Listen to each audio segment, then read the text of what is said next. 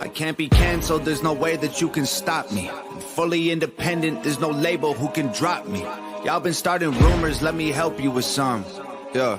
I'm a racist, I'm a sexist, I'm in love with Donald Trump. Y'all can't cancel me, my life is scandal free. There ain't no sponsors taking losses cause the brand is me. My hands are clean, my family and my fans agree. Y'all can't cancel me for facts because you're mad and weak. Go ahead and tell the world I'm ugly and racist. I braid my hair and I don't care about cultural appropriation. I lived in the ghetto, lived in South Central, there's no Caucasians. And still I loved every single one of my neighbors. How's a man say I'm clickbait if he gonna use this face to get clicks on his page? Y'all hypocrites are bitch made. But I ain't tripping about these bullies, it ain't 6th grade. Go ahead and diss me trying to sell a couple mixtapes. I'm not afraid, take my face and my name, paste it on the front page. I'm already famous and you'll never change it by hating or claiming you'll take it away.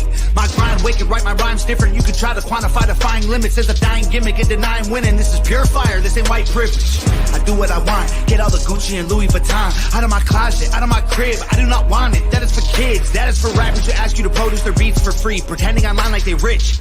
I am not playing it safe, I said what I said, it is what it is. I don't care if you mad at me, okay? Go ahead and change the channel. Don't waste your time trying to cancel me, okay? They love me cause they know that I'm an asshole. Say what you want, I guess it is what it is. Haters can talk, but they can't cancel the kid. Go ahead and go off, try and say this is it. But I swear to God, you can't cancel the kid. Everybody knows my name, from local folks to global fame. I'm vocal about the social justice movements. I expose the fakes, turn rappers into ghosts and graves. Make no mistake, they bones will break. I'll throw them in the wolf enclosure, slowly turn and close the cage. Acres full of sheep, you know that I'm the only goat. I'm great, they spoke my name to mostly hate. I don't complain, I'm woke, I wait. A total focus soldier, wrote the art of war. Know every page, I'm numb to all the dumbness. Smoke tobacco laced with Novocaine. I won't behave, I stoke the flames. I'll choke they throats with golden chains. Use vocal cords as skipping ropes and jump till I am soaked in brains. From open plains to coastal waves to solar rays in open space. Can't find nobody doper unless you poke your veins and snort cocaine. Whoa, y'all can't cancel me. Just get mad that I'm the man until you smash the screen. Like whoa, I can handle heat. I walk through hell in open sandals drinking gasoline. Yeah, I could've been a star, could've had a mansion and a car and a Grammy album on the charts. I'm a savage, Randy with the bars. I don't rap about Xanax, goddammit, can't cancel facts. We need answers, championing trash to the masses actually massively damages, yo. Keep trying to cancel me, yo. I own the master, so yo. I make the beats, I write the songs, I own the cameras, yo. I could've been famous, dumb my music down till it's basic. Get it on the hottest Spotify playlist, modify my catalog and go mainstream, yo. I don't care if you mad at me, okay? Go ahead and change the channel. Don't waste your time trying to cancel me, okay? They love me cause they know that I'm an asshole. Say what you want, I guess it is what it is. Haters can talk, but they can't cancel the kid. Go ahead and go off, try and say this is it. But I swear to God, you can't cancel the kid. I feel like all these rappers lately on a mission. They starting drama, they don't really want no problems, so they talk in whispers. Don't even start, no competition, y'all are finished. They say they feeling froggy, but I bet none of these frogs gon' ribbit. They think I'm soft, but I promise y'all that I'm solid like a rock inside a Teflon box and dipped in carbon fiber liquid. I'm not religious, but I walk with Christians. If Jesus died for all my sins, he'd need 1,000,000 crosses tall as buildings. Y'all can't cancel me. I'm a god and you're the devil, stop attacking me. Like, whoa, nails in my hands and feet. Y'all some snakes, I don't need fruit from that apple tree. I ain't doing features or buying beats. I'm a wolf, I don't lie with sheep. I am what I am, and I can't hide my teeth. Way too many rumors, I'm like, who said it? Never met him, if he dissed me, probably about to drop a new record. I do what I want, don't matter if I get approval or not. Y'all ain't gonna cyberbully me or try to push on me until I'm becoming some dude who I'm not. Head full of ludicrous thoughts, producing the songs. My music is truth and you brutally shocked. I'm shooting my shot, I'm Biggie, I'm shady, I'm new school Pac. Go ahead and call me a piece of garbage, make a starving artist your primary target. I'm the largest monster in the farthest darkness, I'm a closet sharpened, I'm an army sergeant. If people wanna hate, then I'm grateful. It's only gonna make what I say less painful. Look at my face, embrace, I'm unstable. I ain't gonna break or shake or feel shameful. I don't care if you mad at me, okay? Go ahead and change the channel. Don't waste your time trying to cancel cancel me. They love me cause they know that I'm an asshole. Say what you want, I guess it is what it is. Haters can talk, but they can't cancel the kid. Go ahead and go off, try and say this is it.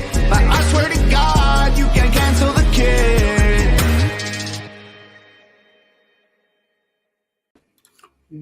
What's up, meatbags? It's the often imitated, never duplicated Tony, TGD, coming at you with another Gabbing with Geeks. But today we got a special guest. That's right, we got an actual journalist in the house.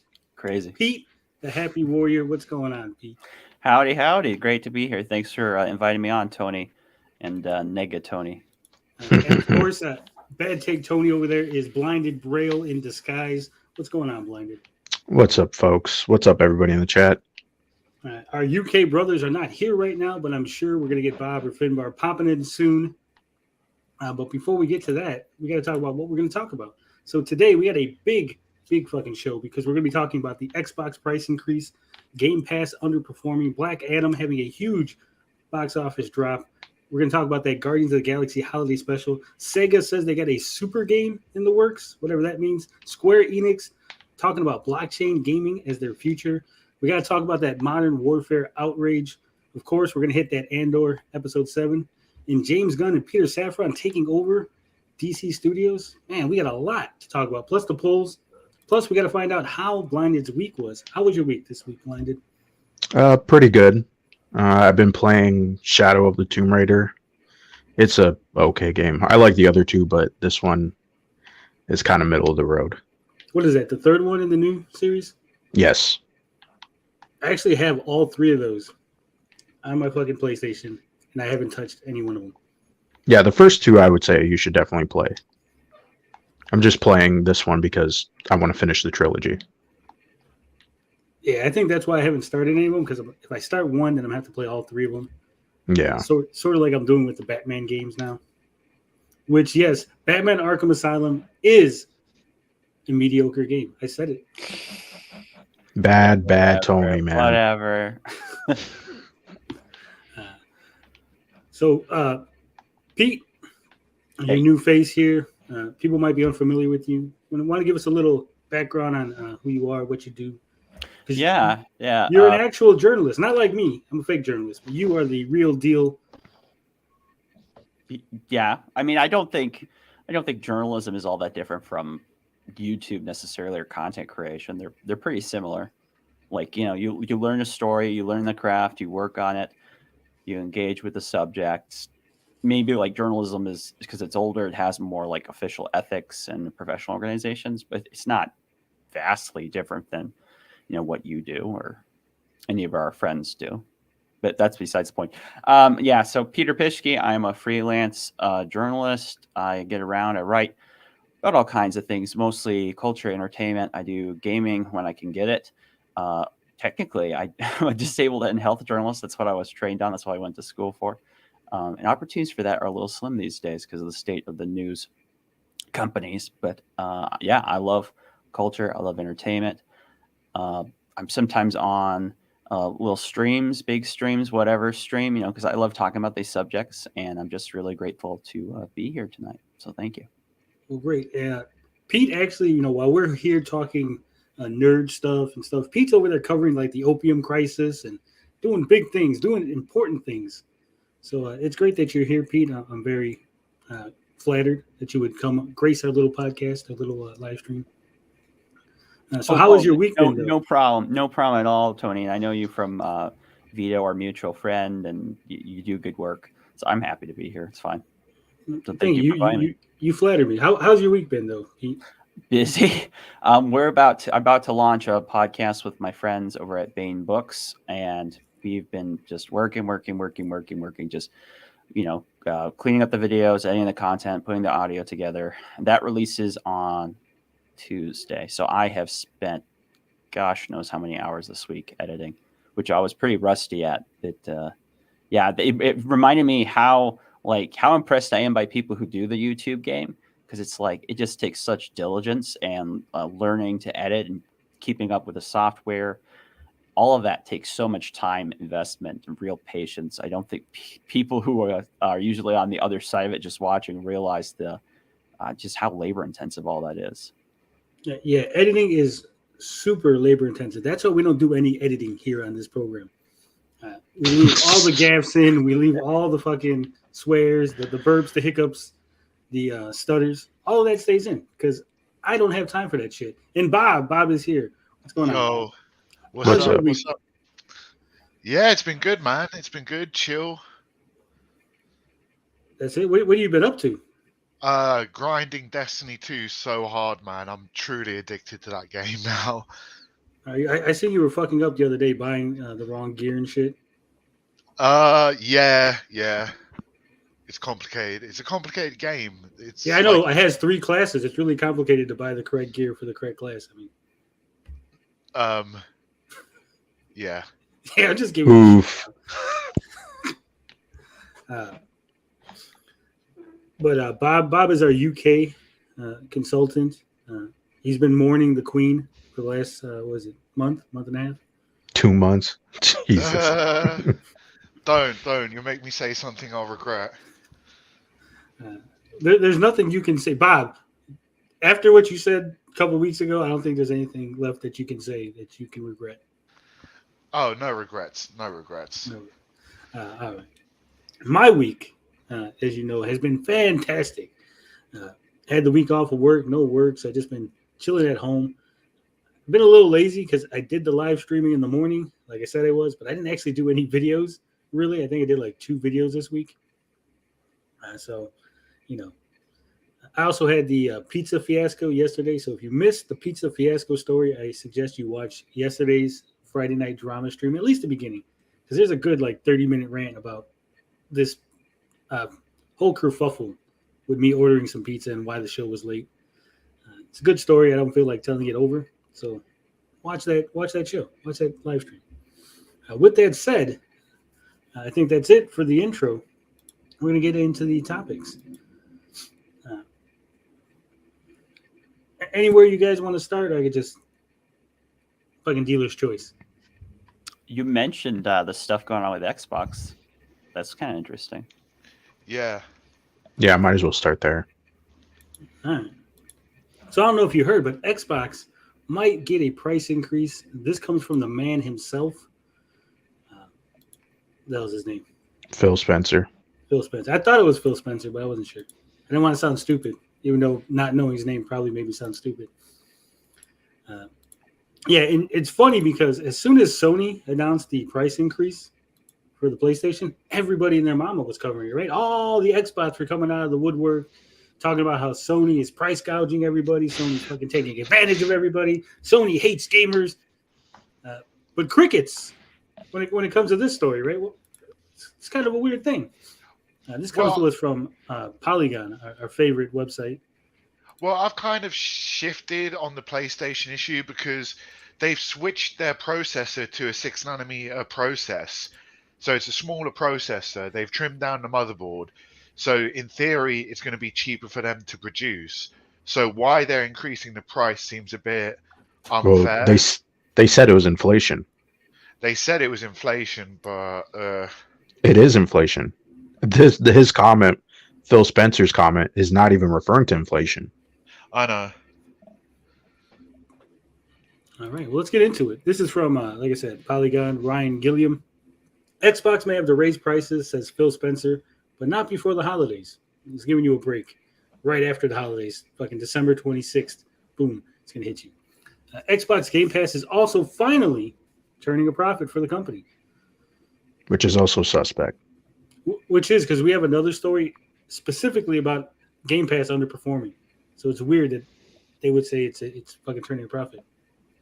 It says at the Wall Street Journal's Tech Live conference Wednesday, and cataloged by our sister site, The Verge, head of Xbox Phil Spencer revealed that Microsoft may eventually raise the prices of its consoles or services. Either or, not and or. It's kind of weird. Andor. Yeah, Andor. You know what I meant. Because I'm saying, raising the price of the console or raising the price of the service, it seems like it's one or the other, and I think it's probably going to be both. Yeah. If he raises it. He's doing some word play. He's trying to trick people because he did before. Spencer's quoted as saying, "We've held price on a console. We've held price on games in our subscription. I don't think we'll be able to do that forever. I do think at some point we'll have to raise some prices on certain things. But going into this holiday, we thought it was really important that we maintain the prices we have." I wonder why that is. This answer comes after Sony raised prices for PlayStation 5 in some regions, although not in the US. Due to the chip shortages and inflation, consoles, cars, and other machines are more expensive and difficult for manufacturers to build in 2022. It's interesting that Spencer doesn't specify what may be seeing a price hike, if, and man, they use the word hike, not even a fucking increase, but a hike. And when something like that comes down the pike. At the same conference, Spencer revealed that Game Pass is finally profitable, accounting for about 15% of Xbox's revenue. It's possible Xbox could raise the price of Game Pass slightly to offset the rising manufacturing cost of its consoles. Either way, it's good to know that prices will stay where they are now through at least 2022. Although if you're considering picking up an Xbox for yourself or loved one in the next few months, sooner may be better than later. That's all she wrote. Man, a short-ass article. They get paid for that shit? Mhm. Yes. By the word. Oh, if it was by the word, it'd be much longer. Trust me. So what do you guys think about that? You think we're going to see a small, like 10%, 20%? What do you think we're looking at as far as increase? I mean, personally, I think they're probably going to keep it competitive with PlayStation 5. I don't see them increasing it more than Sony has, the console-wise. But they could. I mean, I heard also that they're losing $200 per Xbox sold. So 100 to 200. Yeah. That's what. So that brings into question, like, they could go even higher than what Sony has raised it. But it seems awfully funny timing that they bring that Phil Spencer's talking about this just before Christmas. And is it trying to build some FOMO for people to buy now, buy at Christmas before they hike the prices after Christmas? That's Yes, a good point. Yeah. most likely. Are they losing on both the Series S and X? 100 I would assume so. Especially, I mean, the S is underpowered, but I still think they're selling it at a loss Well, I think because it is really cheap. underpowered isn't really fair to say. Yeah, it's not underpowered, but you know what I mean. It's not as powerful as a Series X. Comparatively, yeah. Yeah. Well, according to some developers, the Series S is what's holding back AAA gaming. And I don't believe that excuse. I feel like No. that's a cop-out excuse. I don't think that's entirely true because the developer who came out and said that was just a technical artist or something. And Well, yeah, that whole situation. Well, there's been a lot of stuff going on because there's also the Surgeon Simulator developers who came out and said that they're trying to get the requirements lowered for the Series S. And I mean, like, they're not in a space where they're making games that are that demanding, so it's a little bit weird. And also, too, the Series S doesn't have a 4K requirements, and a lot of games are coming out 30 FPS, 1080p. So it's like, what's the problem there? I don't really understand why is it holding back the two other consoles when it's not even at the same level, right? Or they're not putting out games at the same level. yeah. Oh, sorry. Go ahead, Pete. No, my understanding is it's just that it's an annoyance for them because it's almost like another. Yeah, it's another SKU. Yeah, and but I agree with you. It doesn't totally ring true. We've seen a lot of recent releases where, ironically, Series S was like the best performing Better. one. This is how it is with Gotham Knights. It's very strange, and so it's like I just don't totally believe it. Maybe at a price level they feel that's correct. But I'm not sure technologically we're at that point yet. But, what am I? I'm not an engineer. Yeah, it's very, like, you can never really tell. Like, there's some games that are coming out and they have performance modes and they have 60 FPS, but it's at 1080p. And then other times there's nothing. So it's like all over the place. And I mean, it should be the devs explaining why the S is holding it back, right? Don't say, oh, it's holding it back and like we're trying to lower the requirements. Like, why not tell people, right? Because we're the consumers, right? So I don't really understand that point.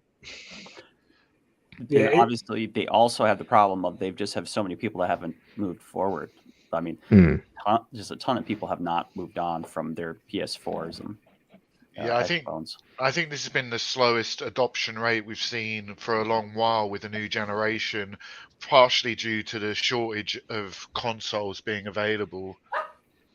Well, I don't know if that's true either because, well, according to Sony anyway, the PlayStation 5 is like one of the fastest selling consoles on the market of all time or something.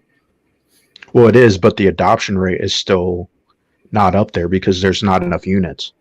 If there was more units and everything was okay, then this generation would have been far outseated the last one. Yeah, right, so we're 2 years into this generation, and people are still struggling to even get hold of a console. When normally at this point we're seeing price reductions of consoles. Mm-hmm. I always hear that. I always hear people can't get a hold of the consoles, but I swear to God, Sony has literally emailed me 6 times about getting fucking like we're gonna send you a link so you can get a console straight from Sony. So I don't know. But like you still. It's if you want to go into a store and buy a PS5, it's kind of hard because they do have it, but they're not going to let anybody take it. That's what I've seen from my experience. So I don't know if that is the norm that they're just hiding it. I haven't gone in and asked for one, so I wouldn't know. Walter Hepner says nothing has come out to promote new adoption. This is true. There really hasn't been a must-have Xbox Series X or PlayStation 5 game. Because they're all cross-gen. Yeah. They should have just made that clean break, like I said the other day. Just like God of War Ragnarok should have just been cross-gen. I'm sure it would have sold more PS5s or got a lot of people to change over. Probably. So what are we thinking? They're gonna increase all 3 things. They increase the Series S, the Series X, and Game Pass, or are we just thinking one or the other? I can't see them doing it all at once. I think they're going to increase the price of all of them, and I think it's going to be staggered and probably strategically. I mean, we've got April is the new fiscal year, so I mean their projections are probably up until then. So I'm guessing, and I'm making an assumption here that we probably won't see a price increase till April. I think Game Pass is going to be first. That's what's going to get increased first. Yeah. I'd agree with that. There's a lot of pressure right now in the industry as a whole to start looking at seriously raising prices. We've had like 2 major comments the last month from developers that then after saying we're like, oh no, we didn't mean it, not really, where they say things like, we really should be selling our games for more than what they are. I mean, it's been so long since we had a price increase. If you look at the rate of inflation from when we were selling games 10 years ago, we're really not selling them that much higher. So there has been a lot of talk of that, and I'm sure with inflation and its effects on everything, this is one of those weird libertarian points. But you often see when there's an economic crisis of some time, even industries that aren't necessarily affected like to take advantage of the situation to raise prices and be able to benefit the profit thereof. So I do think it's going to happen. I think you guys are right. That's going to be slow and it's going to be gradual, and so that people can't notice enough really to complain, but then in a few years we look back and now we're paying routinely maybe $80 a game. I hope not. I have a feeling they're going to raise the price of the Series S first to try to get people. Well, see, the Series S isn't that much cheaper now than the X. You might as well just get the full X. No, I don't see them. I don't see that. I think they'd increase the consoles at the same time so that both maintain their price point value. They want the Series S to be the value console compared to the Series X. So I could see that happening because the Series S is the one that's selling out more because there's more units being made. So, I mean, that would kind of make sense, especially after the holidays when most people are not going to notice, right? Most hardcore gamers wouldn't care. They'll just be like, well, I just want the Series X anyway. Yeah. I do find it funny, like I said, a lot of the people in this community that we talk to, a lot of our friends, they were quick to jump on the Sony. Yes, they were. But crickets when it comes to Microsoft. And they were going, Microsoft is so great. Look at Sony, evil Sony, all those damn Xbox. Well, a lot of people this generation now, like Sony deserves criticism, but for some reason, a lot of people are ready to jump down their throats when it doesn't fit, the narrative. Yeah, and it's like both of these companies make dumb decisions, and I would say Jim Ryan is kind of, I don't know what he's doing at PlayStation, but when they did that increase, it was like I saw people saying, "Oh, they weren't going to buy a PS5," and I'm like, I don't believe you. You're definitely going to buy a PS5. Like if you care about gaming, why wouldn't you play on PlayStation? Like you're going to play on Xbox or you'll play on PC, but PlayStation has the best games right now. Most people are going to, argue that. So I don't understand that point. Carl Lowe says he's still on PlayStation 3. Oof. Damn. My friend literally just got a PS3 because he stays a generation or two behind, and he's bought a PS3 and he's buying all these games cheap, and he's well happy. Damn. He's living in a time machine. Man, I got all the way from PlayStation 2. I actually just bought a PlayStation 2, like I want to say 6 months ago, because I was planning to play some PlayStation 2 games and compare them to other things. It was a whole thing that I had in my head I was going to do, but then I got lazy and I ended up not doing any of it. It's hard work making those kind of videos. That it is. I made like 3 of my "Is It That Bad?" and I was like, oh shit, this is hard work. It is. All right, so that's all there is to the Xbox price increase. But as I was saying, Phil Spencer says Game Pass is making them money, making them profit. However, we got an article saying that Game Pass actually is underperforming. How could these two things be true at the same time? Well, we'll find out. This comes from GameIndustry.biz, so you know it's legit. It says Microsoft Game Pass figures fall short of targets. Firm misses projection by 45%. Spencer confirms that service makes up 15% of gaming revenues. Says subscriber numbers for Microsoft's Game Pass have failed to reach growth targets laid out by the firm for the second year in a row. As per a new filing spotted by Axios, the company set a 73% growth rate for the subscription service for the fiscal year 2022, ended June 30, but only saw an increase of 28%. Damn. They were really going for a fucking 73% growth. They thought they were actually going to hit that. Yeah, that's crazy. Unless that was outlined years ago or like a couple, I don't know. That's the only way it would make sense.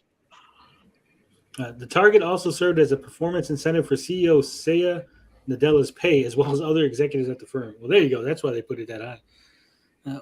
While Microsoft doesn't share specific figures for Game Pass users, the filing shared that its Xbox division reached over 25 million subscriptions. In 2021, the company aimed for 48% growth for Game Pass and fell short of that, hitting 37% for the year. So they're even down from the previous year. Speaking at a WSJ Tech Live this week, Xbox boss Phil Spencer shared that Game Pass is profitable for the firm and accounts for around 15% of gaming revenue. So if they hit the 73% goal, they were looking for like a fucking almost 45% revenue. Would have been like probably like 50% at that point. So their revenue is even down from what they were aiming to hit. Spencer also shared that while PC Game Pass has seen growth, the console service has approached the limit of its users it can reach. We're seeing incredible growth on PC, Spencer said. On console, I've seen growth slow down, mainly because at some point you've reached everybody on console that wants to subscribe. In its quarterly financials this week, Microsoft posted a 3% decline in its Xbox content and service revenue, but said that the drop was partially offset by growth in Xbox Game Pass subscriptions. What other services does Xbox have besides Game Pass? Gold. They still got that? Yep. Yeah, you have to get Xbox Game Pass Ultimate to get gold with it. And that also includes PC Game Pass and xCloud. Mini Music says they're not conflicting statement. It makes them money, but not enough money. And nothing ever makes enough money, right? Well, they're going to just say that it's making the money and it's profitable, but like, yeah, exactly. Like how much money? They haven't even outlined that. if fiscal year ends, so they said June 2022 is the fiscal end. That means they set these goals in March of last year. So that's when we were just starting to come out COVID. And if you can remember, there were a lot of companies that raked in that kind of cash. So from the view of that vantage point, maybe it made more sense.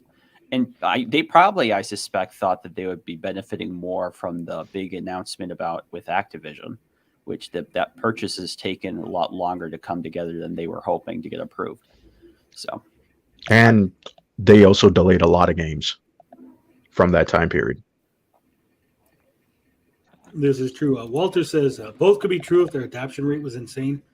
Maybe they were looking forward to selling more Xboxes because PlayStation had the troubles. And with the announcement of the price increase, maybe they were hoping people would switch over. Like you said, the Activision deal, that was supposed to be done. They've been gobbling up a lot of companies. I don't see how the Game Pass is actually making any money anyway. With all the games, all the fucking license agreements and stuff. Yeah, like if they bought Bethesda for how much? Like, what are they like measuring that profitability that they're getting off of Game Pass? Is it from all their acquisitions, or they're just saying or the deals that they made? Because there's deals that they made with third party to make it exclusive on Game Pass, right? Or to just have some, to keep it on Game Pass. So, it's very vague. There's a lot of factors that have gone into Xbox for, the last 3 years. I mean, not to be funny, are they saying it's making profit versus not having Game Pass? Because without Game Pass, they're not making any money without Game Pass. Well, they're saying Game Pass is making the money, not the Xbox division as a whole. Well, I find it hard to believe. I do too. It's confusing. I don't really understand. Because like Bob's saying, if they didn't have Game Pass, how much money would they have made from actual game sales? So that nothing, probably. Not a lot. You don't think any of those games people would have bought any?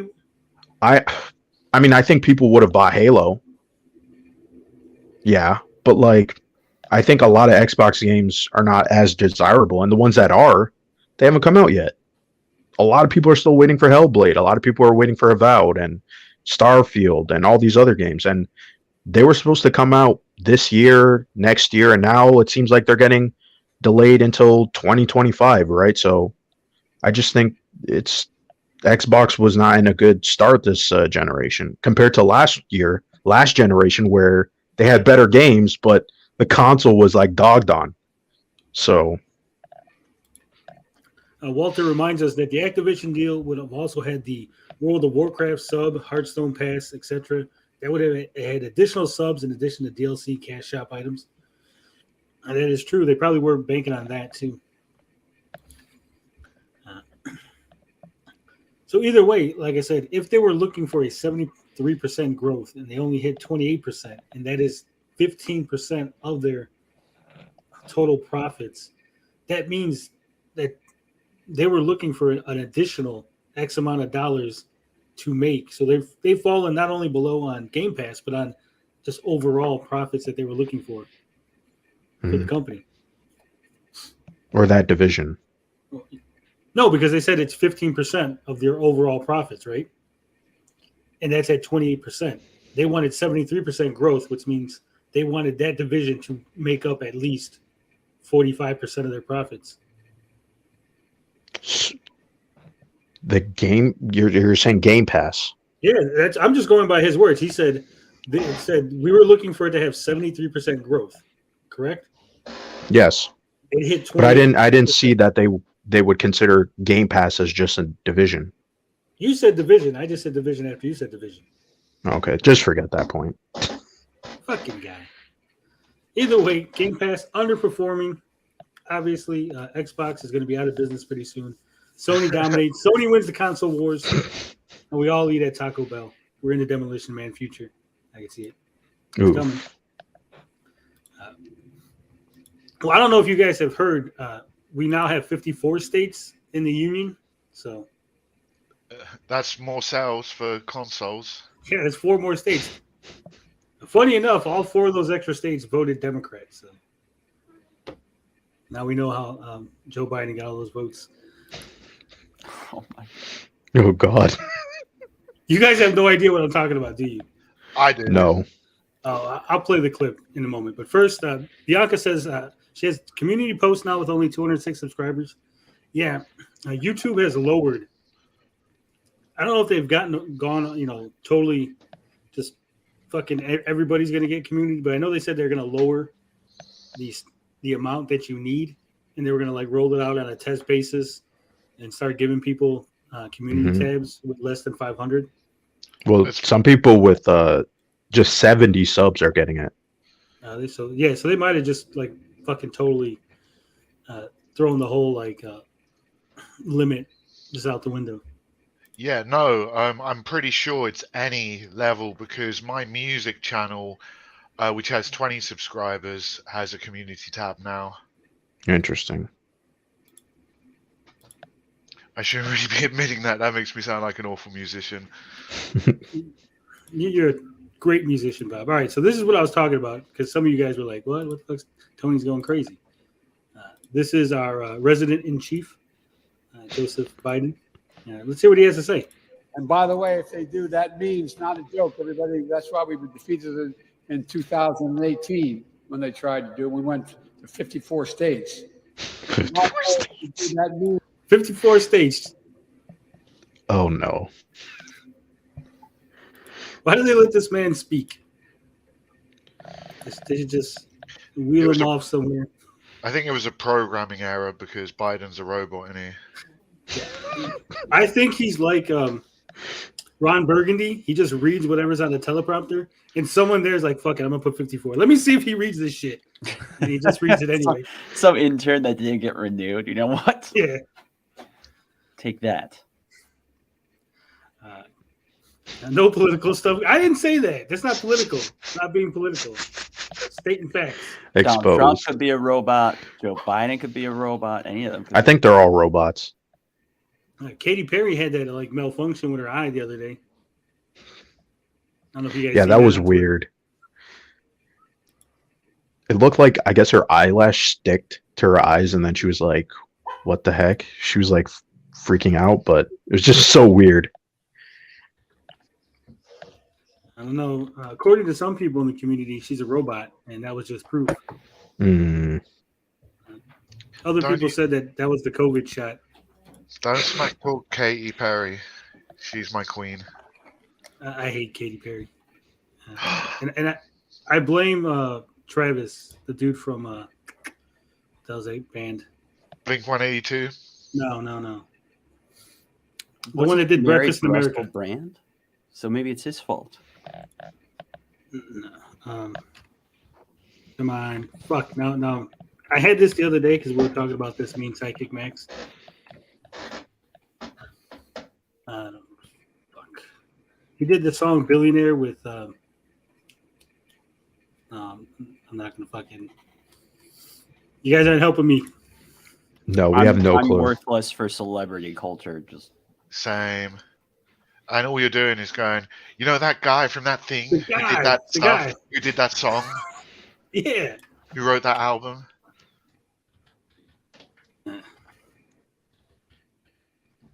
Travis McCoy. No clue. You don't know who fucking Travis McCoy is? No. Oh, He is the is he one of those mumble rappers? no.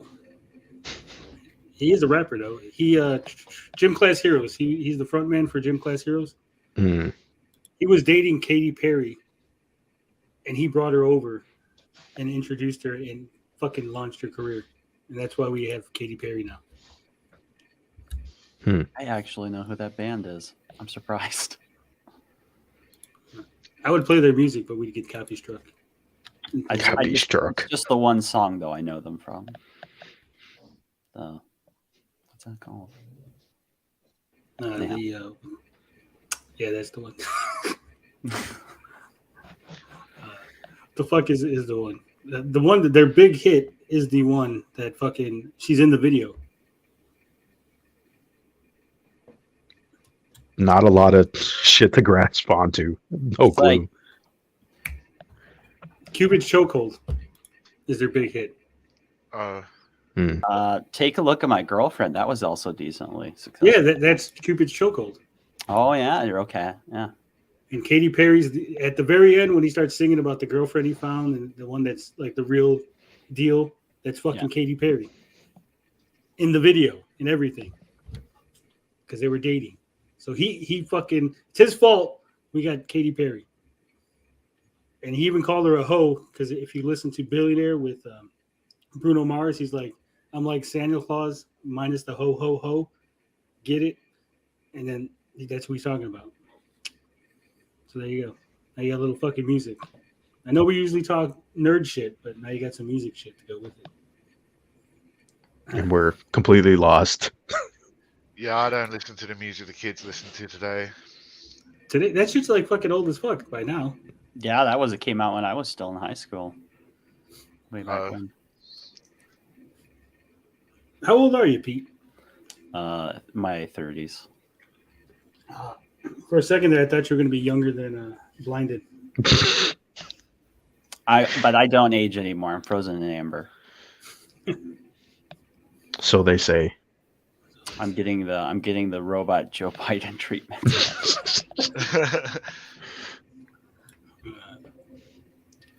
That's what happens because you're a real journalist. You're out there writing for real magazines. I say that as a joke because there's a thing in this community, Pete. You might not know about it, but I have my own like little website that I also do articles. And I used to write gaming articles for various websites. And when I started covering the Intellivision Amico, everybody wanted to call me a fake journalist. I'm a fake journalist. I'm not real. Because I don't have a journalism degree, so I'm not real. No, there's just ignorant people who don't really understand. The thing about journalists is having even a degree is relatively recent.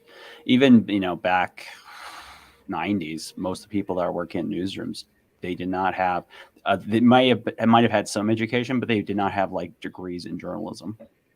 And then by the 2000s, that all changed.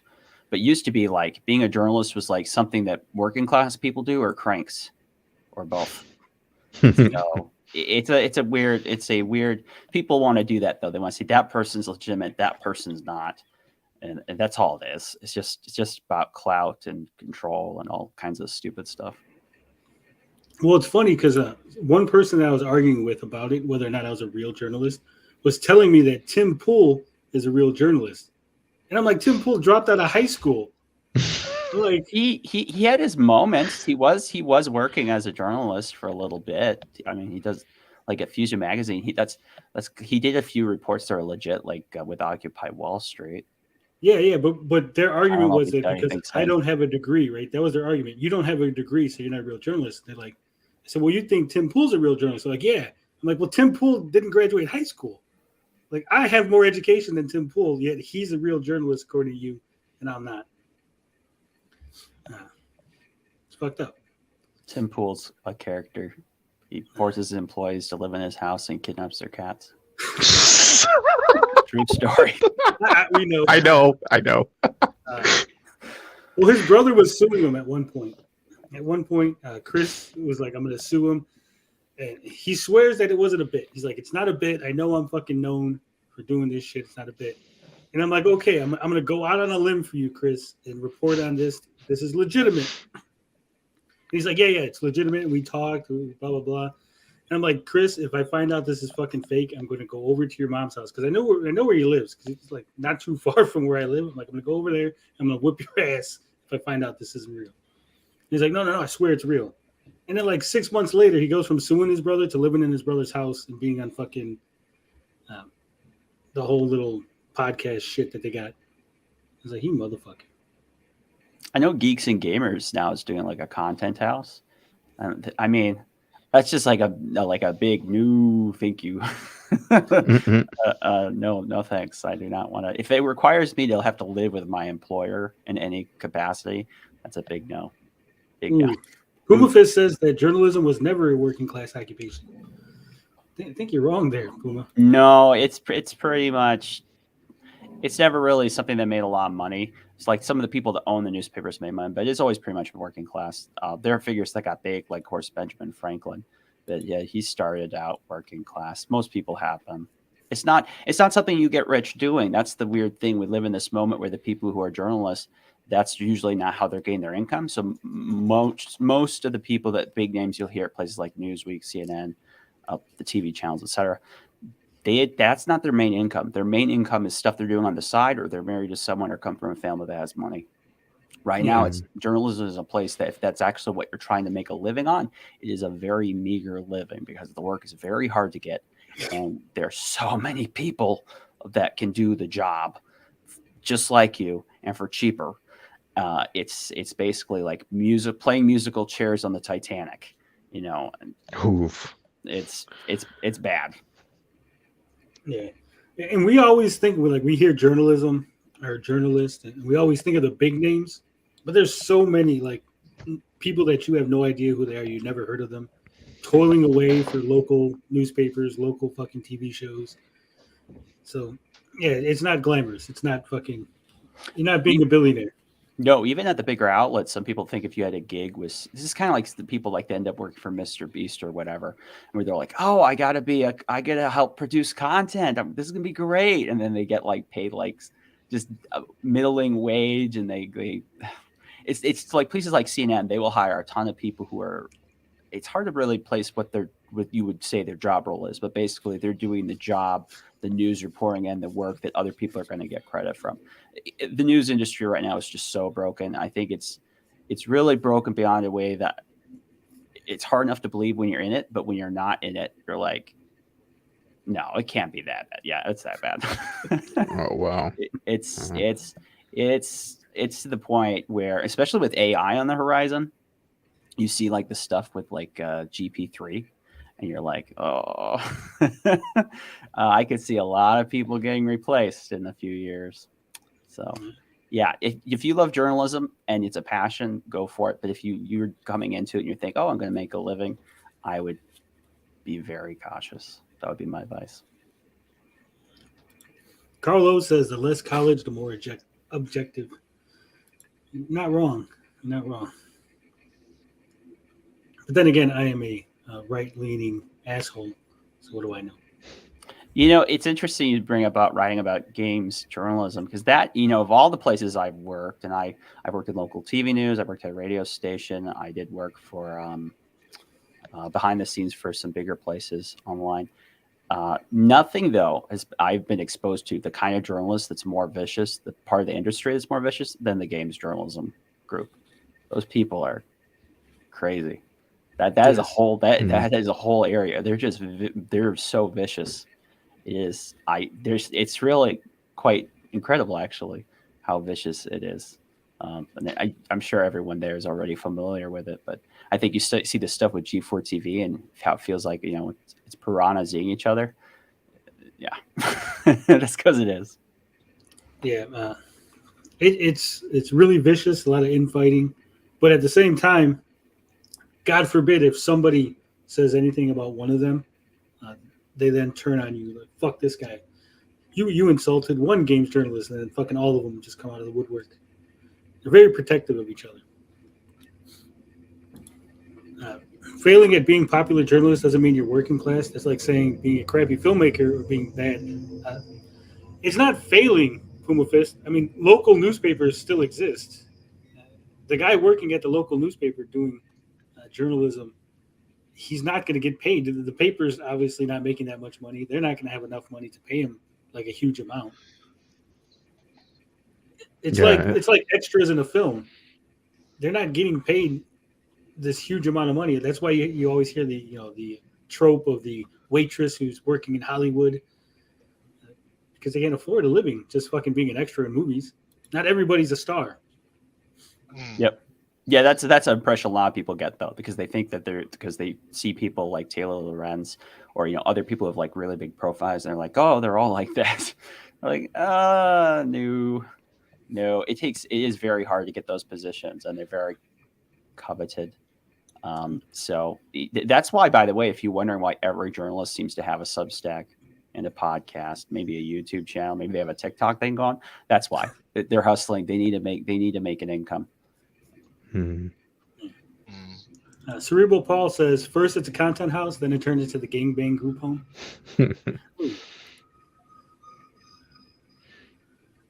I'm happy to talk as much about journalism as you guys want, but it's not always the most interesting topic for people. No, that's fair. That's fair. Pumafist says journalism is a competitive market, and if you can afford to sit around and write stuff, it's not working class. Dock workers are working class. Yes and no. I mean, there are certain journalists that they sit at home and they're writing stuff, but there's also other journalists that's got to go out and get the story. It's not just sitting at home, interviewing people, setting things up, investigating things, getting stats, calling people. I mean, it's the same thing with YouTubers, right? You just sit at home, you just point a camera at yourself. It's not real work. I used to have that attitude too until I started fucking doing YouTube, and I was like, no, this is actually kind of hard. Not maybe fucking dock worker hard, but it's still hard, stressful. Yeah, and I guess it kind of depends on what you define journalism as too. That's fair. But there are like, even with entertainment journalism, there are all these blogs that are owned by these huge companies where they will, if you're going to work for them, they generally expect you to do 9 to 10 articles a day, 500, 800 words each. And you're basically just trying to be a machine where you're trying to eat it up, regurgitate it as fast as you can. And you might make $15 an article if you're lucky. Ooh. It's like places like Screen Rant, CBR, all those places that feel like you know what I'm talking about. You're reading them, you're like, this is an article. Yeah, padding. We do that all the time. Yep. I think at least once a week we'll read an article and we're like, wow, this has so many grammar mistakes and fucking spelling errors, and it just went through. Like, fuck. The Gamer. Oh God, that site sucks. I get that told to me all the time about IT networking and desktop support. I get told all the time, all you do is sit at a computer all day and type. Yeah. Like I said, remember, I have a physical labor job. It's my day job. So I do know what it's like to actually do physical labor. And I also know what it's like to do YouTube content and all this. And yes, it's not comparable from a physical standpoint. But when I'm doing my physical job, my brain is really not working, right? I am not thinking about anything. It's not a very thought needing job, right? I don't need to think a lot when I'm fucking picking shit up and putting it on pallets and doing things like that.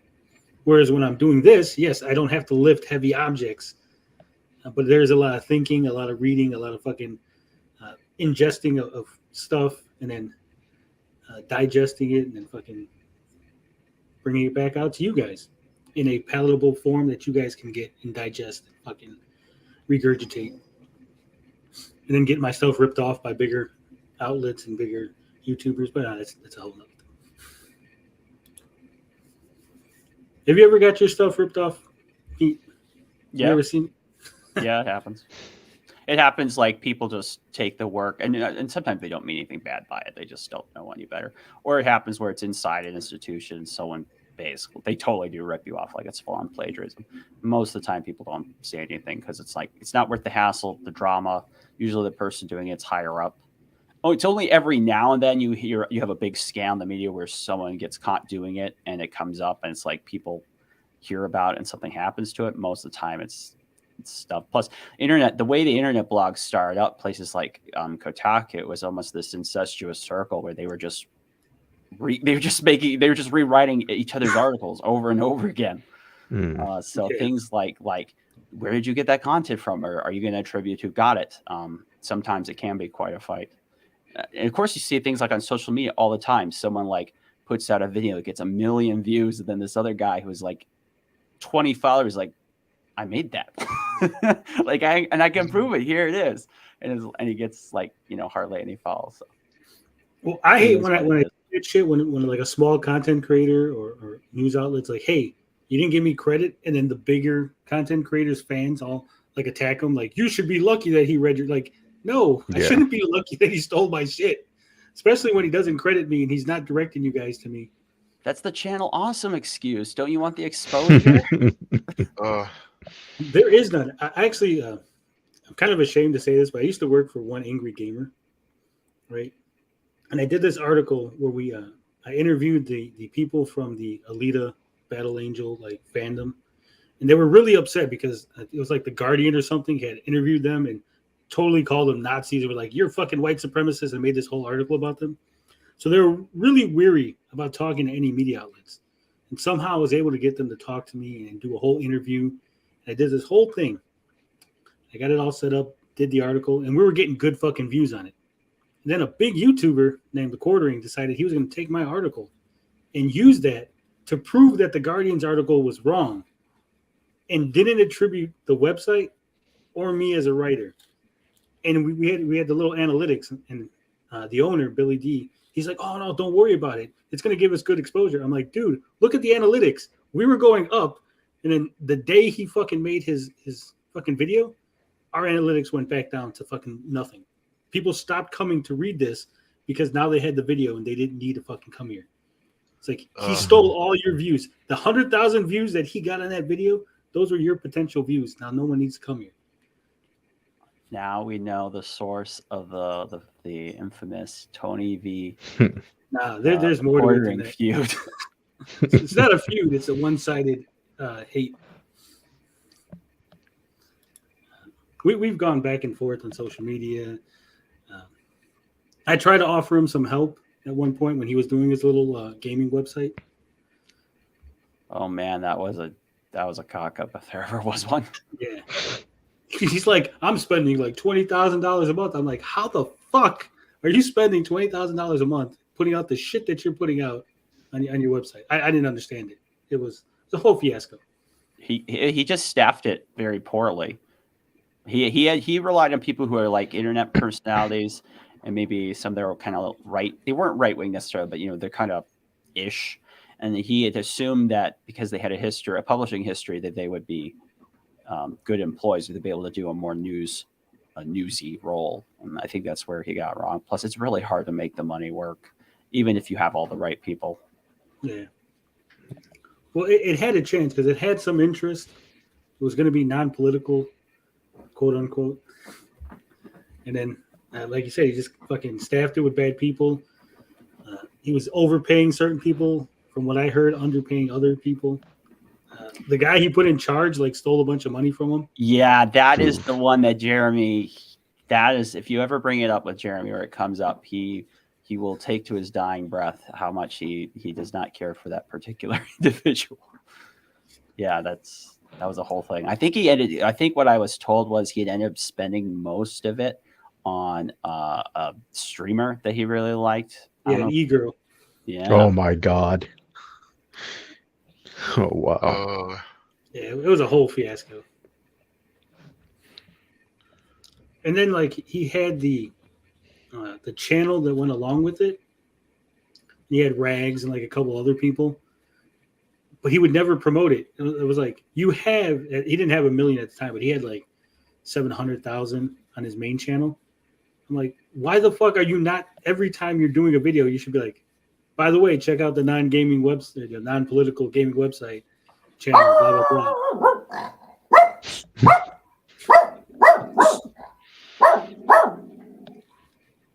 Apologies. It's fine.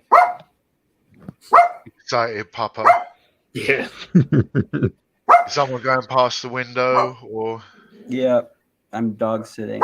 This always happens when I have to stream. It's the day I have to watch the dog. Oh, bless. The dog's actually pretty not loud compared to when we're on Mad Max's channel. His dog is fucking taking over the show. Yeah, you can't even talk over the dog. It's so fucking loud. And then he's just screaming, "Shut up, bitch! Shut up, bitch!" We're like, dude, what the fuck? You guys would not believe how petty thing. That's kind of that's my frustration a little bit, is because there's just, considering the relatively low salaries and how much work it takes, the amount of drama that's in, but probably that's because the people are attracted to doing that kind of work. Maybe they are more dramatic, but just my experience over and over again is especially with stuff's more related to internet, covering internet culture and stuff. just crazy personalities really get involved and things can really go ahead. You really need strong like leadership at the top, people who can be like calm, keep a hold on it, know when to like stop, shut up, quiet down.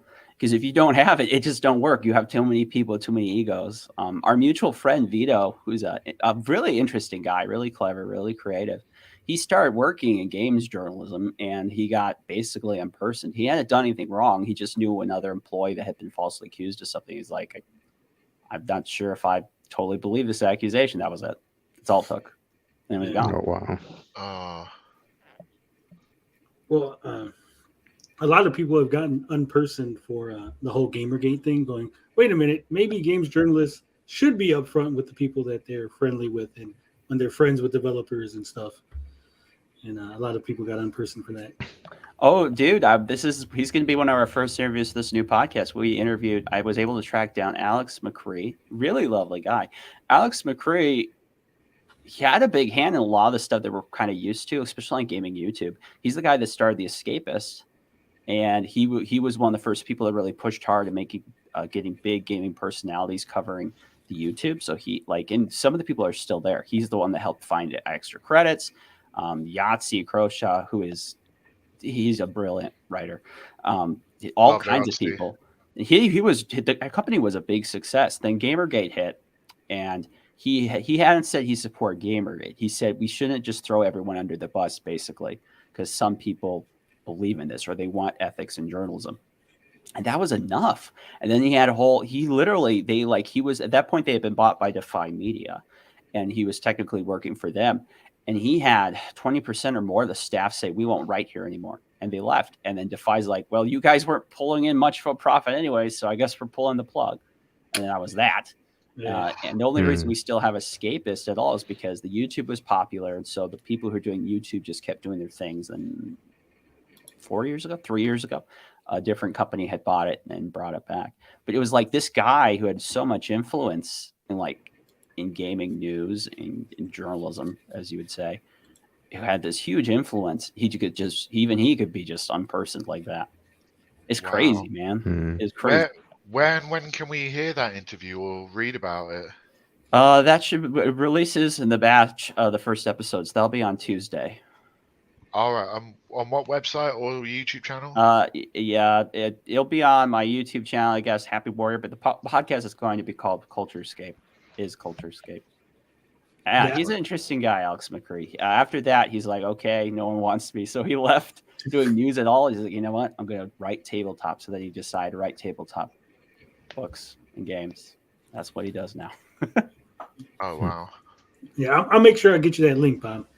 Yeah, I want that link too. Same. I want to see that interview. That sounds really cool. That whole Gamergate thing was a whole fucking fiasco. Even to this day, I still don't understand all. You've already explained it to me many times, Tony, but I still struggle to wrap my head around all the ins and outs of it. Because it was multifaceted, and so many people wanted it to be so many different things. Mm-hmm. I once met Aaron Joni, who was the guy that started. He was the one that was dating Zoe Quinn, and Zoe Quinn was two-timing on him, and one of the people she was two-timing him with was a game developer, another was a games journalist. I guess it was an abusive relationship. And, people have always said that he played it up or he didn't believe it. After talking to the man, he totally believed it. Whether it was true or not or any of that stuff, he totally believed it. But it was really personal to him. I don't think he understood at all it would blow up the way it did. Mm. Yeah, the way it blew it, the whole thing just fucking blows my mind. The way it blew it was some dude accused his girlfriend of cheating on him, and some obscure little personal blog thing. And next thing you know, all the games journalists are like, "This guy's fucking evil," and blah, blah.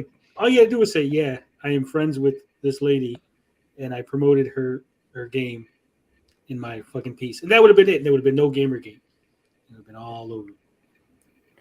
Yeah, and then if they hadn't followed it up, you know what? All gamers are dead anyways. Yeah. Like, what? Aren't you a gaming news site? Isn't that your job? No. It was really dead. Gamers all are horrible. dead. We hate it. We hate it here. We hate you. Yeah, then suddenly fan service was now wrong, and if you like fucking sexy characters, you're fucking misogynist and you hate women. Yeah, it seemed like Mhm. every other week a different thing was being attached to it. Like I said, it was the weirdest thing. And what's funny is these are the people, right? And I'm trying to not be political about it, but these are the same people that go, hey, not all Muslims, not all BLM, right? Just because one guy is a terrorist doesn't mean that Islam is bad, right? And I understand that. I get that. But when it came to Gamergate, if one crazy guy said some shit on the internet, that was all Gamergate. Well, this guy who says he's Gamergate called this woman a bitch. That means all of Gamergate hates women. And I'm like, wait a minute. That was just one dude. Like, literally, Gamergate was like, hey, we just want ethics in games journalism. That's it. That's our whole thing. And they would attach any person who just said anything that was like suddenly your Gamergate. And I was like, fuck. Hmm. Yeah, that's crazy. There was this guy, Chris Ferguson. He's a psychologist. He's worked with Yale. I think he's with, I'm trying to think of the name of his university. It's out of Florida, Stetson. Anyhow, he's written for Psychology Today and elsewhere. And he had a bunch of, his specialty is like video game or game research. So he looks like violence studies. And one of the studies they did was they wanted to look at the political leanings of people that identify with Gamergate. And they found that they were overwhelmingly liberal left. Like they were people who like were pro-choice and very comfortable in interracial relationships. You know, just not, I don't know if I'd call them super aggressive, but, you know, they're people who identified as being more left-wing. And it's like, his point was like, you know, these people, they honestly, when they say that they just kind of want to be left alone and play games, the data seems to suggest that is what they want. And everything else that we're attached to them, it just isn't true, which I think is both to the Gamergate movement's benefit that it wasn't so personality controlled. On the other hand, because it wasn't, I think a lot of it did get out of control later on. And I don't know. Gamergate is so weird. It's so strange that became such a defining moment. It's so weird today that we, you know, after the riots, people were writing stories about Gamergate, or the Twitter collapses and someone is writing about Gamergate. Yeah. And it's just like that was 2014, guys. It's the domino meme. It's like Gamergate collapsed Twitter. Like, like anything bad happens, it was fucking Gamergate. Gamergate did it. They did that stupid episode of fucking SVU where it was like Gamergate like tried to kill that lady. Fucking ridiculous. All right, let's get back on track. What are we talking? There we go. Sega says they're coming out with a super game. What's a super game? Good lord. But Sega's got it coming. This comes from us, our good friends over at Eurogamer. Let's take a look at what they're saying. All right, this is Sega is aiming to create a, quote, super game by March 2026, a revolutionary, quote unquote, game with the streaming community in mind. Ooh. Oh, dear. Red flag. Yeah. Sega is aiming to create a, quote, super game by the fiscal year ending March 2026. That's according to the company's last report, which lays out its medium-term plan. It's not clear exactly what this, quote, super game could be, but Sega has high hopes for its existing and past IPs, including Sonic. Red flag. Yes. Big. The report includes a message from Sega CEO Haruki Satomi in which he discusses the strategy behind this. Are we going to keep saying super game? And the aim to attract streamers. One strategy for generating such hit titles is the creation of a, quote, super game, a large-scale global title. You go start saying it like super game. Super game. We're currently developing such a game, targeting release by the fiscal year ending March 2026, he said. Already, I have a feeling it's going to be a Sega version of Smash Bros. Oh, God. Oh, so that sounds like terrible. Smash Bros, but all janky. So Trash Bros, then. Or it'll just have only Sonic characters. Oh, God. No, Sega's got a deep enough catalog. But you know what I mean. They would put all the Sonic characters first. And they go put OC creator in it. Yeah. create a Sonic. You gotta be careful. You might be giving them ideas. Just say Sonic Team is making this, so we could just dunk on it already. Says the ultimate goal in this super game is strategy to create a game so revolutionary that it attracts far more active users than any of the group's games to date. First off, I don't think you can. Okay, I know they want to create a super game, right? But I don't think you could just create it, right? Like Fall Guys is the perfect example. Fall Guys, nobody was playing it. Nobody. Fall Guys had went under the radar and nobody cared about it. Then one of the big streamers started playing it, and suddenly Fall Guys became a hit game, and everybody wanted to play it, right? Yeah, I mean, I don't think you can decide to make a super game which is going to be streamed by everyone. I think you need to first make a good game. Oh shit! Jamie C says they're making Shenmue Online. That sounds awful. Oh my god. Shinobi kills. What's up, Gary? Why are you in the chat and not on the stream?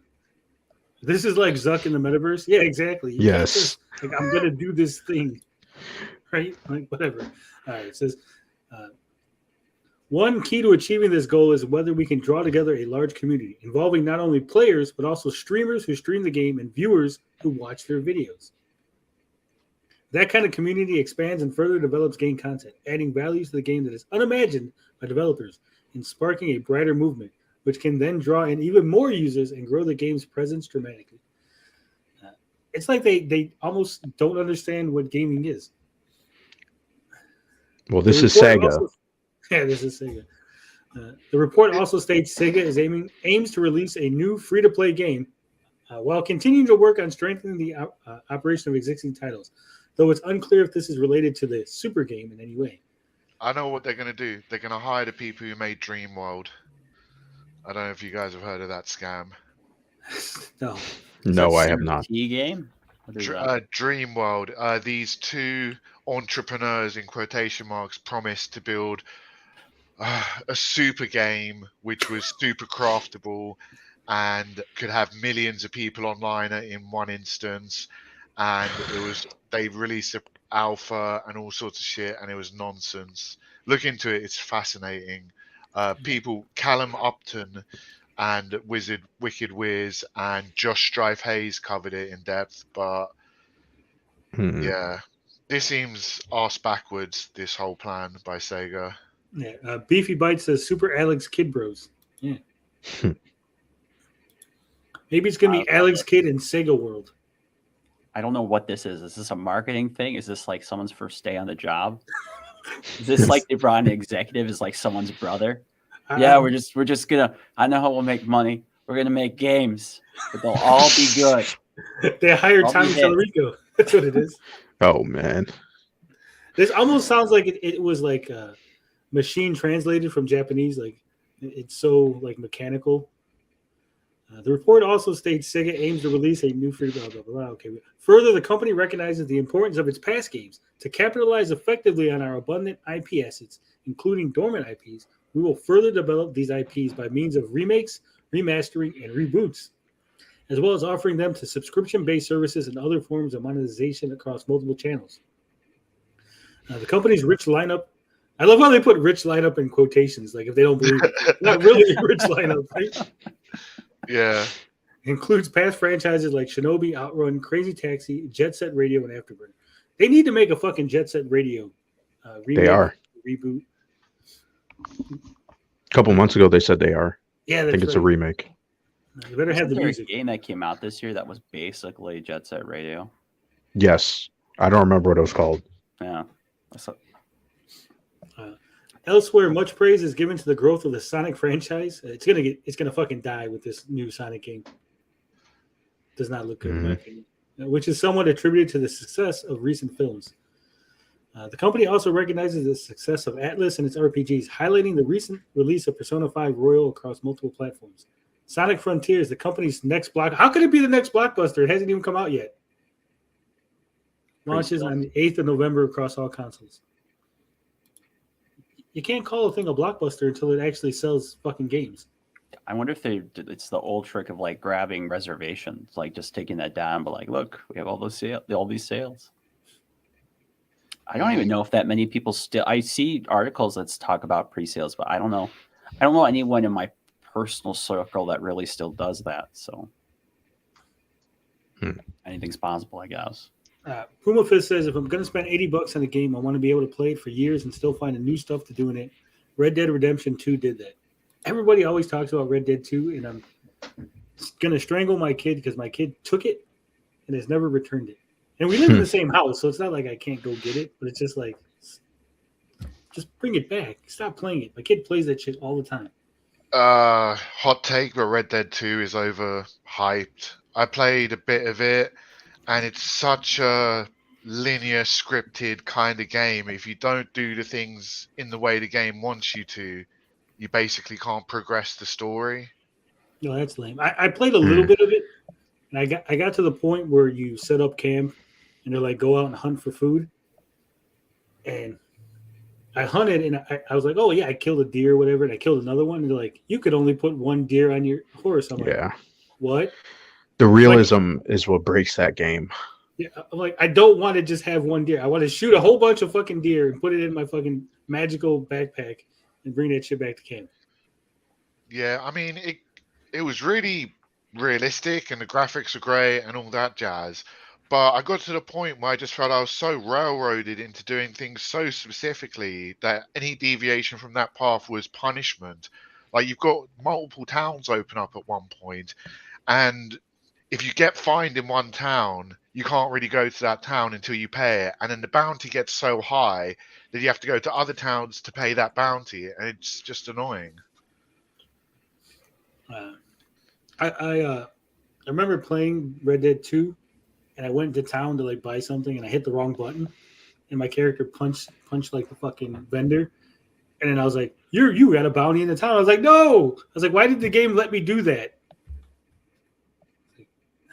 Fucking shit. Gary wants to know. Bad take. Gary wants to know who's on the show today. Obviously, it's me, Blinded, Bob, and this is Pete. Yo, Happy Console Warrior. Do you guys remember the scandal with RD2? Do you guys remember this? This was a thing. This was a thing in 2018. What was the scandal? The scandal was a YouTuber had posted a gameplay video, and in it they had killed a suffragette. Yes, I remember this. Fed it to an alligator, and actually, if I remember the video, it actually was kind of funny. But it was well, a lot of people. There's another video like that with the KKK. Yeah, because people were like wanting to test it out and see. Dude, all these people in the news are like, "How dare they make a game that you can feed suffragettes to alligators?" Yeah, wasn't there sort of controversy with the first Red Dead, because I think one of the trophies was to tie up a woman and put her on the railroad tracks, like the old Western movies, the damsel in distress on the railroad. I think that was one of the trophies in the first Red Dead, and they're like, "Oh my God, the game hates women because it wants you to tie a woman to the railroad tracks." Like, that's a fictional set of pixels. It doesn't feel. It's also a trope. Yeah. It's like it didn't say she had to get hit by the train; just tie her up and put her on the track. Yeah, that's ridiculous. Yeah. Puma Fist says you can also play Red Dead 2 as a hunting and fishing simulator if you want. Yes, you can. Seeing as we're talking about Red Dead 2 and not Sega Super Game, I can tell that we're not excited for this potential. Well, once they said Sonic, I'm never going to be interested. I don't know why people, again, continuously hype up Sonic. Sonic the Fighters 2. Even nostalgia. We've said this before. Sonic, the original games were not good. Okay. I'll never understand people's love for Sonic, and I don't know why anybody would buy the new Sonic game. It looks terrible. It looks like Breath of the Wild in a cheap Unreal Engine, assets. It looks awful. It did. What they showed off, it was so empty looking. There was just platforms and rails in the sky for no reason. I was like, what am I looking at here? And the more they show it, the more it looks like Breath of the Wild. He has a stamina meter. And just like recently, they said that he has like you can max out his speed. Sonic, you can max out his speed. Does that make sense? You have to level him up to max out his speed. People like Sonic's attitude. That's all it is. It's the same executive that wrote the Super game release. Like, you don't understand. You gotta make a Sonic game where he goes fast. Yes. Oh god. I think the problem with Sonic is it's kind of a flawed concept to start with, and it's hard to design around a character which goes fast. Because if you look at Sonic Frontiers, the problem with that game was you get fast, and then bad guys would get in your way, and you have to slow down. So Sonic Mania capitalized on the nostalgia factor and was really good. But I don't know. Sonic is about collecting rings. He really, when you go fast, it punishes you. It does. Yes, it makes no sense.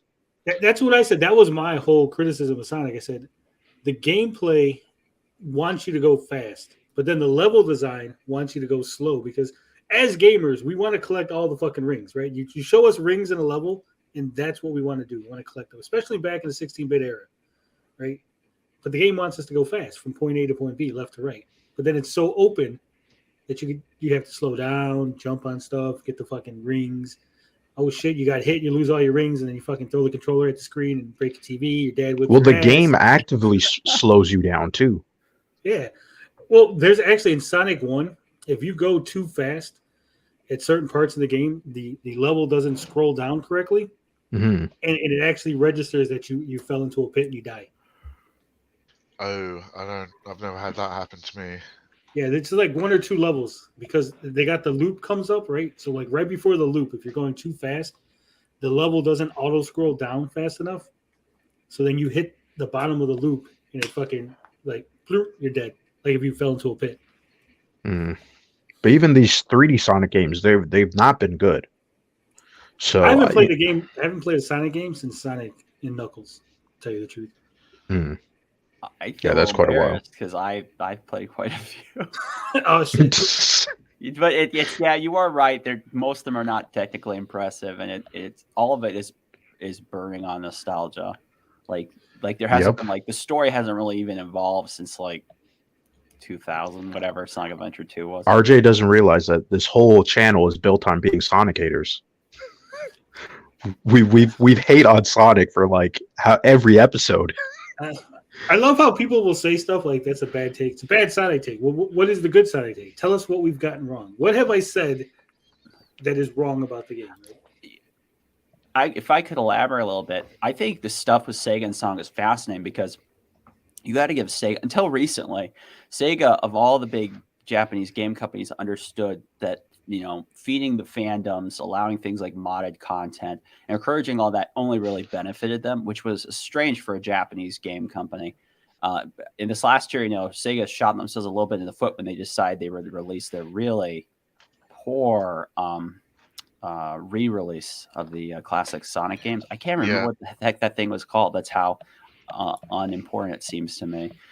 And it's weird, because like the best thing I can think of the Sonic games, it's like the modding community, like the mods that are based on Sonic Generations for like PC. Some of that stuff is fantastic. Like the guy that remade Sonic Unleashed, you know, on Sonic Generations, all that kind of stuff is fascinating. But I can't help but think that all that stuff is built on like a sandy foundation, because like Sega could pull the rug right from under it any moment.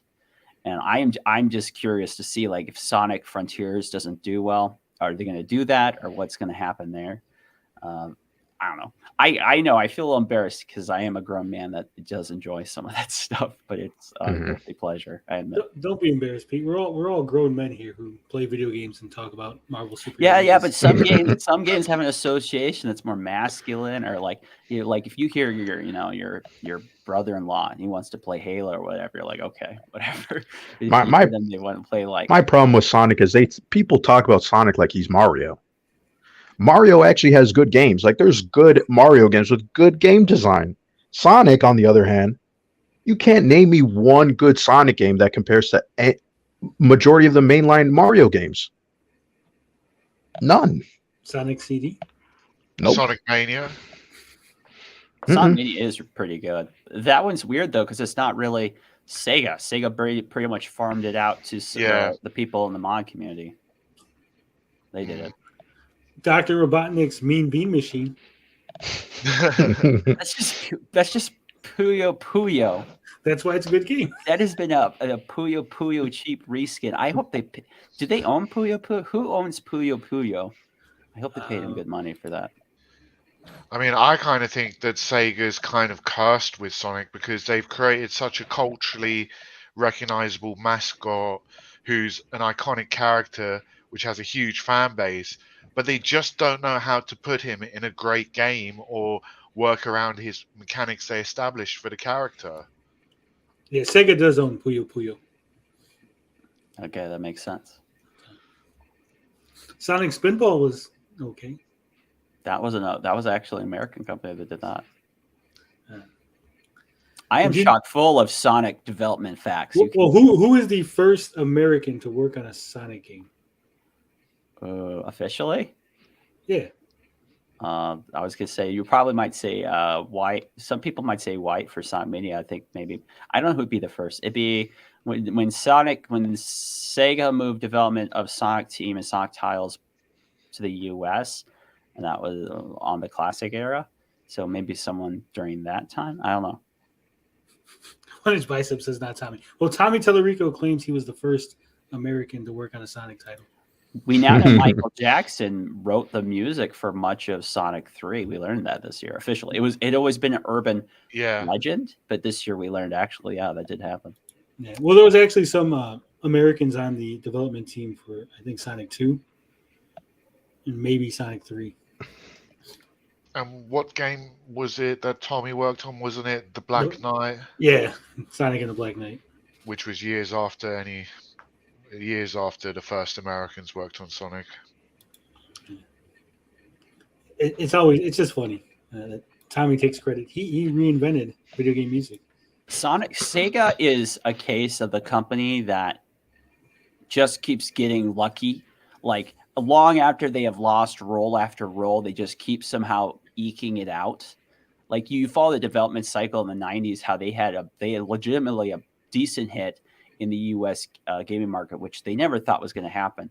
And then after that, they just continue to screw it up for the next 8 years, just over and over and over again. Well, because they were trying to chase a trend. They got one thing right, and then it was like they didn't know where else to go. That's why they failed at the console market. The only reason we even have Sega anymore is because the billionaire that owned the debt that Sega had bought up on his deathbed, just because he kind of liked the company and he knew the guy that was president of Sega, he just forgave it. If he hadn't Which done is crazy. No more Sega. None of that happens. Ninja Kitty says they should make a 2D Sonic game where every level is an underwater level. That would be so much fun. I blame Sonic the Hedgehog 1's underwater level on my hydrophobia in video games. You don't like that music? Where it gets all fucking weird? That game traumatized me. I refused to play BioShock for the longest time because it was set in an underwater world. My friends had to force me to play that game. And I was like, oh. The underwater level, again, that made no fucking sense. Sonic goes fast. Here's a level where you can't go fast. You got to swim. And if you fucking stay underwater too long, you drown and die. Congratulations. It was almost as crazy as the fucking Ninja Turtle water level, which also, again, made no sense because they're Ninja Turtles, yet they fucking swam like bricks on the NES. Well, they're no longer all turtley. They got legs and an arm. They got human appendages. They're not good at that anymore. That's what it is. All right. Did you hear that Black Adam? That's a movie that came out, and apparently it had a 72% drop on Friday. That's I'm not bad. surprised. This comes to us from Forbes.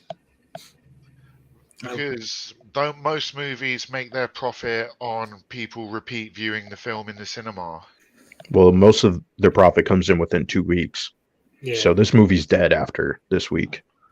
Usually it's word of mouth from the first week, because if the first week, always is going to have a really good opening. then word of mouth. If it's a good movie, then more people show up. If it's a bad movie, then less people show up. Or people just figured out the cameo and they just saw it online and didn't care for the movie. Yeah. Friday box office. Black Adam drops 72%. Terrifier 2 continues to defy gravity. We don't care about that. I don't even know what the hell Terrifier is. I heard it was good.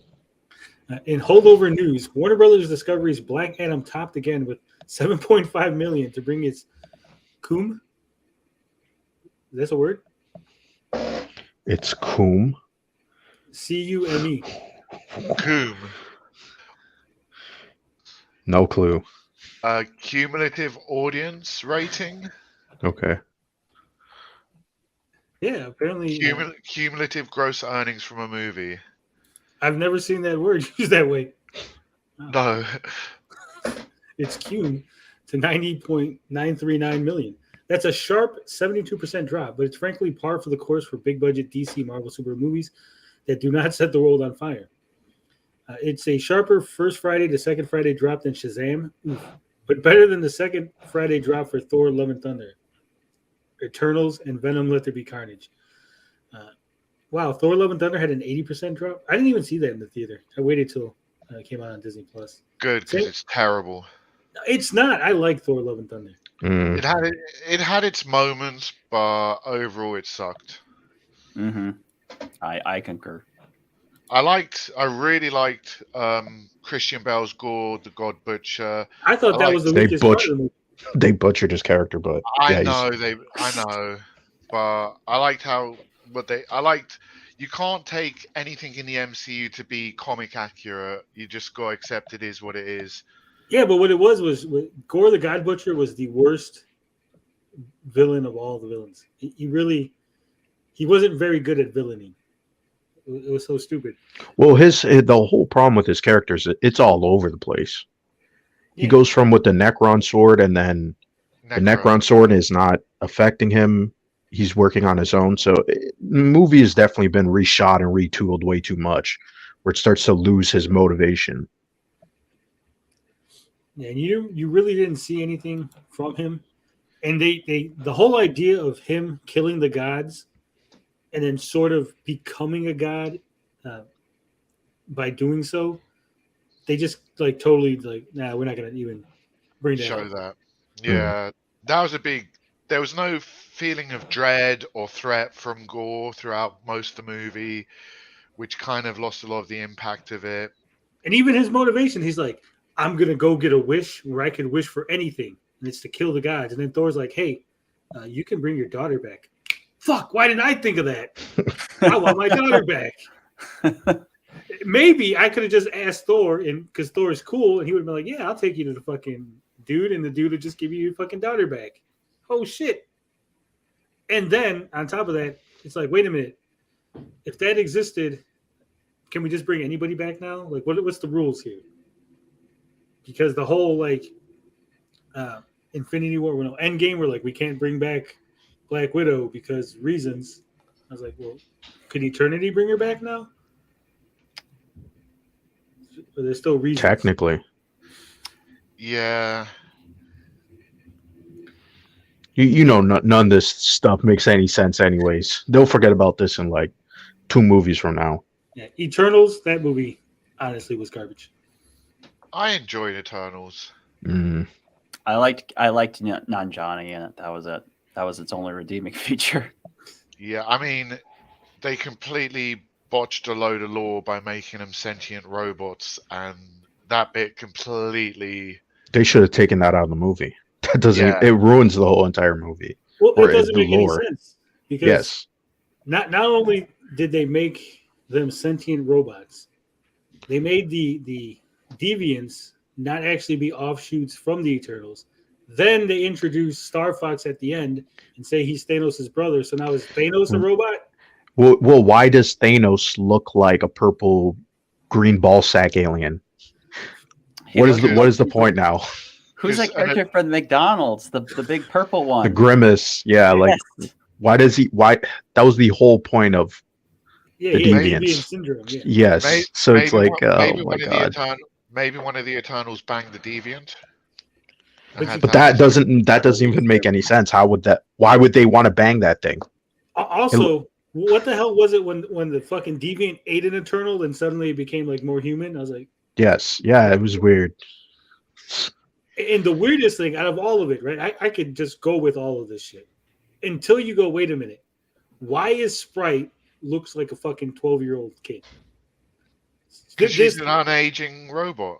Right, but why did the super supreme god of the Marvel Universe, the Celestial, went, I'm going to make a 12-year-old kid. 12-year-old girls, I'm going to make that. He pulled her out. He pulled it out to her. You know when if you ever bake or you cook, you're like, I got to test. Is this good? That's what she was. He was like, oh, no. He saw Japan. He was like, lollies? Let me make one of those. I mean, fucking Vito was whispering in his ear. He's like, I'm going to make this for Vito. Don't worry. Oof. I don't know. It was probably a cruel joke. It made no sense. And then they just like, you're human now. I'm like, what? You could do that? You could just make them human? She ages? And I know the whole thing. Hold on. Because I know the whole thing of at the end where she becomes human and she can age is because the actress is going to get older. Like all the other characters can pretty much stay the same because they're already old, right? But like she's literally going to go through like changes when she goes from like, I think she's like 18 now. Like by the time she's 20, 22, she's going to look different. So they can't like hide it and pretend like she's the same character. So like, oh, we made her human. Then we'll just turn her back into an Eternal when we make the next movie. Yeah. So what about Black Adam? All right. That's a good point.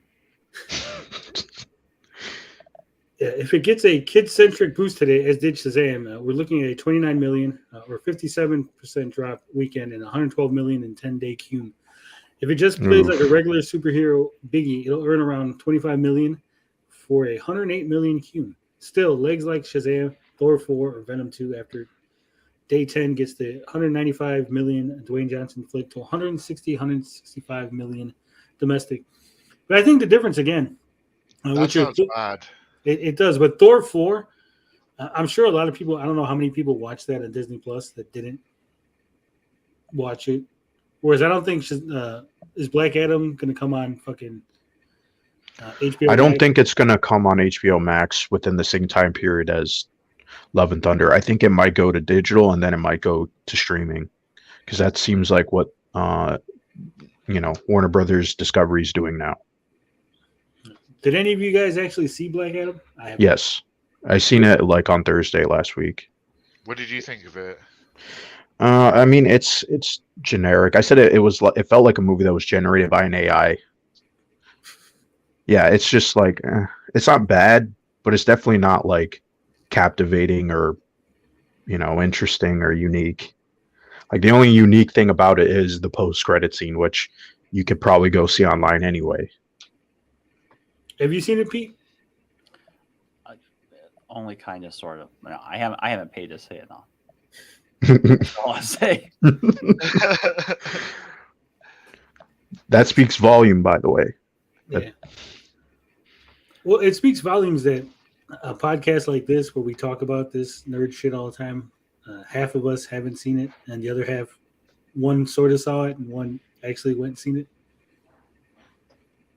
It's not really worth. If you're not a fan of DC in general, like you're not gonna want to go and see it anyway.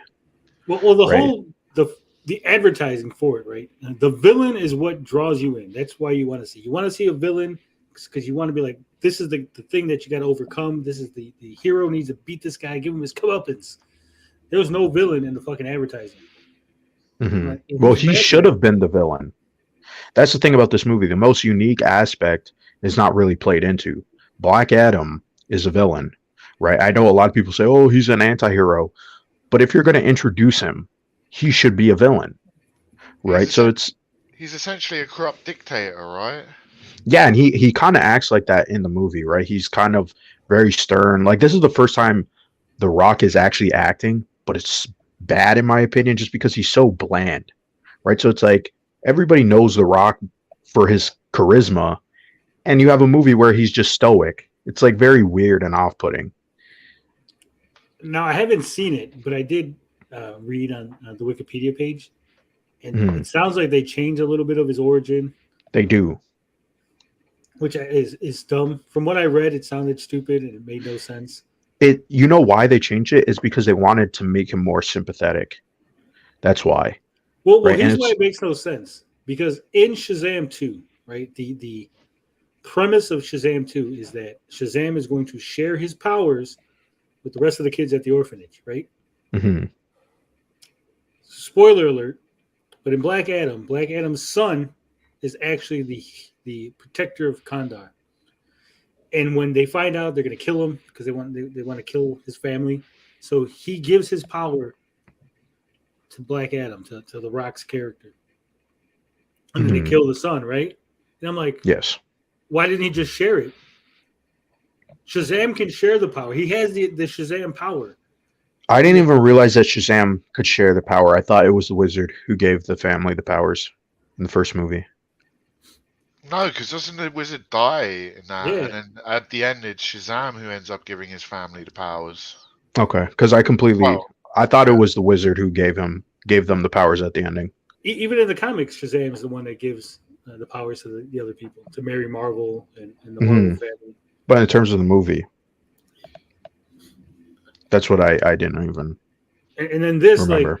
because I know they ended up giving Black Adam his own version of the Marvel family with his wife Isis and the son Osiris, which they didn't do, which is weird because they're there.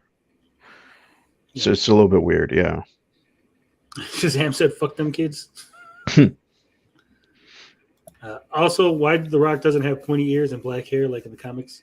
Because it's The Rock. He would look like The Rock. But The Rock used to have hair that was basically fucking... I think I think it just comes down to him being like, it would look too goofy. You wanted the character to be taken seriously. Well, didn't they give pointy ears? They gave pointy ears and a little fucking green bikini to Namor in Wakanda Forever with the little fucking wings on his feet, and somehow it doesn't look goofy. So sure, I know, but it's DC though. Like, you have to remember, like, when you go on Twitter and you look, there's people who don't even want Superman to have his iconic colors. They think it's too goofy. They think, oh, him having the underwear is goofy. It's like, you do realize this is a superhero movie. This is originally for kids. Stone Cold should have made a run-in. That should have been the post-credits. Isn't it weird, though? It's like a family. It's like a general family feature about a character who basically the moral lesson is murder's kind of fun. Isn't that, isn't that a bit of a hard sell? We're going to take the family on Thanksgiving to go, okay, whatever. Well, people aren't. They're going to go see Black Panther. Yeah. Oh, dude, the previous. We'll keep on topic. Sorry. I would say the difference between Warner Brothers and Disney is Disney, I think, knows is lasting on fumes, and they have just stopped caring. Where Warner Brothers' problem is they try too hard, almost, and that gets them into different kinds of trouble. Real quick, don't worry about going off topic, Pete, because that's what the show is known for. The previous. Have you guys seen the clips for Black Panther? Yeah. Yeah. There's like 3 or 4. Every one of them is cringe-inducing. Each one gets worse and worse. It's like what you give to like a child or a pet if they ingested poison. You're like, take this, get them to vomit right away. That's what that is. Oof. It's so bad. It's bad. You can smell the cringe from a mile away. Yeah, I mean, I don't. Everything's wrong. Sorry. I didn't. Can someone explain what Riri Williams means when she turns to Okaya and says, "Your head looks ashy"? Okay, this is a black thing. Yeah. This is a black thing. Yes. So, yeah, because I was a bit worried to ask this because I didn't want to sound racist. Yes, I mean, so basically, no. It's okay. Some people, they get ashy skin where if you have like a really more darker skin complexion, you can kind of see that their skin is ashy, so it looks a little bit like white or like prickly white. And so that's the joke. Yes, that's a predominantly black joke. In comparison to like their face, like because they've head yeah. shape. No, you can get ashy face too. When your skin gets dry, right? Mm-hmm. Yeah. It like when you're white, you don't really notice. the skin tone change. But when Right. you're dark skinned and your skin gets dry, it gets really like noticeable. Ah, right. Hmm. And that's what they mean by ashy. I still think it's funny that her name is Riri. Yeah. And not to Well, not to get, well, we're to gonna be get fair, canceled. I'm to gonna be- jump on the grenade for all of us. But the Rihanna song, I wasn't. I have digging. not. I didn't hear it yet. I didn't hear it. So I heard yeah. Mad Max did a reaction to it, right? And so I was like, oh, let me see Mad Max's reaction. Max is practically crying. He's like, oh my God, the song is so emotional. And I'm like, is it? Because I'm not getting all that. It just seemed like typical corporate, this is what emotion is supposed to be. wouldn't be surprised. Because I was watching that Riri Williams clip with Akea like several times, looking at Akea's head, and I'm like, "Where's the fucking Ash? Like, was she in a fire or something?" I was like, I don't get it. I don't understand. Yeah. It just looks off. The costumes look weird. The people look weird. The dialogue's off. Yeah. It's I'm not just- keen. On I still Riri think as it will. actor. I still think it will be okay for a Marvel movie. RJ's calling us cynics. I'm not cynical, but I'm like, I like the look of Namor, even though it's not comic accurate and all that, blah, blah, blah, right? I still like the look of it. I like the feel. I kind of already know, like, even before I was like, yeah, it's got to have something to do with vibranium, and they got it, and they want it because Wakanda also has it and all that bullshit. I think the correct pronunciation is Namor. That's what I learned this week. No, yeah. Well, they kind of change it up in the. Resident Justice RJ says the clips they released have been fine. Did any of you see the 3 action clips and Namor clip they dropped? That looked awesome. The Namor clip did look good, yes. I don't really have a problem with what they showed. I still have a problem with the whole not recasting and this kind of playing up to the emotions, and it's a corporate movie. It's a little bit like, I don't know if I'll get over that, and I'll just have to watch it for what it is, but I don't think it'll be bad. They're trying to emotionally manipulate you with the marketing, like, feel sad, Chadwick Boseman's dead. Mm-hmm.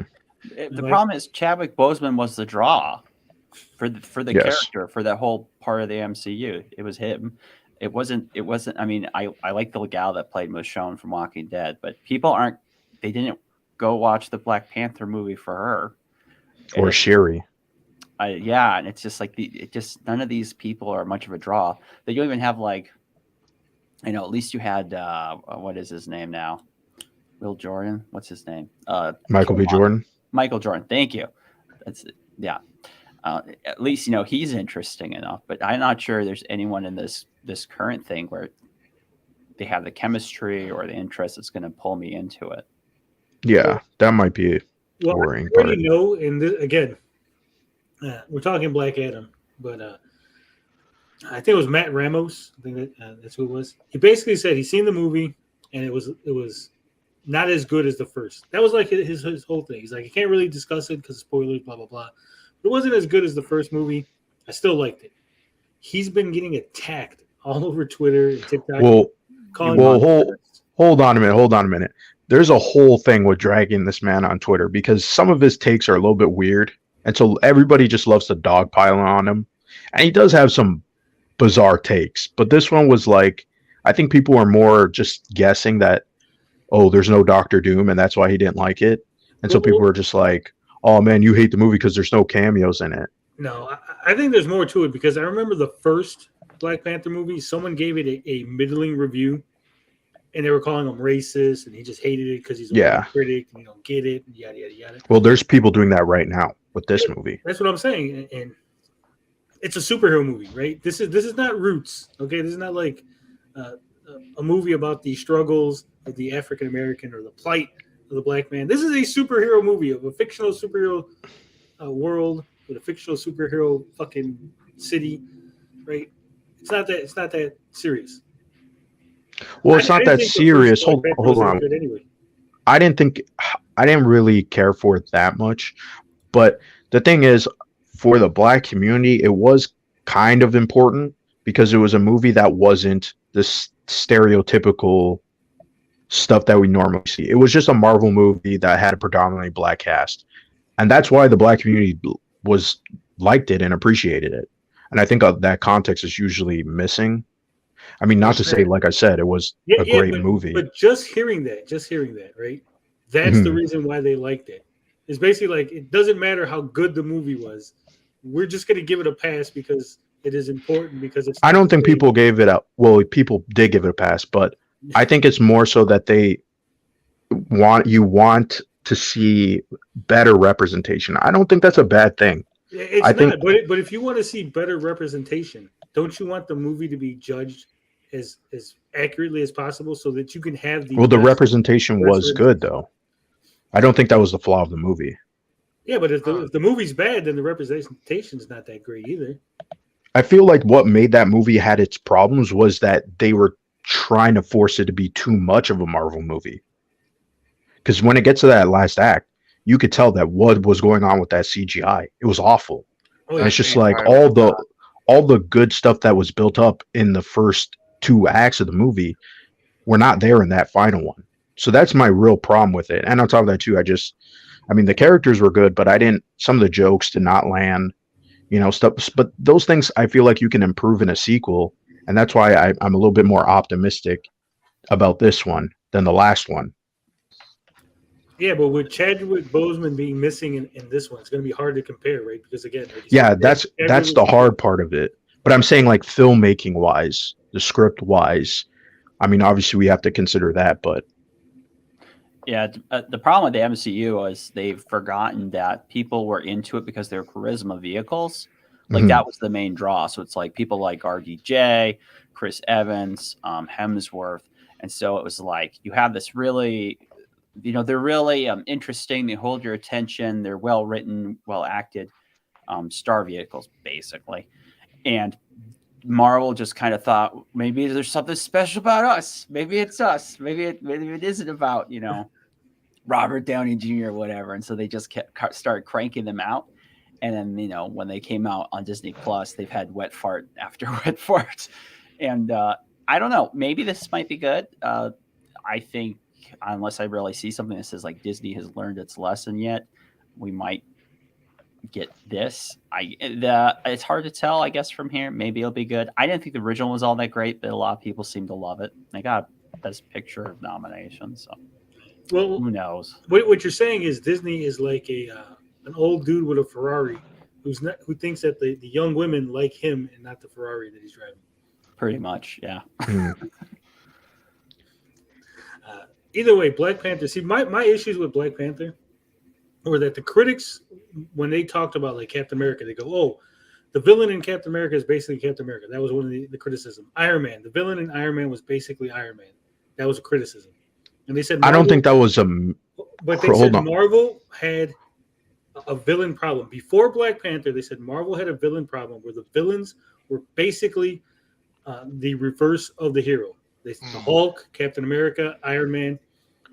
I don't think anybody had an issue with it being the reverse. People had an issue. The main critics had an issue with it being that their motivations were so dull. No. I remember reading these articles where they were saying basically the villain's powers were the exact same thing as the hero's powers. Yes. Red Skull was basically a super soldier. Captain America's a super soldier. Iron Man had armor. Obadiah Stane had armor.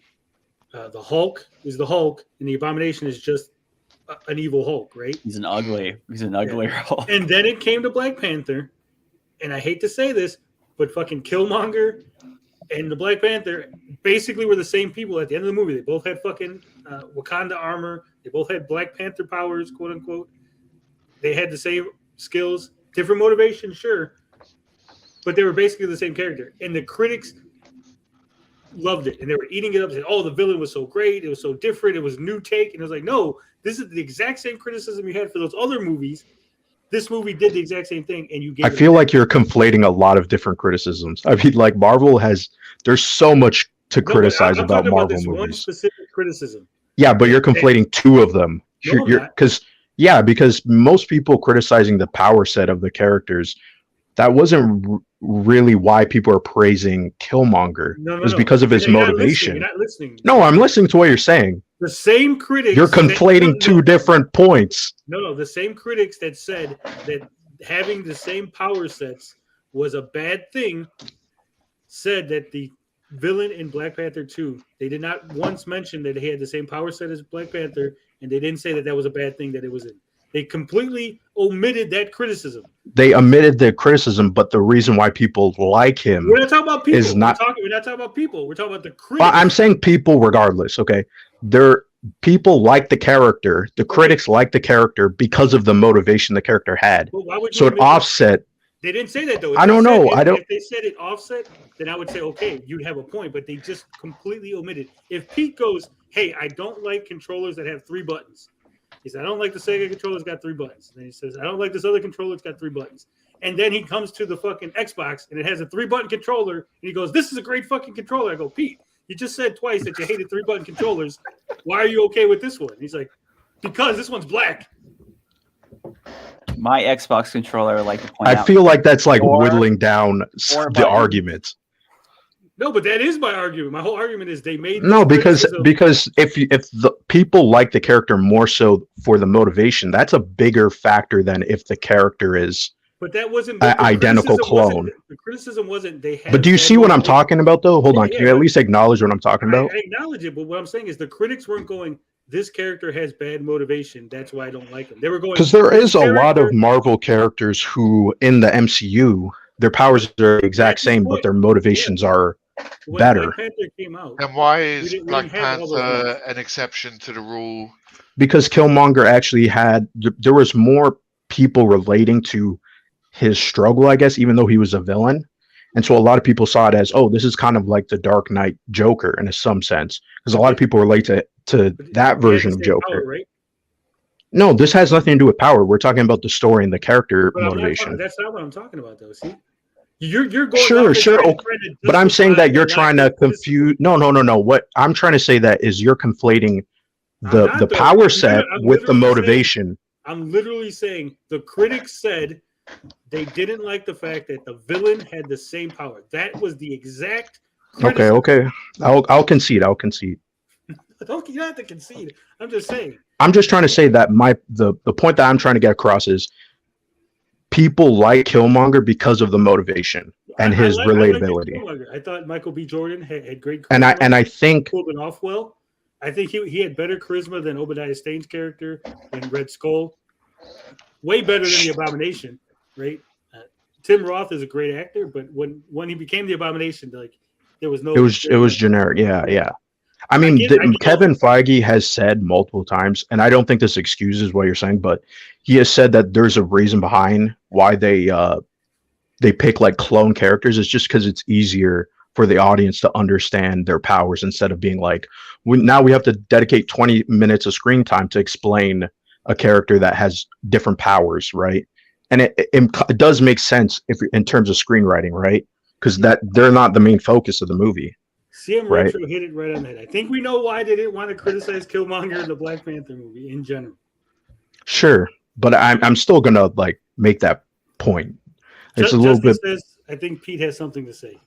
I would say it's weird so many people liked Black Panther and was cheering on Wakanda when they are a monarchical, authoritarian ethno-states. Yeah. Excellent. Yeah, I think that the nuance is not there because it is just a Marvel movie and that's how people see it. But you know what was funny? Here's a little anecdote about Wakanda. There's actually a Wakanda, Illinois, and after Black Panther, people were getting tickets to go to Wakanda, thinking they were going to go to some African village, and it's just like this little town in Illinois. It's spelled slightly different, but it's pronounced the same. And there was a whole like news story like people are buying tickets to Wakanda, Illinois, thinking they're going to go to the mythical village in Africa. And the people were like, "Wait a minute, this isn't the Black Panther place?" Like, no, fool. That place is not real. You saw a Marvel movie that doesn't exist. Can I ask you guys how much of the stuff on Disney Plus? So let's just say Phase 4 in general. How much of Phase 4 did you guys actually end up watching versus say like the previous Phase 4, which it, of course stopped with. I mean, we watched all of it though. I think I've watched all of it. Not that I've enjoyed Well, here's the thing, Pete. It's a bad question to ask us because we come out here to talk Bad about sample group. Yeah, it's a bad sample group. We're going to talk about it regardless if we like it or hate it. So we're going to watch it, right? If you said if we liked it, then we probably would have said probably not. We lost Negatoni. We lost Blinded. I didn't mean to offend his sensibilities. I think. Oh, sorry, Pete. Go on. No. Go ahead. I think Marvel's problem is, it's almost disrespectful to the audience, in my opinion, to not give the audience some faith in understanding villains with different power sets. And I also think it's a failure on them not committing with their villains and even doing origin movies for their villains or introducing like inklings of other villains and cross-pollinating with other movies, because we've got Civil War, Captain America, where we've got all these superheroes crossing over. Why can't we have, and also it seems like Marvel has to stick to this formula of the hero winning at the end of their movies mostly, and then the villain being killed off. They don't want to seem to continue their villains very often. Of course, we got Thanos, who was teased in art post-credit scenes and with the Infinity Gauntlet, and now it's all built towards. But they've thrown away so many good villains and just underdeveloped different ideas. Like even Ultron, like they just killed off Ultron. I don't think he's dead, Bob. Well, we're how many years past? As of right now. Well, here's the thing. I always had a theory about Ultron. If you watch the movie, right, Age of Ultron. Yeah. Right before he explodes or whatever, it pans out, and you don't really get to see it. I think the gem lights up, and I think he actually absorbed the Ultron consciousness, and then just blew up the body. I wouldn't be surprised if he comes back as a nihilist. That's what I think they'll do. I think he's going to come back in the new Vision thing. I think you're going to find out that he's actually the brain that's inside the White Vision. Oh because God, that sounds terrible. He doesn't have the Mind Stone anymore, right? They'd have to get James Spader come back. Did you ever see the footage of the Disney Marvel cruise line? Yeah. Show, and it features Ultron. Ultron is not voiced by James Spader. In fact, Disney has been unable to get James Spader to come back for any voice appearances outside of the first movie with I guess you know what I'm talking about. Second movie. Whatever Avengers 2 is called. Age of Ultron. Thank you. Is there a reason for that? I don't know. That's my question too. Is that something that Disney doesn't care much for the character, and they're just not offering James Spader enough, or does he not want to come back? I don't know. Might not be. I think. He is kind of busy, but I don't think that should be a problem. Up with the Blacklist, I think he really enjoys that role. Yeah. That series has gone on forever. Disney does lowball people, so I wouldn't be surprised. CM Retro with the hot take says they are woke and they're making idiots out of their characters. They made Jennifer Walters out to be a dullard. She went to law school, for fuck's sake. Daredevil wouldn't do the walk of shame. It's actually just lazy. Well, he didn't look like he was ashamed. He was doing the quote unquote walk of shame, but he looked kind of happy. It just looked like a joke. He did look happy. Yeah. I was just weirded out by the fact he didn't have socks on. I was like, it didn't look like he had socks in his boots either. So I was like, does he not wear socks? Like, that'd be weird. I can't wear shoes without socks. Disney's version of Daredevil has a foot issue. He has eczema or something. Well, She-Hulk had a foot issue. I thought fucking Dan Schneider directed some of those episodes. I was like, what the fuck? But hasn't Marvel just become a chore? This is how I feel about Disney in general these days. It's like I have to watch it for work. If I didn't have to watch it for work, I likely would not have been watching. It's just sometimes it's painful, sometimes it's mildly entertaining, but it's never enjoyable like it used to be, at least for me. I think that's a good segue to move into Andor. another chore. Yeah. I think it was more of a chore than Obi-Wan. Yeah. Yes. I think the week-to-week thing Good Lord. It a chore. Right. Nah, I watched 3 hours of Andor today, and I can summarize what happened in 3 hours in about 30 seconds. We'll get To be Andor. honest, I'd rather watch Andor than what they've been giving us. I will say that for the most part, I've enjoyed the Disney Plus Marvel shows. They weren't the best, but they were a lot better than the fucking Inhumans. I actually sat through the entire series of Agents of S.H.I.E.L.D., even when that show was crappy, because I'm just that much of a fucking Marvel simp. Well, I could not do that. No. I would be there every week, because I'd watch it with my old man, because my old man loves Marvel. And we always said, like, when I was little, my old man was like, hey, if there's ever a Marvel movie or something, because that was back when there was, like, never going to be. He's like, don't worry. If there's ever a Marvel movie, we're going to watch them together, right? I was like, So now that there's all this Marvel shit, we're like, fuck, now we got to watch all this shit together.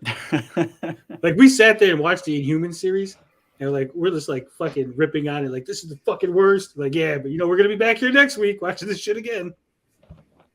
So Lockjaw was great. Yeah, he was. That CGI monstrosity. They said they want to bring him back, so look forward to that. All right, we'll segue into Andor. Have you guys seen Andor? 8. 7? See, 8? Is it 8? Shit, that's how off I am. Yeah.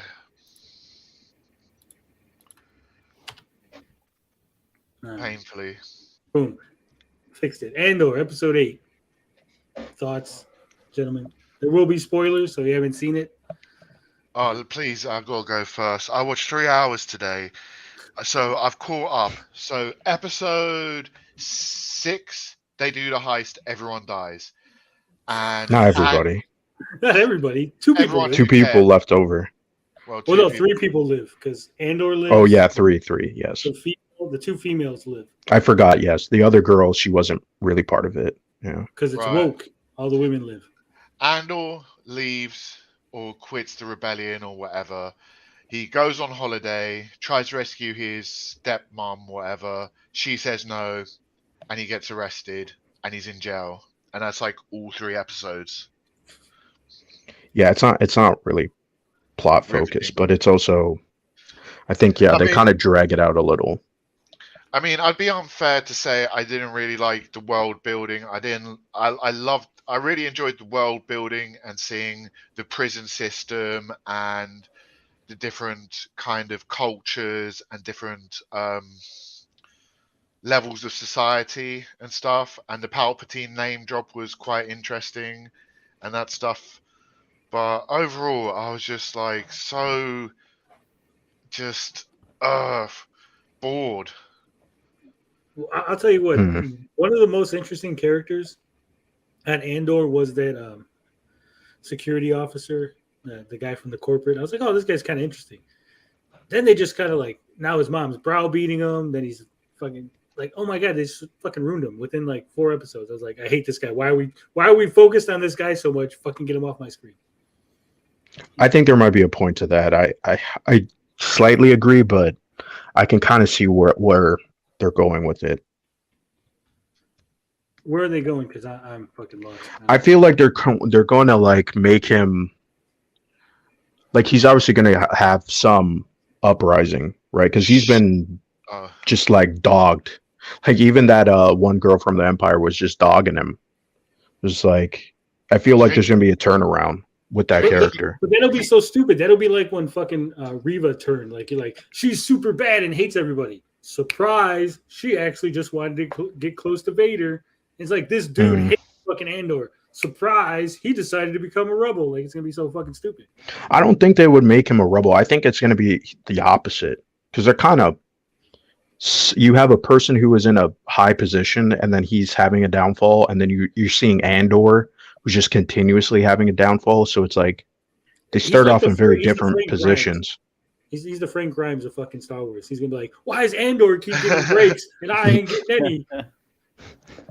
Look at me, I'm Cassian Andor. I can do whatever I want. And then he's fucking get shot, and that's gonna be how he dies. Damn, that would suck. He's going to change That would his name. subvert all your expectations. He's going to change his name, redeem himself, and become Tarkin. That's his arc. Oh, fuck. That would be something though.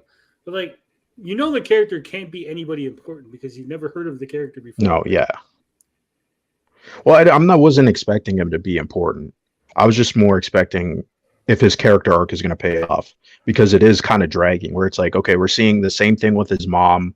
I think it was like two episodes, and then he finally got the job. And then it's like, okay, well, where's this really going now? Right? Well, I thought, like, what is he going to do? When the lady came in to interview him, I thought she was gonna be like, "Well, you can help me. I'm gonna fucking like Yes. recognize you." But then she's like, "Ah, fuck you. You're an idiot," and then walked away. I was like, "No, where are we going with this? Is this guy just gonna get browbeat for fucking 12 episodes?" Yeah, that would really suck if that was the case. Well, I've got how many more Because he's series white. of this Because he's show? a white dude, and Disney's woke to like browbeat the white guy. Is it 10 episodes or 12? 12. Yeah. And at least 3 seasons. Well, they said, I think it was Tony Gilroy who said they want it to be 5. Yeah. He has a plan for 5. So, Man, I'd be surprised. I mean, this is the weird thing about Andor is it's doing really well in like the ratings, but not that many people are watching it. yeah, no, well, it's not trending all that much, like on Twitter or even on YouTube search. So a lot of people are kind of pointing that out. But I mean, it kind of makes sense. There's not a lot of cameos, and like you guys already mentioned, it's kind of a drag. But I think it's an interesting drag if it pays off. I hope it pays off. Do you think there's any? I mean, this is a narrative I hear from a lot of people is like people are just so burnt on Star Wars because especially what we saw with the Boba Fett show or now Obi-Wan, they're like, I just can't trust you guys anymore. So it's like verify and wait before they go for it. It used to be a Star Wars, but like it was a money printing machine, right? And now it feels like people have wised up to the game. Yeah, I think there's that factor, and also the fact that Andor is not an important character, right? He was in Rogue One, he plays a role in Rogue One, but then he dies. So it's like, well, we know that he dies. He's not that significant. What exactly, are you going to do here to appeal to the people who like Mandalorian and Obi-Wan and, Ahsoka and all these other characters that are well known, right? So they have that battle. Plus, it didn't help that they decided to release this on the tail end of She-Hulk and right before they released another Star Wars property. Like they just released it poorly. Like it's just like you're cramming it between too many things. It's hard to make it an event show at that point. And like there's very little marketing. Plus, did they do like a 3 episode? Was it 3 or 2 episode premiere? 3 episodes, for the premiere. It was like, our show's so boring, we got to give you 3 episodes, because if we gave you 1, you'd fucking never come back. Yeah, people would have tuned out. Yeah, definitely. Yeah, it's really slow paced.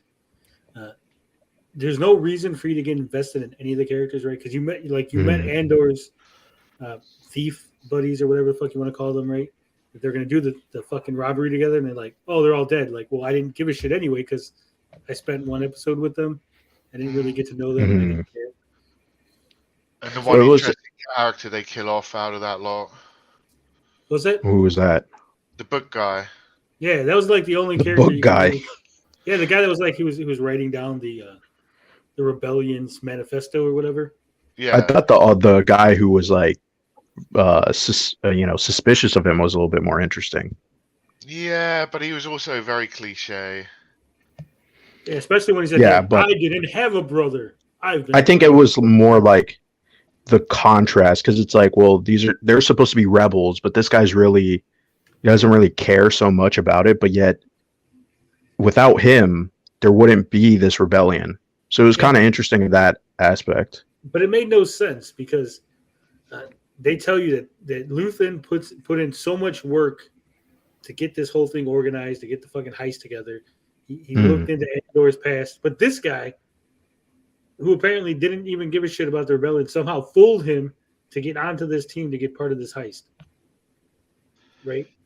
Like he just put a listing on Space Craigslist, like need 5 people for space base. Must have brother. Yeah, must have dead brother. Imperial sympathizers need not apply. It was stupid. This episode specifically, we spent a lot of time with Andor in jail. Apparently, Andy Serkis is in it. Yes. Yes, He that was a like fun cameo. he was Definitely. good. He was the best part of the episode. But it was basically he's in charge of the prison block, and it's like a work prison. Mhm. And I don't know exactly what they're building, but it's like these weird. I think they're Yeah, staff. I think parts. they're X-wing parts. Yeah, there's some kind of parts for something, and they're building them. And apparently, the top table gets a reward, bottom table gets their ass whooped, and he's fucking very strict. They get free food, they get whatever they want. They're taken well care of, but they basically got to work, and the whole floor is lined with fucking electricity, Mm.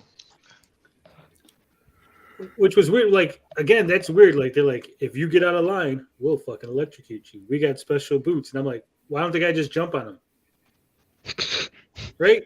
The guy's holding the electricity. Like jump off the floor onto the guy, bear hug him. What's he gonna do now? Or grab the guy. Like if you're getting electrocuted and you grab the guy, the shit would go through you into him. Mm. Yeah, but there could be worse punishment, I guess. It's like, You're in jail. Like you're not gonna take a chance. The one dude, some dude suicides. He self deletes by fucking Yeah. jumping onto the floor at Mhm. night. So I mean, it's obviously not a great place to be. You're in jail. They don't want to drop the space soap. yeah. That was also a weird scene. That was Like, funny. Yeah, that was a weird scene. Yes. they're all just naked and they get sprayed. I'm like, is that how they shower? Star Wars? It's like air spray? Like, Yeah, I was gonna say, is that to prevent rape or something? Like, no one gets soap. You guys are just gonna get drenched a little bit, and then that's it. you just get a little mist. You're clean. There's no shampoo in Star Wars. Have you seen shampoo before in Star Wars? I have not. Yeah, that's a good point. But if you look at the earlier episode of Andor, before he gets arrested, there is a regular shower with water coming out of it. Mhm. But if the mist works, then I'm thinking, why wouldn't all the showers just be the mist? Like, why would you fuck with water and all that if you could just like 5 seconds, you're done? Because they didn't even dry off. It wasn't like they got wet and then they had like a big air dryer. It was just like mist, you're clean. It's like, oh, okay. I think another part of my problem with Andor is Andor, the actor, whoever's playing him, he can only do one fucking face. I don't really believe in his acting skills. I don't think he's a great actor. He just does this one disgruntled like face, or this like, oh, I'm looking and I'm understanding and I'm absorbing shit. And I'm going to be able to do this in 2 seconds. It's just... I don't know. I think He- Diego he- I Luna is a don't- great actor. He might be a great actor, but he hasn't been given much material to work with. Except for look angry. See, in Well, retro says, I Kyle- thought it was more of a decontamination type shower. I mean, they are surrounded by water. Yeah, but I mean, they looked clean. Like no one was oily or greasy. They were completely clean. So there has to be more to it than just decontamination. It's space water. They used the force to just lift the dirt right off. When George Lucas, when the Expand Universe was going, they had all these rules for what they could call things, especially when it came to like hygiene in the bathrooms. I'm trying to remember what they call bathrooms in Star Wars. This is driving me crazy. I would put 3 seashells in the bathroom. They had some term. I like this. I guess it is weird, right? It has a lot of issues. It is slow going. It doesn't seem to be going anywhere. And it feels like whatever it does build, it seems that I kind of like it, then takes it away. So it's a little confused. Parts of it does remind me of the Expand universe and like an older kind of Star Wars where like, remember that third Jawa from the left to Return of the Jedi? Yeah. Here's a story about him. And I kind of like all that weird stuff. So and, you know, like Bob mentioned, the excellent world building. They have so many throwaway lines that are better than any stuff in trying to do world building like in the Disney sequel trilogy. I appreciate all that. But, it's hard to say that this comes together to be like a must-watch show. Yeah. I think the only interesting thing besides Andy Serkis' character was when he talks to Saul Guerrero. Spoiler for the show. He talks to him and he's basically like, yeah, all the rebels are in separate groups. There's not like one like big rebellion. It's like a bunch of small groups, and these guys, they're fucking racist. They don't like any non-humans, and that group over there is fucking. They're not really anti-empire. They're just like anti this empire. And that group over there is like fucking anarchists, so we don't like those guys. And those are capitalists, and that's the libertarians. And they said fuck them damn roads. And he's like, me, I'm a real rebel. Like, okay, it's kind of weird, but well, that character is kind of fried in his mind anyway. Yeah. Again, Rogue One and yeah, he in Rogue One he was also kind of weird, and then he's also in Jedi Fallen Order, and he acts very similar. So it was nice seeing him. Oh, Forrest Whitaker. Yeah. Yes. I love Forrest Whitaker. Anything he's in is improved. I mean, he's you didn't. Actor. Oh, you didn't see the other 2 episodes, right, Bob? Which other 2 episodes? You said you stopped at what, 6? No, I watched 6, 7, and 8. Oh, okay. Well, they just all bled into each other, and I didn't really get much out of it. Oh, okay. Great change, right? Fuck them hoe ass hyperspace lanes. Yeah, I mean, it was like they give you little kernels of stuff. You're like, oh, that's interesting. I want to know more. They're like, nope, sorry, we're just gonna go somewhere else now. Like, what the fuck? Mon Mothma, they keep going over to her and like, oh, her and her husband hate each other, but they don't really, but maybe they do. And now it kind of looks like she's having an affair, but not really because she's secretly talking and she's a rebel and he's a rebel, but they don't want to really tell each other they're rebels. And I'm like, fuck this shit. Yeah, that was that was monotonous in my opinion because it was like they had 2 similar scenes and it was like, why are you doing this? This could have just been one scene. And the same thing, like she goes to Luthen and she's like, was that you who did that? And he's like, maybe it was. Like, no, bitch, we don't need this conversation. Just talk like normal people. And he's like, well, I told you some people were going to die. Rebellion. And she's like, wait a minute. Like, you want people to suffer? Yes. Because when people suffer, they do rebellion. I'm like, it's kind of a fucking cold outlook on life. I mean, the show is kind of cynical.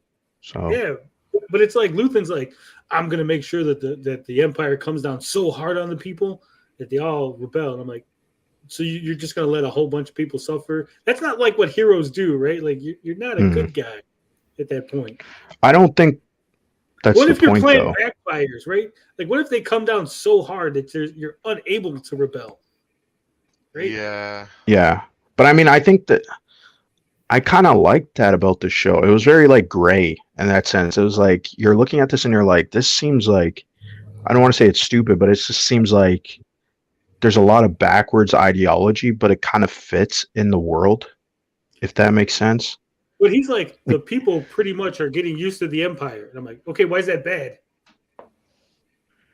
Because the Empire is bad. You still really like haven't explained through all of this, through Andor, through the fucking original trilogy, through the fucking sequel trilogy, to the prequel trilogy. What the fuck is the Empire doing that is actually bad?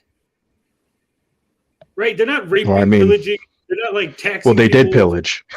Who did they pillage? They killed the Jedi. Yeah, but the Jedi in their view, they were and they're rebels. I think that's the normal person, a problem with Star Wars in general is that things aren't clearly defined. Well, they're just told to you. Isn't that the point, though? That no, because you're supposed to be like on the rebellion side. You're supposed to be like, yeah, you're just told they're evil. That's it, Bob. They're like they're evil because they are evil. Yeah, but in my opinion, isn't it always been that you've got the Jedi and you've got the Sith, yeah? But each one of them thinks they're the good guys. No, the Sith don't think they're good guys. Not really. They know they're bad guys. They just like being bad guys. I mean, they point out that the Jedi are they're hypocrites, right? So, they're I think just as bad as us, but they're not like they don't think they're good. They just this show is kind of defining some lines, but it's like what you're pointing out that hasn't been established, right? Like what is? Look at the town. What was it? The Ferrix, right? They let the corporate be in control. They're like, hey, go ahead, fucking run the shit yourself. As long as we get the 10% tax or whatever the fuck it is we get, right, to run the empire, we don't give a shit. Just make sure that there's no trouble. And the corporate people were not really coming down on the citizens. They were like, there was a little corruption, right? But it was like, it wasn't really like, oh my God, there's so much corruption that the town is crippled. Like everyone was living normal lives. Why is the normal citizen like, fuck the empire? Like, what did they do? Even like the old lady, Andor's mom's like, yeah, fuck the empire. Now we can hit them back because someone robbed. I'm like, but why? Why are you excited? What did they do? Like right now, if somebody robbed a government facility, I wouldn't be like, fuck yeah, I'm joining the fucking rebels. I'd be like, I have a pretty decent life in the US. Why am I excited for this? And that's how Well, I mean, I think there is people like that in Star Wars, though. But yeah, why would the people want to join the rebellion? Well, isn't it just I feel like there needs to be. Isn't it different political stances? You've got the Empire and their ways of. But what is the Empire's political stance, Bob? Exactly. It's mostly just like some. He's the emperor. That's it. That's the entire political state. He's the emperor. Corrupt dictatorship. Then how is he corrupt though? What did he do that's corrupt? Because he annexed the whole fucking. No, Senate. he didn't. He didn't annex the Senate. They gave him emergency power. He played the system to own the system, right? They gave him emergency power. He declared war on the Trade Federation. The average citizen doesn't know that he manipulated the situation to get that, right? You don't know that. That wasn't like there was no fucking investigative report, like the truth behind the emperor, right? They just know that, hey, the Trade Federation attacked the Republic. We gave the emperor emergency power. We gave Palpatine emergency Senate power. He decided that that was too slow. He got rid of the fucking Senate. The senators all clapped. Remember, that was the whole thing. This is hold on, Tony. I wanna hear what Pete is thinking right now because his whole like face expression is just like, what the fuck? I got lost in my own little thoughts. I was just gonna say, maybe the Empire had like a really good tariff policy on spice. Like the Old Republic, like they had too high a percentage of tariff. When the spice comes in, maybe they had a really nice set of healthcare benefits. Maybe the Empire had set up tradable NFTs. Oh man, got a good thing going there. I don't know. I think from what I remember, with the Empire, it's generally like they offer order, but it comes at cost, and then it squishes individual people. So it's like, but I would like to point out in George Lucas's work in the Expand universe, the New Republic, once after Return of the Jedi, they never get their act together. Not really. It always keeps falling apart, and that's partly because the book series, which George Lucas only sort of cared about, they always have to find a new enemy. But also it's because I don't think the rebels did have a plan. It's never established anywhere. Like, okay, so you won. Now what? What? Yeah, are the rebels looking to install democracy? Are they looking to install a new king? They just have a problem with the current emperor and they just want a new emperor. Like, what's the goal? And again, squishing individuality, right? They always say that the Empire does, but they don't show it. This is a movie, TV series, show not tell, right? I mean, the Empire does dominate a lot of the galaxy. They blow up a whole fucking planet to establish their dominance. They didn't. That planet was full of terrorists. Yep, that's what made quote unquote terrorists. No, it wasn't quote unquote, Bob. They were literally rebels. The people of Alderaan helped the rebels get all their fucking ships and everything, right? We know that. That would be spread across the universe. As far as anyone watching Space CNN knows, Alderaan CNN was a sympathetic terrorist, right? Look at it in the real world, Bob. When we go fly planes over to the Middle East, right? We don't go, maybe those people had a point. We just go, no, those were bad guys and they fucking bombed them. Right? As far as the people, the average citizen knows, those were bad guys and they blew them up. Right? Again, go look at Star Wars. Tatooine is run by itself. There's no like Empire troops there until like later in the movie, right? When it first starts, Luke is just living on a farm, being a farmer. The dad's not like, oh shit, the Empire is crushing us with all their taxes. No, he's just like, hey, let's go get some fucking droids. Hey, go fix the fucking space things or whatever, the little farming equipment. right? There's no sense of the Empire's like really oppressing these people. So what you're saying is the moral of the Star Wars story is the Empire was right. Yeah, that's what it seems like. I'm not the one writing the shit, right? I'm just watching it and going, well, what did they do? Like even when like Saul Guerrero goes, some of the rebels hate other aliens. They just want only humans. I'm like, that's kind of so you have racist, rebels, and I'm like, they don't even portray the Empire, even though we only see like humans in the Empire, and I guess we're supposed to assume that the Empire hates aliens. I thought there was somewhere that mentioned this actually. I think maybe it's in like the Thrawn trilogy because Thrawn's not exactly human. Right, he's like a weird blue alien. Yeah, he's chiss. He's chiss. Right, but I'm saying like for the most part, again, if you're just a normal general audience who's only watching the major Star Wars stuff, there's nothing there. Like we just know the Empire's bad because they tell you the Empire's bad. Like as far as I know, Palpatine's just chilling out in the throne room, just eating bonbons. Like, yeah, I'm the Emperor now. Fuck yeah, it's fucking awesome. Oh shit, here comes Luke to kill me. Why are you killing me, Luke? I didn't do anything. Like, you ever see that Simpsons episode where they make the joke about David and Goliath? Yeah. And Goliath becomes a king, and then Bart kills him. They're like, "Why did you do that? He helped us, and he like lowered taxes, and he did all kind of good stuff." He's like, "But he was Goliath," and they're like, "No, we actually liked him. He was like a fucking great king, and you just killed him." I feel like that's the Empire. Like we all just get told they're evil, but what did they do? I think. Tony, you would have loved to see originally the Star Wars movie before they brought in for the original Star Wars movie that came to be known as New Hope. George Lucas' wife, of course, his first wife, famously edited that film. There's a great scene, and you guys could probably find it on YouTube if you looked for it. But it was like she took out all the political stuff because there was these long scenes that they were talking about the things going on in the Galactic Senate. They were having a debate among trade something, kind of things you later see with Phantom Menace.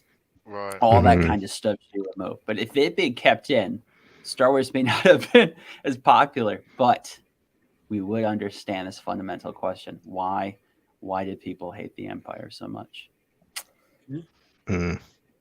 Because Darth Vader wore black. But inside, he was a white guy. Voiced by a black guy. But he was charcoaled. So was he ashy? Ooh. Yes. Yes, he was. Hearing all this, Pete's questioning coming on this podcast. Hey.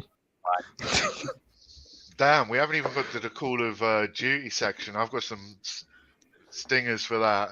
Right. Beefy Bite says, in New Hope, didn't they say the local areas will control their sector and they will stay in line? Yeah, stay in line. Don't let the rebels. I mean, we keep all our states in line. All 54 of the states. 54. All right.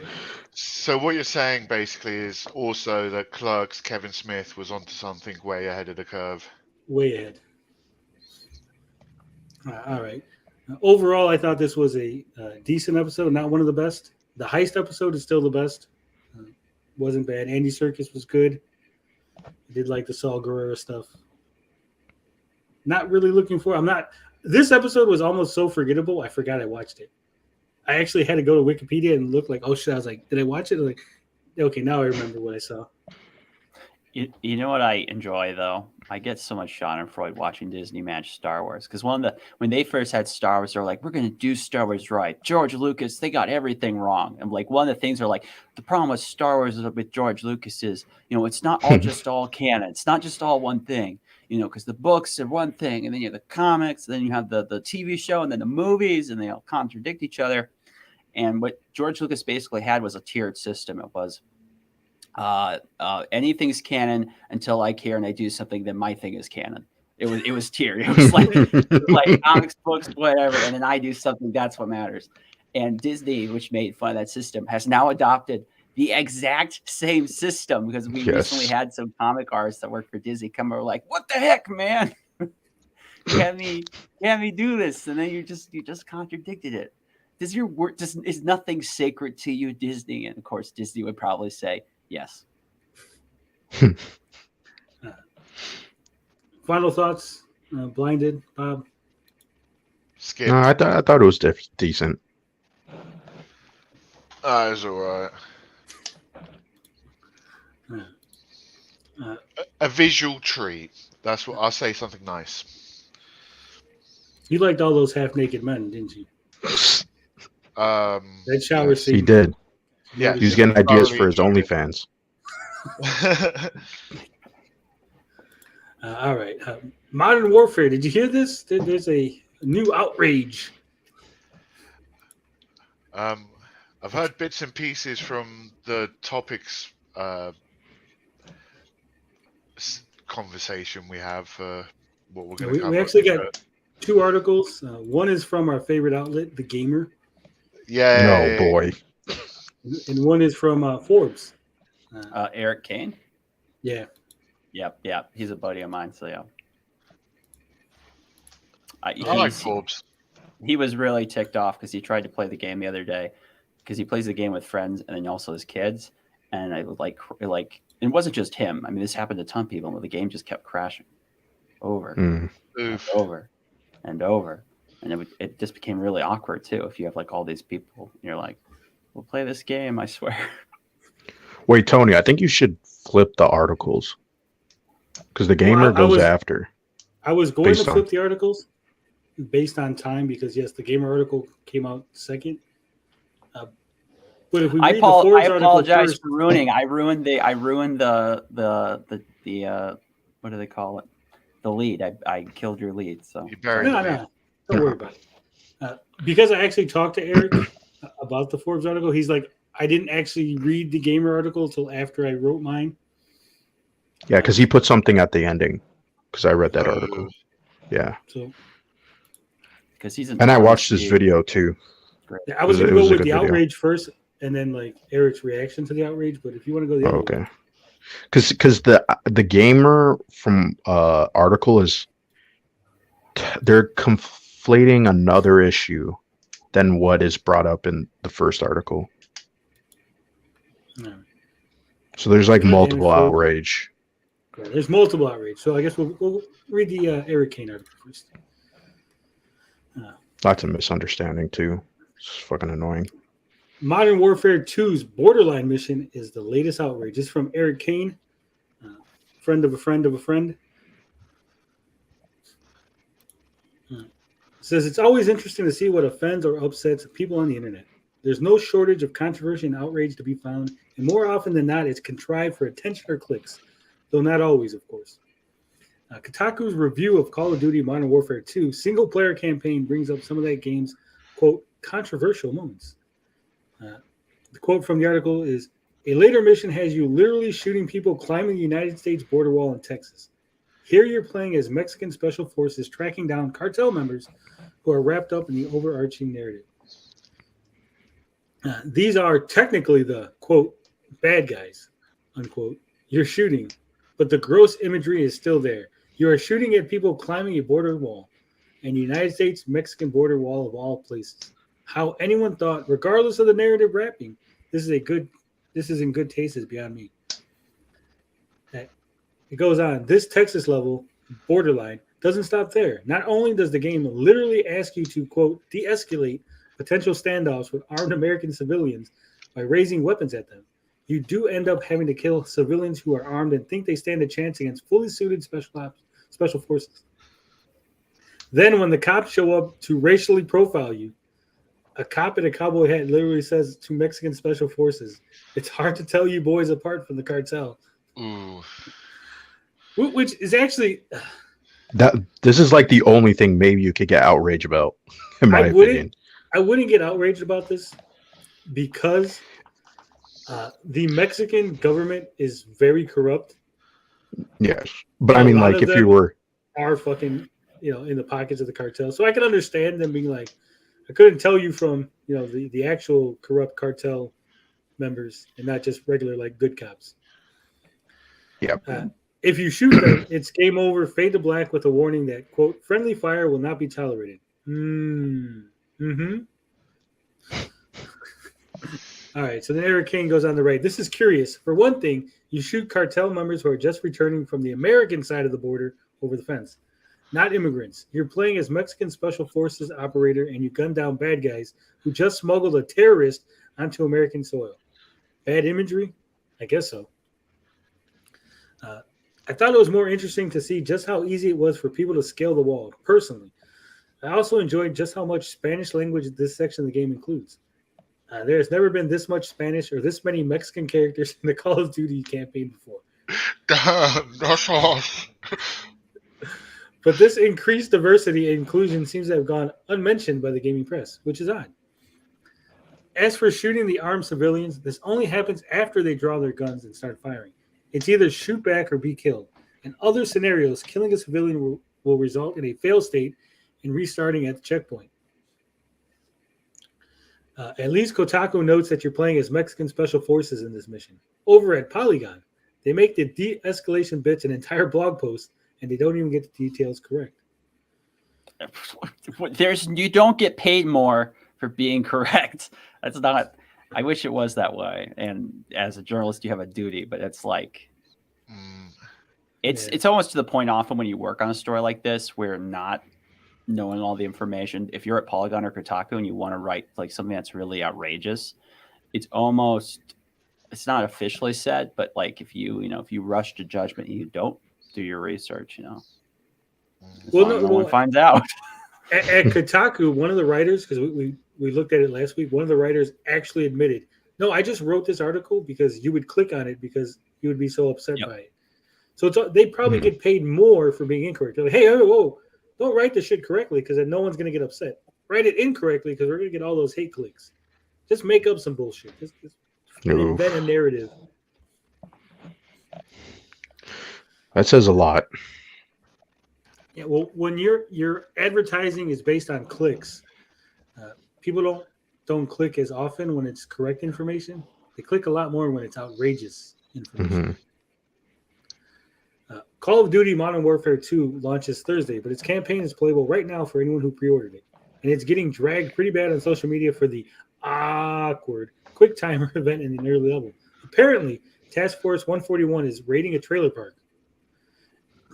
And NPC Cletus comes out to tell the soldiers the Posse Comitatus Act of 1878 is respected in this household. The player is then instructed to aim down the sights of the civilian who gets the hell back inside. Eric Kane goes on the right. So many details wrong in this paragraph, it's almost humorous.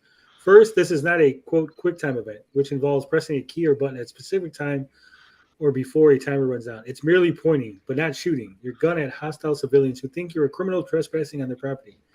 You are trespassing, but you're not a criminal. Second, this mission doesn't involve Task Force 141, a multinational elite force comprised of characters like Ghost and Captain Price. You play as a Mexican Special Forces operator under the command of Colonel Alejandro Vargas. The two operators cross the border as they pursue a terrorist named Hassan. Is that the same guy who has the Twitch streams? Is it Hassan Piker? Who's being smuggled? The criminal. He probably is. Who is being smuggled by heavily armed cartel goons into the United States. Third, the NPC is not named Cletus. Apparently, in pointing out how it's bad to de-escalate a situation like this involving civilians, Polygon feels the need to mock those very civilians for some reason. Particular, I guess that the diabolical act of living in a trailer park in Texas is grounds to be mocked. Of course it is. No, that's a joke. When you're Polygon, it is. The article continues. We searched online for actual training documents and/or tactics that police or any armed paramilitary service used to de-escalate a volatile situation with civilians, whether they are suspect of criminals or not. It didn't take very long to find several such documents, and none told police professionals to do what Sergeant Major Rodolfo Parra does in those clips. Eric Kane goes on to write, the Mexican Special Forces operators are neither police nor paramilitary of any kind. These are highly trained elite soldiers and members of an actual army. They are absolutely outside their jurisdiction here, true, but doing so on behalf of CIA operative Kate Laswell. Soldiers in urban environments often use the threat of violence to de-escalate potentially dangerous or hostile civilians. And yes, even police will sometimes point a gun at someone who has a weapon in an attempt to get them to put the weapon down. Hopefully that doesn't lead to shooting, and the threat of shooting does the trick. And we've seen this in plenty of movies that were not deemed controversial at the time.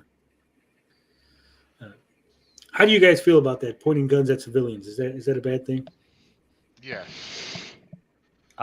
Context. Context. I wouldn't want one pointed at me. I know that much at least. Because this is something that is brought up in the Gamer article. Yes. As someone who's had police officers point weapons at them for merely being a Mexican walking early in the morning, I'm still not bothered by it. I understand. If someone has a weapon, you're not just going to be like, can you please not shoot me? Oh, you shot me. My fault for not fucking de-escalating correctly. I should have used your proper pronouns when I asked you to not shoot me. And if you watch the footage, there's a de-escalation scene where you're forced to shoot someone because they pick up a gun. So, yeah. I'm honestly not sure how Polygon or the many other people who are criticizing the scene think it should have been handled differently, since nobody actually offers up an alternative. Bizarrely, Polygon quotes the Georgia Bureau of Investigation's Journal of Police Negotiations, but the officer de-escalating the crisis should also avoid speaking too loudly, which may cause further anxiety and agitation. Is entirely unhelpful in this scenario, which is not about resolving crisis, but rather capturing a fleeing terrorist and the heavily armed cartel gangsters who are protecting him. This isn't a police negotiation, Polygon. In the mission, you're essentially in a war zone. You're pursuing heavily armed combatants through an urban area and don't really have time to stop and chat with the angry Americans waving baseball bats at you. Pointing a gun at them seems to do the trick in relatively short order. Obviously, that's not going to work or even be desirable in totally different scenarios. So context does matter. Then again, the Polygon piece was written by someone who clearly didn't play the mission, and it shows. Others who tweeted clips of the scene have left out all context, leading many commentators on Twitter and elsewhere thinking it's police-related, unaware that you're playing as Mexican soldiers pointing weapons at American civilians. An interesting and subversive twist, given that we almost only ever see the opposite in film or video games, where Americans do the same thing in foreign lands. Perhaps some interesting debate could be stemmed from this mission with a little context and a less trigger-happy impulse on the part of the media to generate outrage. Alas, that does not seem to be the case. Much more fun to create controversy than to discuss or analyze a video game mission and what's actually trying to say. I made a video about this as well. You can watch below. Update. The Gamer has added to the parade of fake manufactured outrage with a truly bizarre take that must be read to believe. We will. I go on at some length about the dreadfulness of the author's argument in a follow-up video here. Let me know what you think about the mission and the drummed up controversy on Twitter and Facebook. Follow me on Twitter. Check out my website, Eric Kane. So what do we think? Fake outrage? Are you outraged by this mission? Shooting people down from a border wall? No, I'm all in, man. Make it an entire mode. Oh, we know you are, Bob. I don't think you should. You shouldn't say anything about this, Bob. You're already in enough trouble. He's British. It's like they get a jail out of pass. No, jail out free pass on this kind of stuff, right? Oh, no, not at all. Not your fault. You weren't here for it, Pete, but it was like a month ago now, right? Maybe. Yep. If that much. It was about a month ago. I was fucking with Bob, and I was calling him a cracker. I'd been calling him a cracker for weeks and weeks, and I was like, "Oh, wait a minute, you're British, so you're really a biscuit." And then Bob said, "What did you say, Bob?" He said, "Fuck you, Spick." Oh my gosh. And then everyone lost their collective minds over it. Yeah. Oh my god.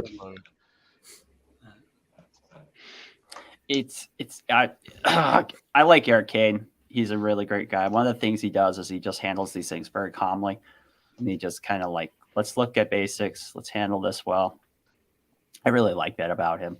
He gets attacked a lot. People think people treat him as if he's very far out there sometimes, because sometimes he'll be the lone voice in the wilderness in the mainstream gaming press, which he kind of seniorized into. He was in gaming journalism and doing blogging before everything got super duper political. Yeah.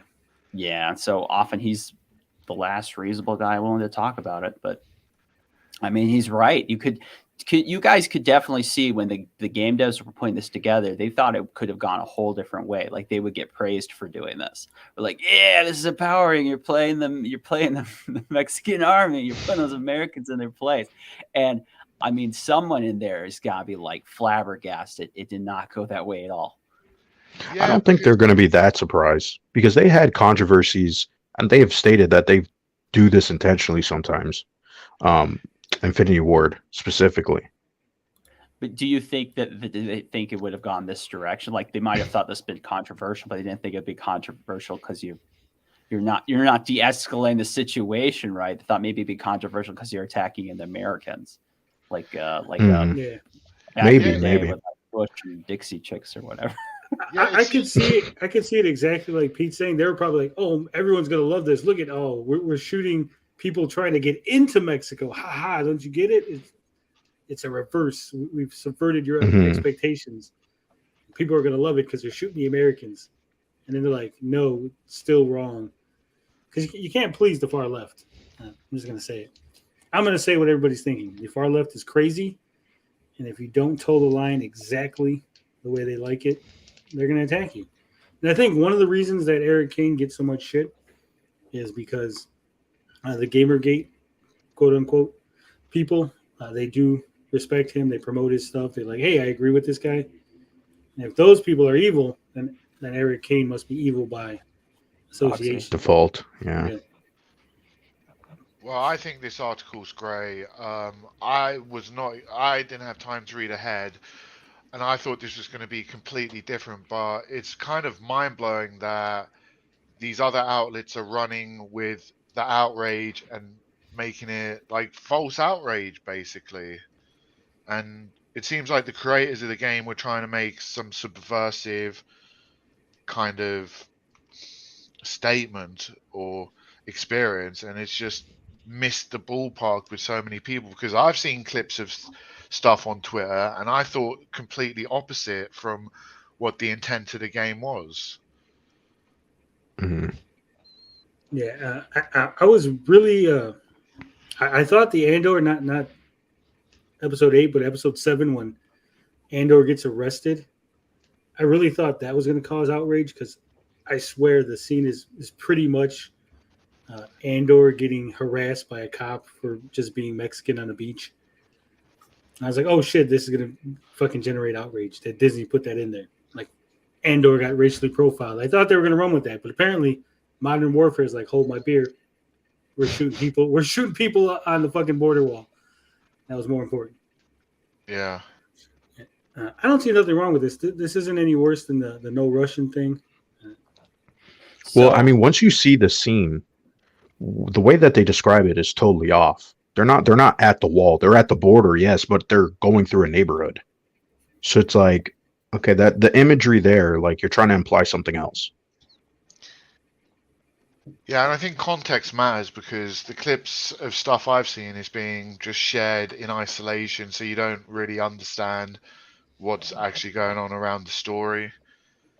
You see what looks like a police officer trying to de-escalate a situation, and that's how it's kind of presented in these short clips when there's more story behind it. Yeah. All right. We ready to read the insane take from the gamer? As always. We love this website for its insanity. Call of Duty Modern Warfare 2 is a sickening exercise in manufacturing consent. Wow. Modern Warfare has you point guns and unarmed citizens? Fuck it. It should be at, right? Grammarly may give you the and suggestion, but at would be something you could see. I think you can't get away with and, but I think it is a typo though. Yeah, Modern Warfare has you point guns and unarmed civilians, unless you're actually picking up civilians and pointing them at other civilians, and rewards you for it in Call of Duty's latest slice of fastest propaganda. Oh yeah, you know it's going to be good when they use the F word. The latest Call of Duty, named Modern Warfare 2 to distinguish it from Modern Warfare 2, despite being the fifth Modern Warfare, is causing considerable stir. I often struggle with, what's funny is actually the Gamer has another article written by a different writer about this same controversy. So they're double dipping on the controversy. I often struggle with writing about Call of Duty's political machinations. On the one hand, it is very clearly a military game that fetishizes our every view of the troops. And as one of the biggest games on the planet, is therefore effective propaganda. On the other hand, it feels a little obvious. It's far from the only game to glamorize war, and to its credit, Call of Duty has repeatedly toyed with the idea of politics. It might all be a double and triple bluff, but for the most part, it feels like the developers really do not care about politics on the world stage. They just use political events as the impetus for cool explosions. But Modern Warfare 2's campaign crosses the line in a major way. Bum, bum, bum. All right. Obviously, all facets of war are political. Call of Duty has used Ronald Reagan, Fidel Castro, and other political figures in its games before, and replicates real battles, sometimes changing real details in order to make Americans look like heroes. These are all baldly political acts, but they're also banal. They feel no more political than a T-shirt with a six-pack Donald Trump riding a motorbike and flying the stars and stripes with an eagle overhead. They managed to get Donald Trump in there somehow. So that whole paragraph is, what the fuck were they typing? Overtly political, but with very little to say. I'm not sure. In the example they've given, I don't see what's political about a six-pack Donald Trump riding a motorbike and flying the stars and stripes with an eagle. I mean, it is kind of political in the sense that it's patriotic. It's national. It's patriotic, nationalistic, but I wouldn't say political. It's kind of. I feel like patriotism is inherently political. Overtly political with very little to say. It's all very USA, hoorah, fuck yeah. Nothing wrong with that. And none of it is worth paying attention to. I respect critics who interrogate the political leanings of Call of Duty. But I struggle to see the point. I think it thinks war is cool, and that's about it. I don't think there's any layered thinking here. It just enjoys when the army man does explosions. However, Modern Warfare 2 has the clearest example of manufacturing consent that I have ever seen in a piece of media. Are we supposed to ask people that if we could shoot them? Is that what we're going now? Sir, can I shoot you? What does manufacturing consent mean? Sorry to sound stupid. I don't know, but we're going to find out, Bob. We're on this journey together. Okay. I don't think they explain it, by the way. Spoilers. In one level of Modern Warfare 2's campaign, you are in the middle of a tense situation where civilians shuffle out of their hut, frightened. A prompt comes on the screen telling you to press LT, or the equivalent, to de-escalate the situation. The result of this is to point your gun at them. When I first heard about this, I thought it was a joke, an exaggerated parody of what a Call of Duty game might do. But it's real.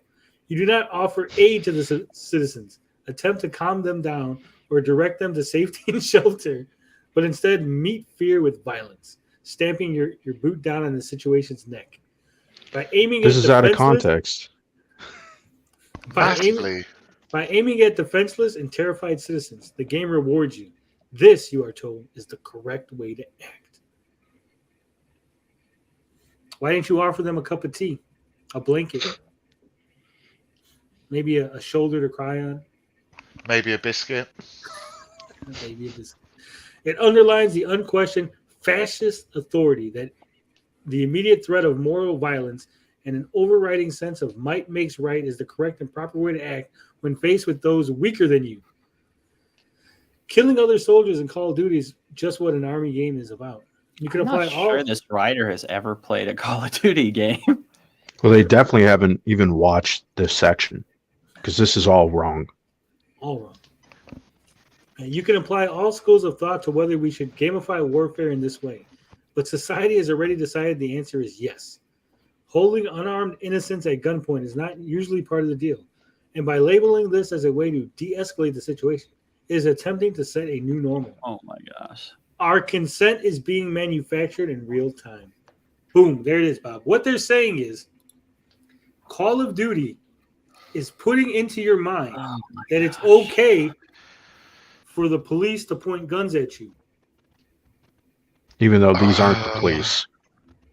Oh my god. Because when kids play Call of Duty and they point guns at these civilians, in their mind, that means it's okay that army men and police officers point guns at them. Well, kids shouldn't be playing an 18-year-old game. Yeah. I was about to say that. So they think the audience is stupid. I'm 41, so anyone who's like 20 is still a kid to me. Blinded's still a kid. Yes, that's fair. This incident is far worse than Call of Duty's bigger acts because of how insidious it is. There are a lot of awful things in war games. They train us to demonize foreigners, to see violence as the answer, to find solace in collateral damage when innocents are killed. We see the impact of this in real life, whether it be the rise in hate crimes, a rush of impressionable teens running off to war to defend our heavily fortified and at zero risk soil from those dang Iraqis, or international press looking the other way when the West blows up schools that were near military targets. Well, in fairness, I have heard an 18-year-old say, I wish Modern Warfare, the Battle Royale was real, and he'd sign up for that in a minute. And I was like, yeah, you can go join the army and get shot if you want. However, with these things, Call of Duty is part of a much larger campaign to manufacture consent. There's so much wrong with this, and there's so much. I don't remember. Correct me if I'm wrong. I'm only 41, but I'm pretty sure we were not going to Iraq to protect American soil. I'm pretty sure that was never, ever the reason, the claim, the reason, like the recruiting method. They weren't like, those Iraqis are going to come get us. No, it was like, hey, those Iraqis are shooting those Kuwaitis, and we probably shouldn't let them do that. Obviously, there's more to it, but I'm just boiling it down to its essence. Same thing with the West blowing up schools. Now, I'm pretty sure when bad guys put military things inside schools going, ha, you can't blow us up because we're in a school, I don't think that's playing fair. Like, oh, we should just let them have their missile launchers inside the school and not shoot back at them. Also, I don't think any Call of Duty game has demonized foreigners. No Russian? Yeah, it kind of has. I'll give them that point. That's kind of the point of Call of Duty. Is it? Usually it's the Germans or the Japanese or the... What was the recent... They had a recent game that did something with the Russians that wasn't exactly true. It was like... It wasn't really accurate to history. They kind of changed it to fit the narrative for the protagonist. I can't remember which game. It might have been there was Cold some War. battle changed the way the battle went or something. Yeah, and it was kind of the way it was done. I just felt I feel like that point is slightly true. I do know that you don't find solace in collateral damage. Wasn't there like that one mission where like you launched like the bioweapons or something, and like you slowly die or something? Mm. And then like all the guys, it's the one where the dude's crazy, where he's like looking for the evil dictator, and then it turns out the dude's already dead. How much more are we going to keep reading the article? Do you want to finish it out, or yeah, do you think we got? Okay, there's one more paragraph. One more paragraph. Let's do it. We can suffer through it. When Call of Duty sends us into war zones to run through Afghan villages in search of insurgents. It's only following decades worth of movies and television shows that have already glamorized every aspect of warfare. Even movies that seek to be more insightful by examining the cost of war tend to focus on trauma of U.S. troops sent to destroy the home of Iraqi citizens, rather than the Iraqi citizens themselves. Media has systematically trained us to center ourselves in these narratives, however we feel about the conflicts. But Modern Warfare 2 takes this to such an intimate level that it reminds us how sickening it is to be playing war so readily. Oh my gosh, that's so bad. Also, Taylor Swift fans are copying gamers' worst habits. This article is terrible. It is poorly written. The copy is a mess. The editor, it's obvious the editor wasn't allowed to edit it very much because there was groupthink in the newsroom. And I guarantee there was someone in the newsroom or peripheral to it that knew this was a bad idea. And they will not dare say a thing because they knew they'll lose their job if they do. I'm going The to gamer push in a back. nutshell. I'm going to push back on you, Pete. And here's why. This article is written by Stacey Henley. You might not know this, but if you click on her name, Stacey Henley is the editor-in-chief at The Gamer. So I'm pretty sure the editor did look at this and said, hey, this is fucking great. I guess you could technically say this, but even when you're editor-in-chief, you're supposed to go through an editor. You're supposed to go through someone else. Haven't we looked at The Gamer before, and half their writers are editors? Yeah. Yes. So, yeah. So it's not. It's a promotion that doesn't mean much over there. I didn't know that about The Gamer, that they had that either. It's crazy. It is ridiculous. It's ridiculous. That's why we dunk on them. Yeah, all the time. My problem is you guys find it funny. I find it a bit maddening because it's like what we just saw with the collapse of G4 TV when so many people, they enjoy that. I guess the way I did, but I also felt very angry because I knew that there were all these people that were trying hard and wanted to make this work and do the right thing. And it's people like this writer that gets the job and controls who else gets jobs.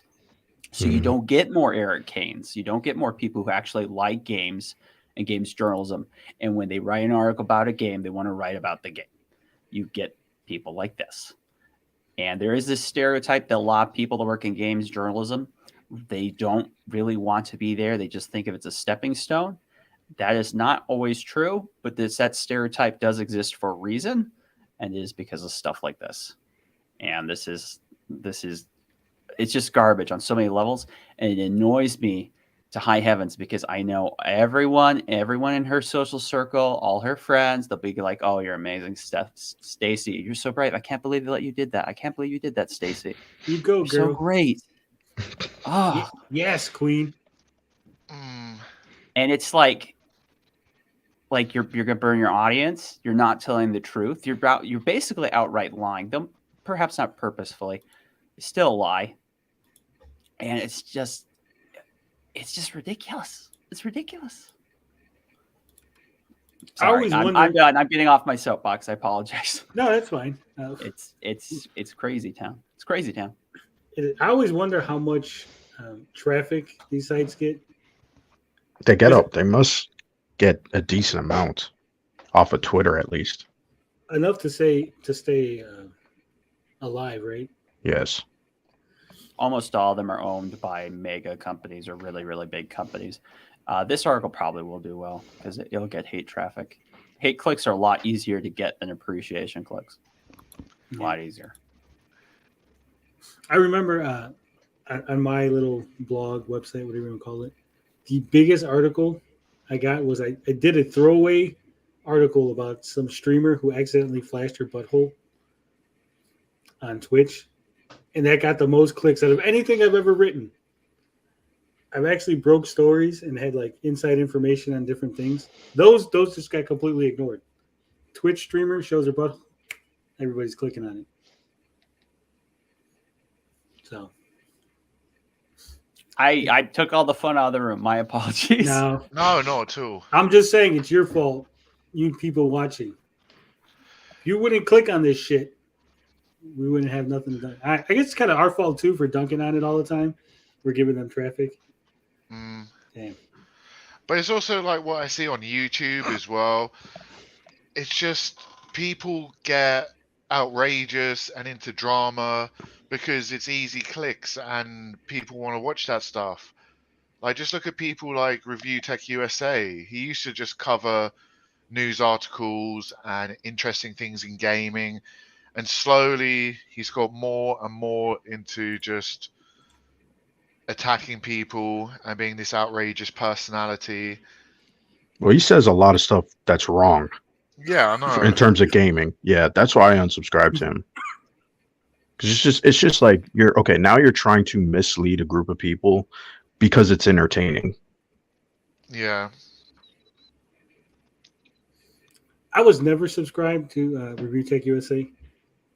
I said it before, and it bears repeating. I try my best to actually avoid all gaming media or anything that might influence me, whether overtly, covertly, subvertly.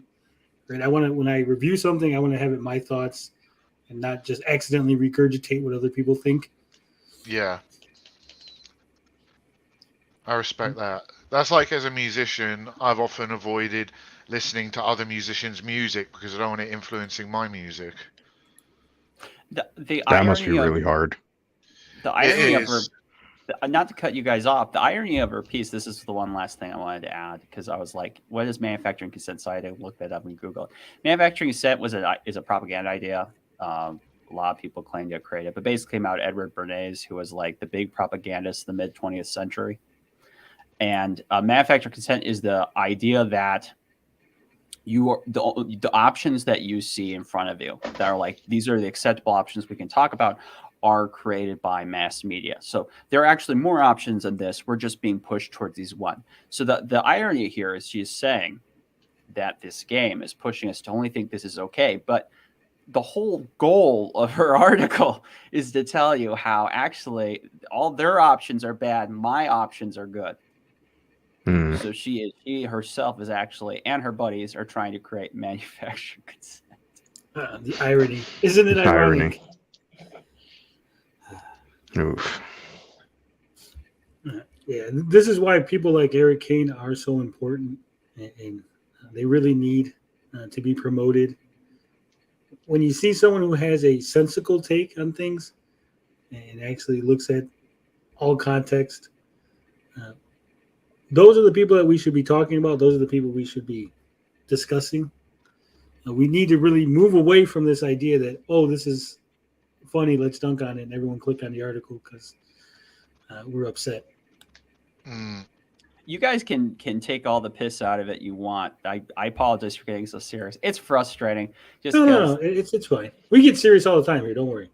It's just like, it is fun. It is fun how stupid it is. They're like, wow, there are some really dumb people out there, and I enjoy that as much as the next man. But it's also hard because you realize like what could have been there instead, or what didn't happen because of this, or who got hurt that really did deserve a slot. Because there's someone that would have actually written a good article, maybe even a critical article about Modern Warfare that would have been good.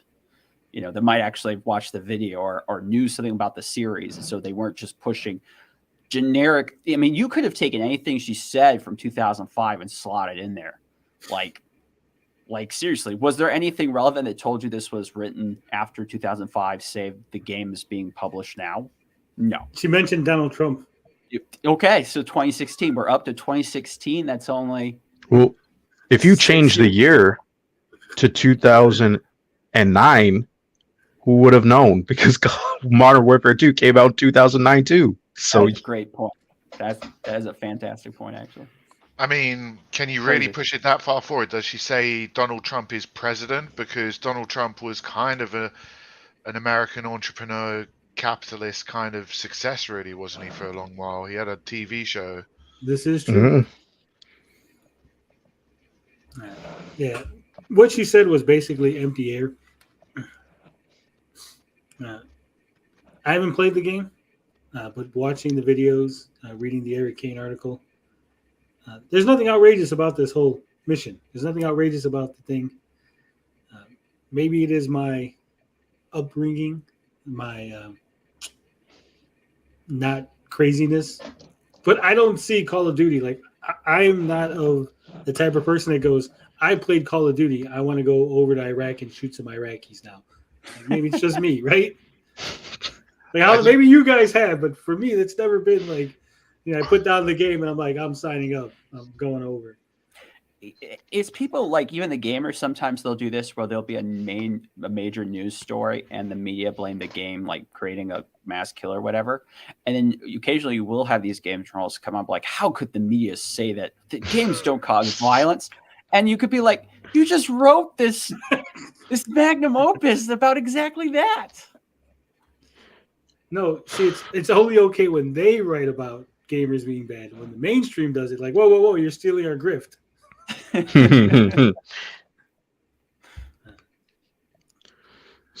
It's actually funny though, because if you do track the stats for youth crimes and everything, you'll see that with the games, when games come around, youth crime actually goes down, not up. The only time that there's an actual uptick in youth crimes was in the 90s during the crack epidemic, when they were using younger kids to basically be crack mules, right? Mm. But if you start looking at the stats go up, but then if you start picking apart the actual crimes, the violent crimes are like kids shooting people or kids like beating up people and stuff, that's still down. What? Yeah, because most kids who used to be on the street doing street stuff are now inside playing video games. So video games cause less violence because now that it's occupied children's mind and time. Parents, I hate to say this, right? I come from an urban area, but there's a lot of poor people who can't afford, hockey. You can't afford to send your kids to hockey after school or after school baseball or whatever, right? But getting a video game system and that thing that lasts years and years, and they're inside your house playing the video games after school instead of being on the streets as the alternative, that actually keeps crime down, despite what the media might tell you.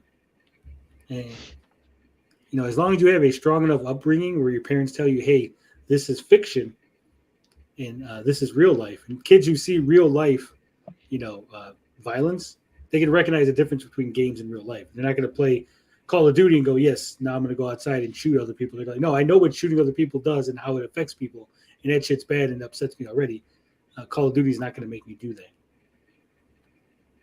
Now I'm going to get off my soapbox. Jack Thompson is a clown, by the way. Jamie C says this journalist should play Postal. No. This problem is I suck at those kind of anything where you have to aim a reticle. I suck at them. I'm terrible at first-person, third-person shooters. Basically, any shooter. I don't know why. Always have been. Exposed. Fake gamer. Pete's exposed. I enjoy them. I just don't enjoy them on very high difficulty or multiplayer very often. Unless I get like a weird itch. I end up playing Battlefield for a few weeks, and I'm like, oh yeah, I remember why I don't do this. I hate and love Call of Duty. When I play Call of Duty, they got the setting where you can play where it's like basically one shot kills the other guy, one shot you die. I'm really good at that. I forget what it's called, but I'm really good at that, right? Because I could shoot you once. But when it comes to like having to shoot you multiple times, like I could start shooting the guy and then like he fucking moves out the way and then I'm all fucking confused and I end up dying. Also, I'm really like slow. Like I'm like, oh shit, there's the guy. Oh, why didn't I push the shoot button? Because I got old man brain. Yeah. Lol, he said reticle. I know. I realized that shortly after I said it too. It's like, oh man. You thought no one was gonna notice. I was hoping. All right, Call of Duty. There's no real outrage. It's manufactured outrage. Forget manufactured consent. It's manufactured outrage. It was a slow news day. You could basically, anytime a Call of Duty game is going to come out, there's going to be some fucking articles about how evil it is. Of course. They sell like crazy. That is a huge. I mean, it's so popular. That's probably the biggest reason why PlayStation is so anxious about Microsoft losing Activision. Yeah. Well, actually, speaking of that, I was right again, Tony, because Phil Spencer said Call of Duty was going to be Minecraft. What do you know? Who else said that? Did he say that? He did say that this week. I thought he said no, it wasn't, and then it was. No, this week he said that he wouldn't ever want to see Call of Duty leave other platforms. And he was like, oh, it should actually go to Switch and stay on PS5. And he was like, oh, we're going to treat it like Minecraft. But didn't also Jim Ryan say that he was afraid that they were going to put extras on the Xbox version? Well, yeah, this is their whole back and forth, right? Yeah.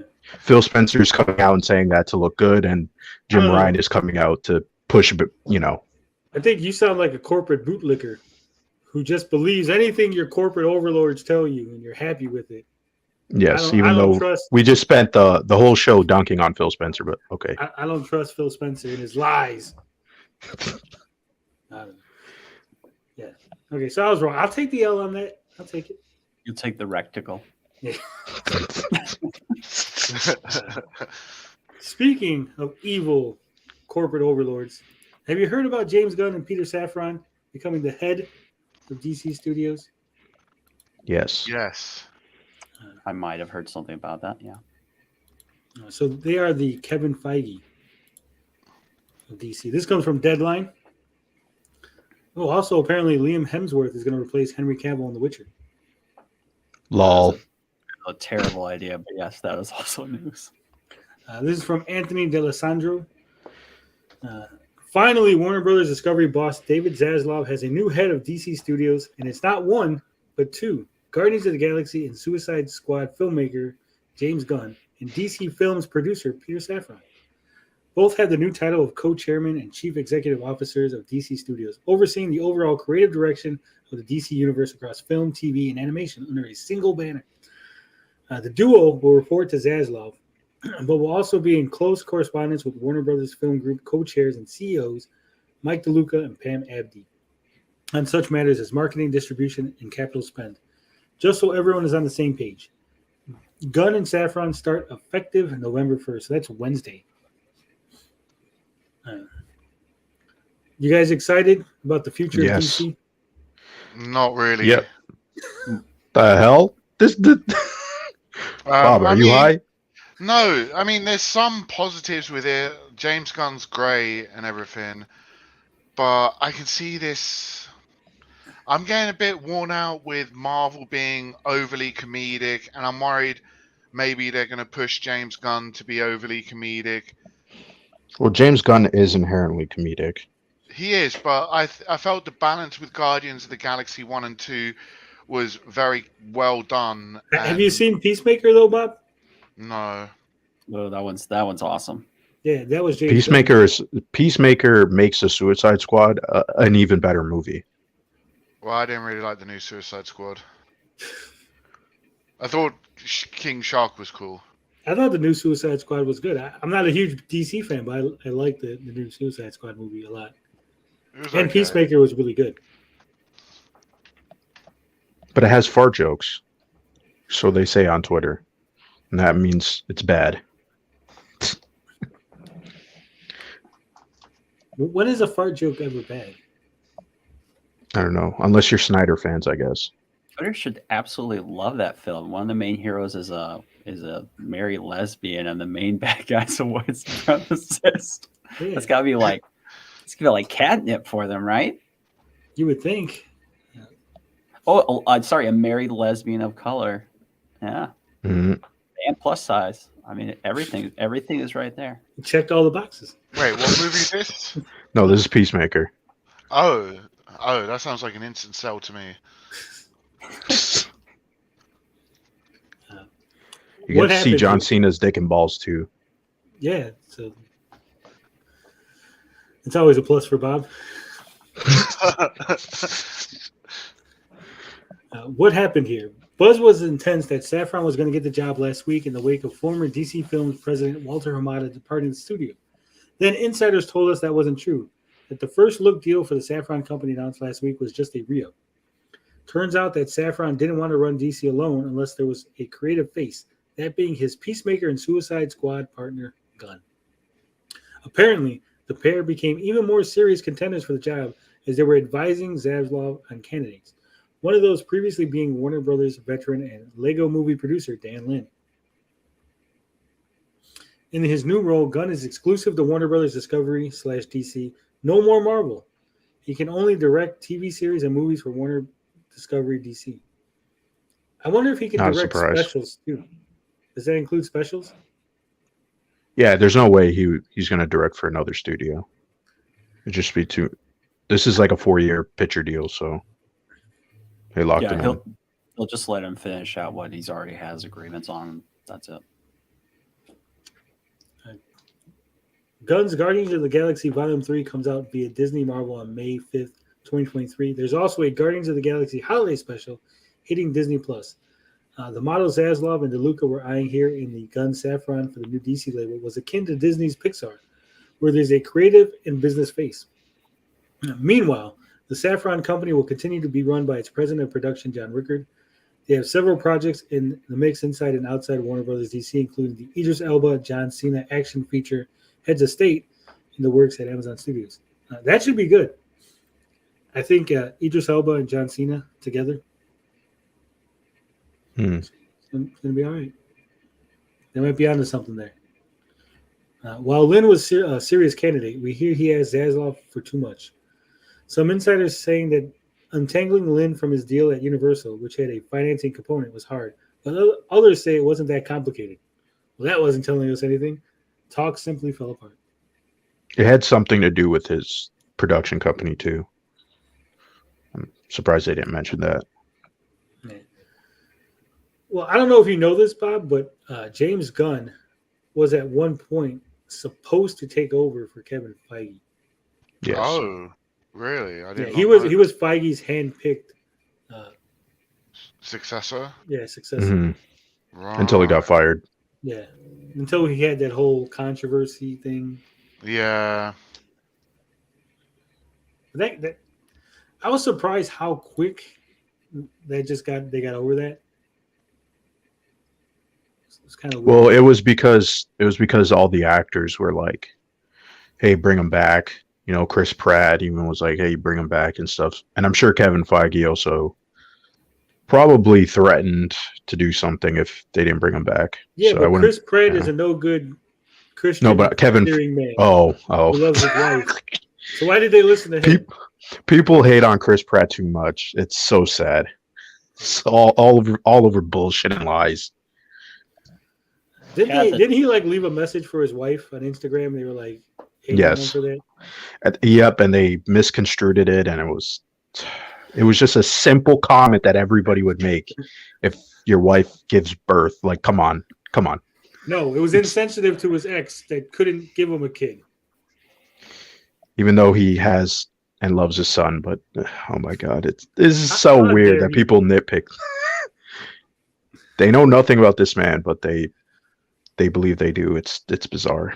What were you gonna say, Pete? I was gonna say James Gunn was one of those weird ones because cancel culture actually unrolled some. The Daily Wire. This is one of those weird stories where the cancel culture started more from the right because they're the ones that dug up these old jokes. Ben Shapiro in particular. Ben Shapiro eventually apologized and they said, "Oh, don't fire him for this." And I think it was just from both sides, people really admiring James Gunn's talent, and it was just one of those rare moments where common sense seemed to win, like practically a miracle, honestly. Well, I think you hit the nail on the head with it started with the right, which is why it didn't end up doing anything permanent to his career. It made his career better. Yeah, well, because the people on the left supported him, and the right are evil, and how dare you? And I'm glad. Well, there was a lot. There was a lot of people. Well, there was a lot of people who actually didn't want him hired in Hollywood because of those jokes. But he's successful. Like, he has one of the best Marvel movies. Like, what were you gonna do? You're just gonna kick him out and give his movie to someone else? Preferably, I would bet, and preferably be the people that push him out. They'd like his movie. Yeah. It says Saffron was an easier get for Zaslav, given that he had first look deal already in place at Warner Bros. Gunn and Safran will work closely with Casey Bloys, chairman and CEO of HBO and HBO Max Content, as well as Channing Dungey, chairman Warner Brothers Television Group, Kathleen Finch, chairman and chief content officer, U.S. Networks Group, Pam Lipford, president Warner Brothers Discovery Consumer Products, and David Haddad, president Warner Brothers Interactive Entertainment. Lots of presidents. Zaslav is still looking for a new head of Warner Brothers Animation. I thought they were getting rid of animation. Wasn't that what everybody cried about? Supposedly. That Zaslav hates animation. He hates animated movies. RJ, you still in the chat? Weren't you crying about they were getting rid of animation at WB? The third feature bucket alongside Warner Brothers Motion Picture and DC that he had outlined when taking on the new conglomerate. Development insiders at the studio are excited. The prospect of gearing up writers' room under Gunn is a luring prospect for talent and scribes. In their new roles, Gunn and Safran will spearhead the development and execution of a long-term plan for the many properties licensed from DC Comics, focused on continuing the tradition of DC storytelling across all mediums, while building a sustainable growth business out of the franchise. Safran has been the linchpin for Warner's New Line theatrical between building The Conjuring to the biggest horror franchise ever at $2 billion worldwide and shepherding DC's highest-grossing movie ever, Aquaman, which is something I never thought I'd say, at $1.1 billion, as well as Shazam and Gunn's The Suicide Squad and HBO Max live-action series Peacemaker. Also on the horizon from Safran's DC is Shazam: Fury of the Gods, Blue Beetle, and Aquaman and the Lost Kingdom on Christmas 2023. Not produced by Safran, but definitely DC, is the Ezra Miller starring The Flash, set for June 23rd, 2023. Did you see the new ornaments they got for The Flash featuring the Michael Keaton Batman? No, I didn't see that. No. Yeah, they got ornaments like Christmas ornaments, and it's got the Michael Keaton Batman. It's got the official, The Flash movie branding on it, which is kind of weird because I thought they took him out of the movie. No, he was always going to be in the movie. It's Batgirl they took him out of. He was in Batgirl and they canceled that. But the Flash, he's supposed to be, my understanding is like the original Flashpoint story, he's supposed to be like the Thomas Wayne character. Yeah, but I thought they brought in what's his name to do reshoots. I'll explain. So he's going to be in the movie. Well, originally what was going to happen was that Michael Keaton was going to stay as the main Batman of the DCEU instead of Ben Affleck. So now there's a rumor saying that they reversed that and that either both of them are still around somehow or Ben Affleck is still the main line Batman. Well, here's the rumor I heard, and it could be just a rumor, but I heard because of the way the movies had got shuffled around and stuff, they said it would make no sense for Michael Keaton's Batman to be the main Batman at the beginning of The Flash, because people will be like, there's that too. Yeah. So I heard that they did reshoots that brought in Ben Affleck so they could transition to Michael Keaton. Well, the thing is that doesn't make sense anymore, right? Because Aquaman is coming after The Flash, while originally it wasn't the case. So now people are saying that Ben Affleck is going to stay, and that's why he was doing the reshoots regardless. Well, maybe he's going to start off as Batman, get turned into Michael Keaton, and then go back to fucking Ben Affleck by the end of the movie. I think what might happen is actually both of them are going to be around somehow, because there's some evidence to suggest that. I don't know how they would do that, but we'll see. Then they got to recast Ezra Miller's character. Yeah, and they already have someone in mind. Is that kind of like what they do in the comics, where like they have 10 different Flashes running around? They're just we don't even care anymore. Whoever wants to be Batman, you're a Batman. Yeah, you're a Batman. Pretty much. Well, actually, since you say that, Pete, they actually have what is it? Batman Inc., where there's like international Batman. Mm-hmm. Yeah, like the comics, or is there something new on that? No, in the comics they have a thing where Batman trains a bunch of people so they can be Batmans in different cities. Yeah. It's kind of funny. So they got rid of that though. That was like New 52. Yeah. DC has among the most entertaining, powerful, and iconic characters in the world. Debatable. And I'm thrilled to have the singular and complementary talents of James and Peter joining our world-class team and overseeing the creative direction of the storied DC universe. As Zaslav said today, their decades of experience in filmmaking, close ties to the creative community, and proven track record thrilling superhero fans around the globe make them uniquely qualified to develop a long-term strategy across film, TV, and animation, and take this iconic franchise to the next level of creative storytelling. With Gunn and Saffron now in charge, do you think they're going to do more changes to the Flash movie to sort of reset the universe, unset the universe? I think they already made their changes because James Gunn. James Gunn didn't say it, but The Rock said that James Gunn was an advisor for Black Adam, and he made specific changes on that movie. So I wouldn't be surprised if James Gunn was somewhat involved with The Flash. Just not enough to get a credit, obviously. Yeah, Beefy says they should just scrap everything and start over. I say that, but I think they're too deep to do that. Because if you re-scrap it, then you're going to have a new Batman while the Batman is going on, like the Matt Reeves stuff, which is not even part of this deal. Well, James Gunn can't. I think you mean scrap the DC EU stuff, not like the Joker and the Batman. Because obviously those are separate. Well, sure. That's what I'm trying to say. That you would still have a competing universe, so it's still going to be confusing. DC Warner Brothers has hired practically everyone that was working on those the recent DC films, except the guy that played Cyborg. It's just kind of funny. He complained too much. He's never going to come back. But I mean, Henry Cavill is back. Affleck. I mean, all of them except and Ezra Miller. I guess, although I don't know if that's perfect. What about Wayne T. Carr? Did they hire him to play Green Lantern? They were never going to hire him. Everybody keeps saying that. Freight Train says they should have John Hamm as Batman. That would have been nice. He's got the chin for it. Yeah. Beefy says they're too deep in dumb movies. Yeah, I think Flashpoint is going to reset the DC EU, DC universe, whatever the fuck they want to call it. They're going to do a rebirth. That's what the rumor is. Just combine all of it. Added Gunn and Saffron, we're honored to be the stewards of these DC characters we've loved since we were children. We look forward to collaborating with the most talented writers, directors, and actors in the world to create an integrated, multi-layered universe that still allows for individual expression of the artists involved. Our commitment to Superman, Batman, Wonder Woman, Aquaman, Harley Quinn, and the rest of the DC stable of characters is only equaled by our commitment to the wonder of human possibility these characters represent.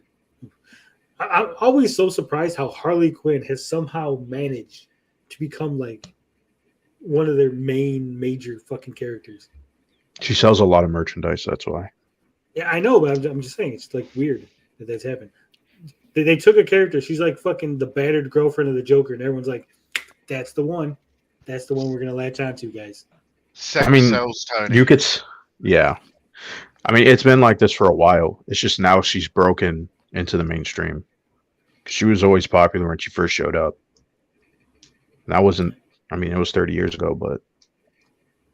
Yeah, but she was created for Batman the Animated Series. Yes. I still think that's what I mean. It's weird. We're excited to invigorate the theatrical experience around the world as we tell some of the biggest, most beautiful, and grandest stories ever told. We're especially enthusiastic about doing all of this with Mike, Pam, Casey Channing, and the whole Warner Brothers Discovery team, and are grateful to David Zaslav, whose bold vision for the future of the franchises we share and allow for this once-in-a-lifetime opportunity. Most of all, we can't wait to bring you all this story of the DCU. With this news, right? Because I know, like, last week, there was all kind of rumors, Zaslav slashing everything. He's trying to fucking make it so that they could sell off DC to fucking Universal or some shit. Which could still happen, by the way. So you think it's still happen? Yeah, of course. There's this company is like not doing financially great at all. And I think this is thing, right.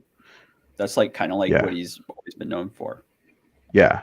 But I mean, he's trying to. I mean, this would be a good move to sell the company, right? Because if they make some good movies, right, and they're attached, then that's going to boost the company, Yeah. right? Someone's going to be like, hey, yeah, this makes more sense to buy now.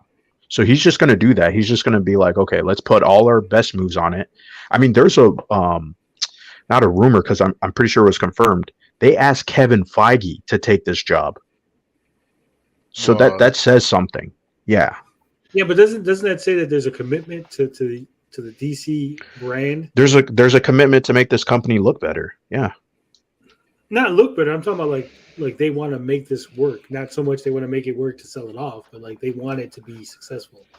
I mean, you could see it that way, but it, at the end of the day, it's probably going to get sold off in the next 4 years. Definitely It's just 'cause- keep their options open. Yeah. Well, that sucks for DC fans because I mean, if James Gunn and them start getting this universe on track and then they sell the Universal, they're like, we're going to start over again, guys. Yeah, that would suck. So, it is what it is. The Zack Snyder fans, one of the guys that was behind the Snyderverse campaign to get the new Justice League cut.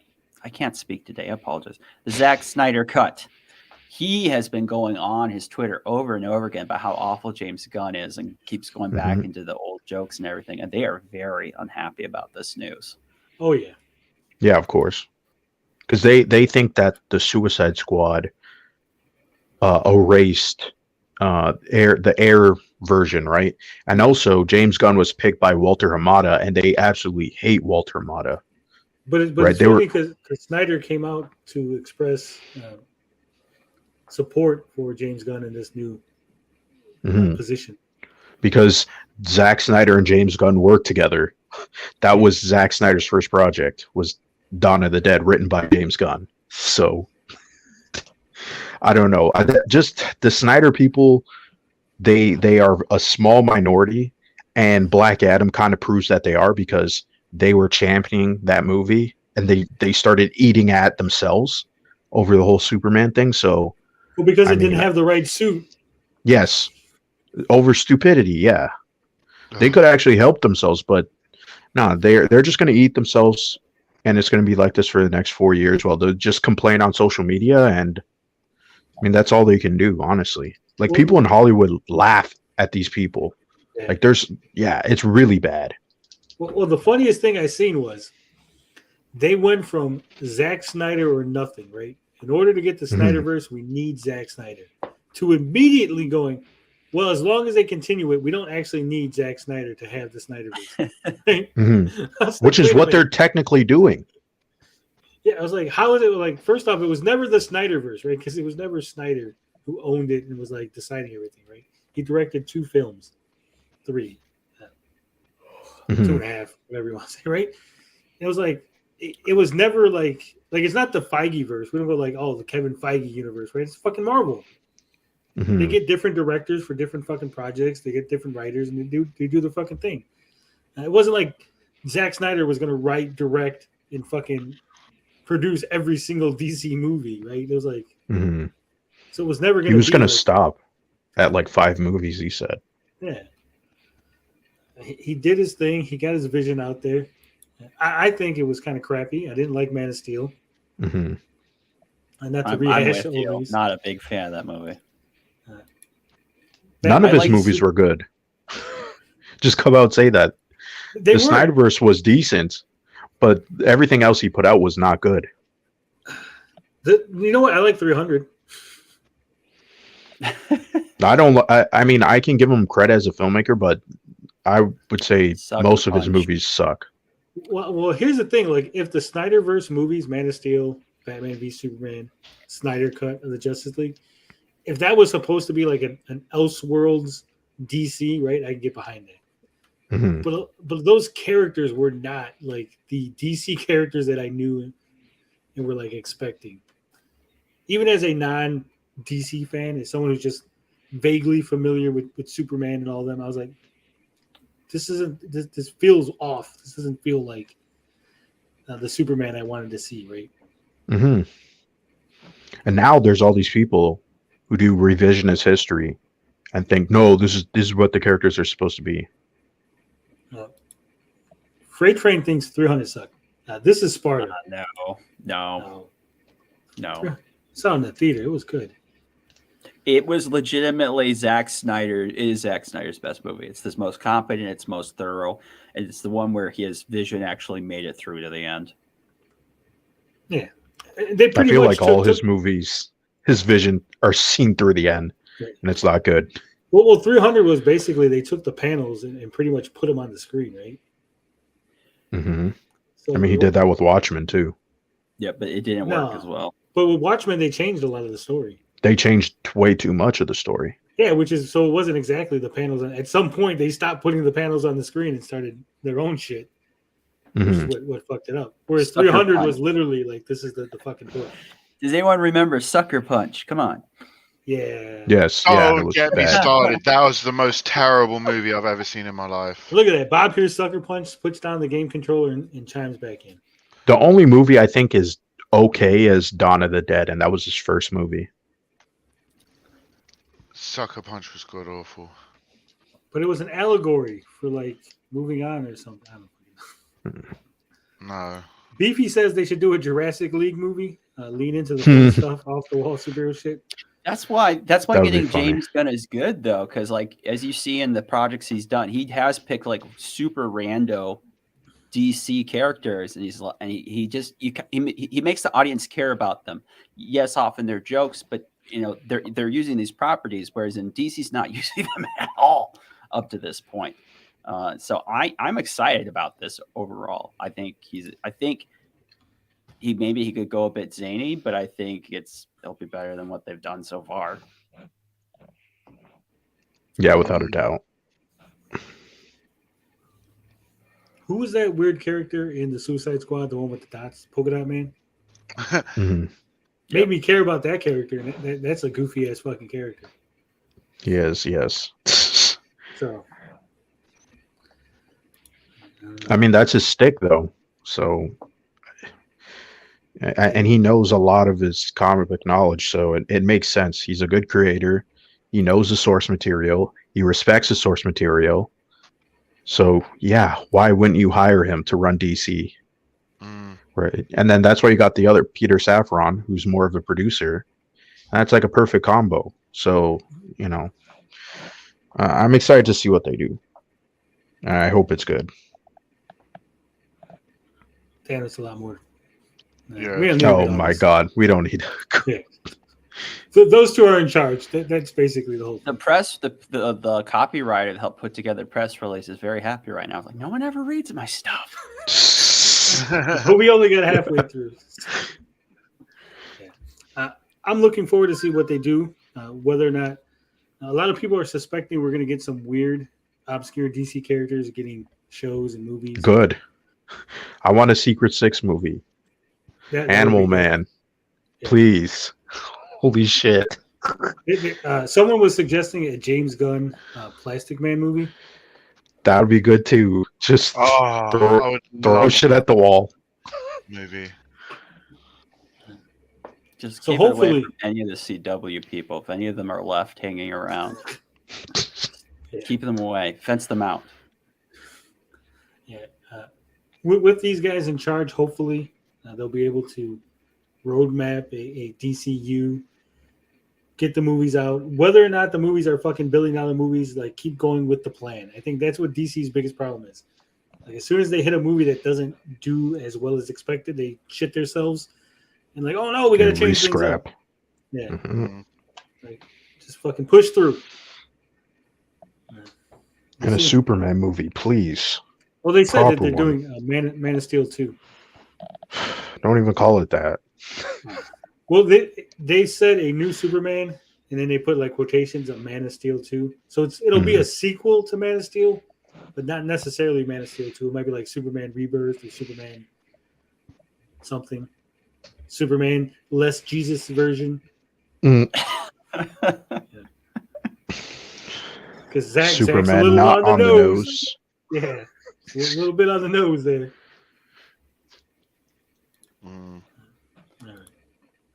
we got one more. We're not going to go over the Guardians of the Galaxy holiday special. We're almost running at 4 hours, and fuck Square Enix blockchain. Fuck all that. We'll just go to the fan polls, and then we'll call it a night. Because fuck, we've been here fucking almost 4 hours. P is tired. I can see it on his face. He's just like looking at the screen. I told Pete it was going to be like. I have fun. I'm like a firework, I burn quickly and hot, and then I'm out. No, it's fair. It's my fault. I didn't warn him. I told him like 2 hours, maybe 3, and here it is. We're honing in on 4. Like, oh shit. I look at sometimes you come across YouTube, and it's like the Nerdrotic streamer or Critical Drake, or it's like 12 hours. Like what? Yeah. Wait, what? We've done 10-hour streams.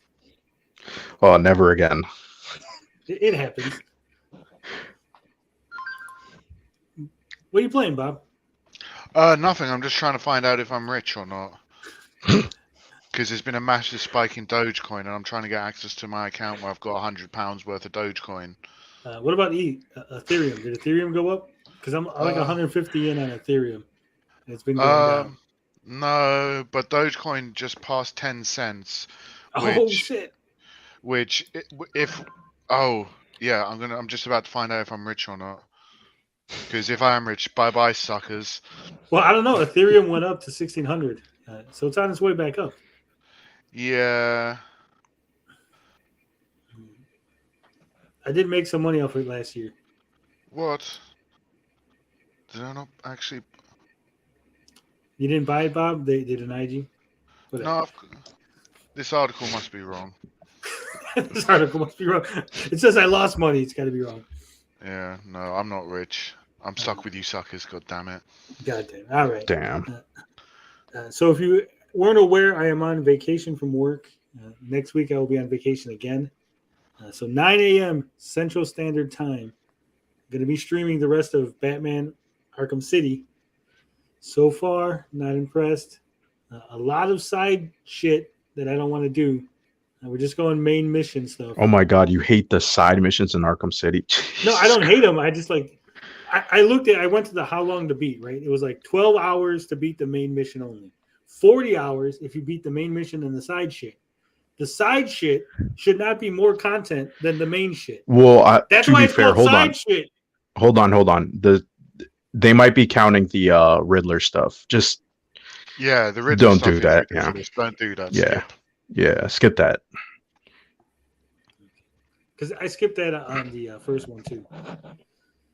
Yeah, those are the weakest parts of the game. It's not bad, but it's just like it takes a lot of time to figure out. So monotonous. No, it's not. I wouldn't say monotonous. It's an actual puzzle, right? It's not like just copy and paste. So you got to figure it out. It's like, oh man, I got to do some thinking in my Batman game. Yeah. All right. A lot of people were upset with this poll. The question was, did you buy your tickets to see Black Panther 2? The options were yes, not yet, and no, I will watch it on Disney+. Some people were upset that there was no option for no, I'm not going to watch it at all. But overwhelmingly... Why not? Just don't answer. I didn't think about it. The question wasn't whether or not you're going to watch it. The question was whether or not you bought tickets, right? If you weren't going to see it, you shouldn't have just answered the poll. Not every poll needs you to be answered. I'm just saying. But we got 124. But every poll does need to be danced on. It does. 124 votes. Only 7% said yes. 36% said not yet, and 56% said no. I will watch it on Disney Plus. I'm guessing those were also people that said they weren't going to watch it at all. Maybe. You guys going to watch in the theater? Disney Plus? Not at all. Nah, Disney Plus. I'm going to watch it. I already bought my tickets. I said in the comments. I'll probably end up seeing it in theater since this is the biggest Marvel release in a while. Plus, it's Thanksgiving. Sometimes my family likes to go to the theaters. I don't know what else we'd see. Yeah, this year's dry for movies. It's a really bad year. I'll probably see it on Disney Plus, just because it's easier and cheaper. Damn, you're gonna wait 2 months? I mean, Or I'm already paying for a subscription. I'm not going to pay Disney more money. yeah, that's what I'm saying. This is an instance. I know I always say don't pirate movies and stuff, right? But since I already got Disney Plus, I don't feel like I'm stealing in this instance if I pirated it. Mm. Because I'm just seeing it early. That's all. Because I would be seeing it on Disney Plus because I already paid for it. So it's not like they don't got money from me for the movie, right? So, by extension, because I'm paying for Nintendo Switch Online, I'm paying for a legal emulator of NES, SNES, and N64. No. It's only No. eventually more games are going to come to it. If they announce the game, like if they said next month we're going to get you X game, then yes, you could play it until it comes out. But once it comes out, you have to get rid of the pirated version. Like I'm not going to keep watching the pirated version after the Disney Plus version is available, right? You'll give up on the theater rip where someone had their camcorder. Yeah. And they're like, ugh. Look, my weird justification stands. All right, so I asked who came out of the Review Tech USA and Retro Bro interview looking good. The choices were Rich, Bro, both, or neither. 105 votes. 9% said Rich. 11% said Bro. 1% said both. But overwhelmingly, majority said neither one. Neither one looked good. Pete might not be familiar with this one. I am not. I don't know a lot about Rich. I when the Quantum TV Act TV stuff happened, I watched a lot of him because he was kind of useful. I don't know a lot about him. He has a wonderful taste in chicken knickknacks. That's all I know. What'd you think, Bob? I mean, I voted Bro, but really it was neither. Because, I mean, Rich looked like a massive arsehole, and so did Bro. So, because like Bro, I know we already know a lot of it, but it kind of sounded even worse reiterating certain points. Like he was in it for the success of the console. So, I mean, it's a fair reason, but I can see how that might not come across good. Yeah, I think neither one looked good. I think Rich looked like an asshole, kind of a bully. He did look like he sort of tricked Bro into the interview because to get a gotcha moment on him. But when Bro got gotcha'd, he didn't really have a good response. It was kind of like, I don't know. So probably should have thought better. All right, this is the controversial one. What difficulty should you play the game on? The choices were the easiest setting. A lot of people expose themselves with this. The hardest setting, normal, or whatever the developer suggests. Now, whatever the developer suggests is not necessarily the default option, because if you actually listen to some developers are like, hey, I know normal is the default, but the game should be played on hard. Or I know hard, normal is the default, but it's actually easy. Or actually normal is what we intended, right? Because certain games will have bullet sponges on the harder settings. Certain mechanics will be disabled on the easier settings. So that's why that choice was in there. 18% said you should play the game on the easiest setting. Boo, you're weak. Yeah, I don't understand that take. I understand that take. You just want to play the game you're not looking for a challenge. You just want to play the game and get the story out of it. But do you do this all the time? Like, why would you vote for that one? I didn't, because I can't vote on my own polls. First off, I don't play the game on the easiest, but I just was giving you the reason. I wasn't referring to you. I mean, the person who voted. Well, we had 138 votes, and 18% said the easiest. 9% said the hardest mode. Those are your fucking Demon Souls players right there. Yeah. Not necessarily. Because as you say, some games just turn into bullet sponges. And I think this is a weird thing I've noticed. Going back and playing some games from the 360 era, is difficulty in games has been quite fluid. at different times, it seems different games have been more or less difficult. During the Xbox original era, I'd always whack it straight on the hardest setting. Whoa, Bob. We don't want to hear about how you're whacking it. Whacking it out hard. Yeah, so I'd throw it on the hardest setting on the Xbox original. But He's not whacking it on soft, guys. He's going whacking it back on on to some 360 games, they seem far too easy. I don't know if it's because I've got more used to playing harder games, but I don't know. Like, I don't think this is such an easy question to ask. 66% said normal, whatever the normal, middle, average setting is. Boo. Boo. Yeah. 7% said whatever the developers suggest. If you're playing games all the time on normal and you play a significant amount of games and you're playing games, aren't you playing it for the challenge? At some point, you got to move up. The only exception I could say is there's a lot of games that have really bad hard modes because they don't really do anything and it's not balanced properly, right? But most games do have a significant increase. So I don't know about this one. I think you should play on the intended difficulty. I mean, it's up to you to play whatever you want, but I just feel games are about challenge. You should challenge yourself. You sound like an elitist. Yeah, gatekeeper. I mean, when I was your age, Blinded, I used to be like that. I've played through Halo on the hardest difficulties. I've played through COD on the hardest difficulties. But there comes a time in your life where you're like, yeah, I've done so many games at such high difficulties. I just want to play through the game, get through it, experience the story, have fun. And if I want to play a bit of online, I'll play a bit of online. I mean, I don't know. Like Tony was like, I'm going to play Arkham Asylum on normal. Yeah. Why? Play it on hard. It's better on hard.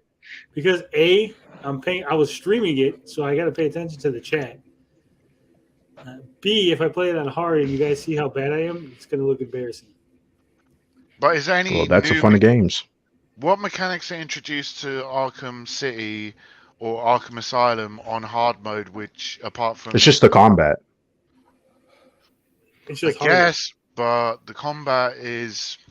The combat on hard is how it should be played, in my opinion. I think even the developers have said that. Because when you go and play it on easy, it's way too easy. Because it's already easy. Well, normal and easy is what I mean. Mechanically, it feels like it's supposed to be pushed because it is a very simple combat system. Well, here's my counter to that. I'm playing a Batman game. I want to feel like fucking Batman. Batman should not take 20 minutes to beat up thugs. He should go in there, whip their ass in like 5 minutes. Well, it takes 20 minutes if you are bad at the game. Because like I said, the combat system is intentionally easy. It's designed to be that way. I'm just saying. What do you think, Pete? How should you play games? If I'm playing a shooter, I don't dare. If it's like the certain games, if I like the genre and they do it a lot, it's like fighting games. You already mentioned Demon Souls, or I kind of like games where like the first playthrough they force you normal, then the subsequent the difficulty gets harder the next time through. That's because I'm a bit of a slow learner. It just depends on the game, really. Like here's an example of a game I wouldn't play on hard. Is like Fire Emblem because I don't want all my units to die right away, right? Because that would take me a lot of time to put in that effort, right? So it's like, okay, yeah, that would make sense. There's no other difficulty option for me to go with the, just go with regular, right? Yeah. But other times, an example of a game you should play on easy, Alien Isolation, because the AI is pretty crappy. It's a boring game. You just want to get through it and experience the story. Damn, Jerry, you hear that, Jerry? I think it has to change the game dramatically where you're forced to play it on the regular mode. That's how I see it. Batman on NES over Arkham. That's a bad take, but continue. I think you should play on whatever the developers suggest if your intention is to play the game for the challenge, right? If you're streaming, I can see you playing it on an easier difficulty because, yes, it is hard to pay attention. And if you're playing a fighting game, Usually the boss is cheap, even on easy mode, right? Mhm. A lot of times the boss, like fucking, I was playing earlier. I was playing, was it Marvel vs. Capcom 3? I was just fucking around with it. And when you get to Galactus, he's fucking cheap as fuck, right? He's hitting you with fucking attacks that are filling up the screen, and like even when you block, it's like taking huge chunks of your fucking health away. So I'm just like, no, I just can't do this. I just want to see the little fucking cutscene at the end when I beat the fucking thing, the arcade mode. So yeah, I think it depends on what you're playing mostly. But I'll go play what you're comfortable with. Play on whatever difficulty you enjoy. All right, and that's it. That was our 3 poll questions for the week. Next week we'll be back with more. Also, go check out a Black Adam review from Bobster, friend of the channel. Boom. And in case you missed it, Callisto Protocol was too violent for Japan. So check out that. Big oof. Big oof.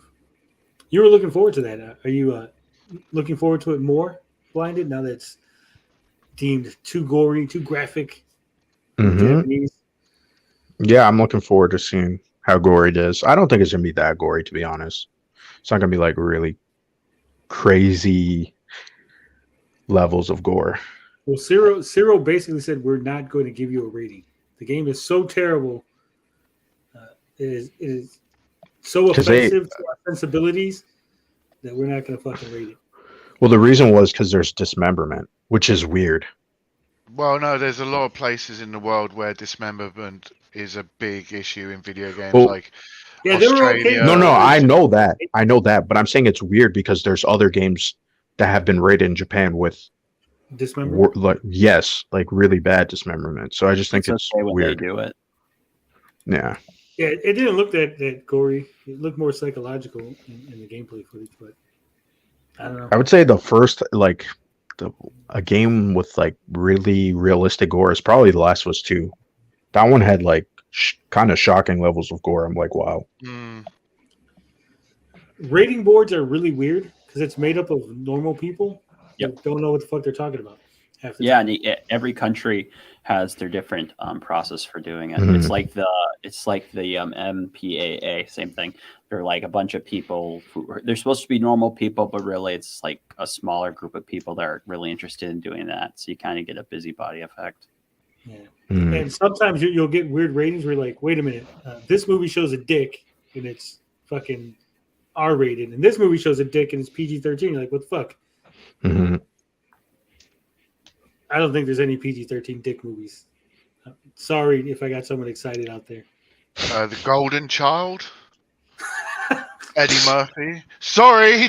Oh my god, I can't believe Well, that. technically, I guess look who's talking because when the baby's in the womb, but fucking sicko. There's a great documentary about how those rating agencies work. I'm trying to think what it's called. Yes. It's called This Not Rated. This is not rated yet. Yes. Excellent. Well, This Is the End. I think that's the movie with Seth Rogen and them, or The World's Ending. Oh yeah. Mhm. That's Okay, they were talking about it. And they said that they put in the giant dick on Satan when he's Mhm. rampaging, and they're like, "We're sure that they're gonna fucking get mad at this." And they're like, "No, they were cool with the big dick, but like the other shit, there was like some other scene that they were like all upset about." Mhm. Yeah, that's it's weird. that's common in especially in Hollywood, that to try to get past the censors, they'll put out spoof marks where like we're going to put out stuff outrageous, but we're sure going to grab their attention so they won't watch the material we want to get through. Yeah, it was the rape scene where like the demon is like raping the dude or whatever. If I remember correctly, they were upset about the amount of pumps. Right. Because they did the same thing with America Team Police or whatever, Team America World Police, when the puppets were having the puppet sex. They said that they told them like five imaginary puppet pumps was okay, but like they had like 10. They're like, that was too many. 10 is right out. Yeah. It was like they're like, what? They're like, there's no genitals. It's just like two puppets whacking against each other. They're like, no. That was too many. It looked like real porn. It's the targeted discrimination against tentacles. That's why it's banned in Japan. Big oof. All right. Thank you all for watching. We still got 8 people somehow hanging on. Like, subscribe, share with your friends. As always, thank you for joining us on this wild and wacky trip. Thank you, Pete, for joining us. I had fun. Thank you for inviting me. No problem. Always welcome whenever we do this. With that said, love, peace, booty grease. We out this bitch.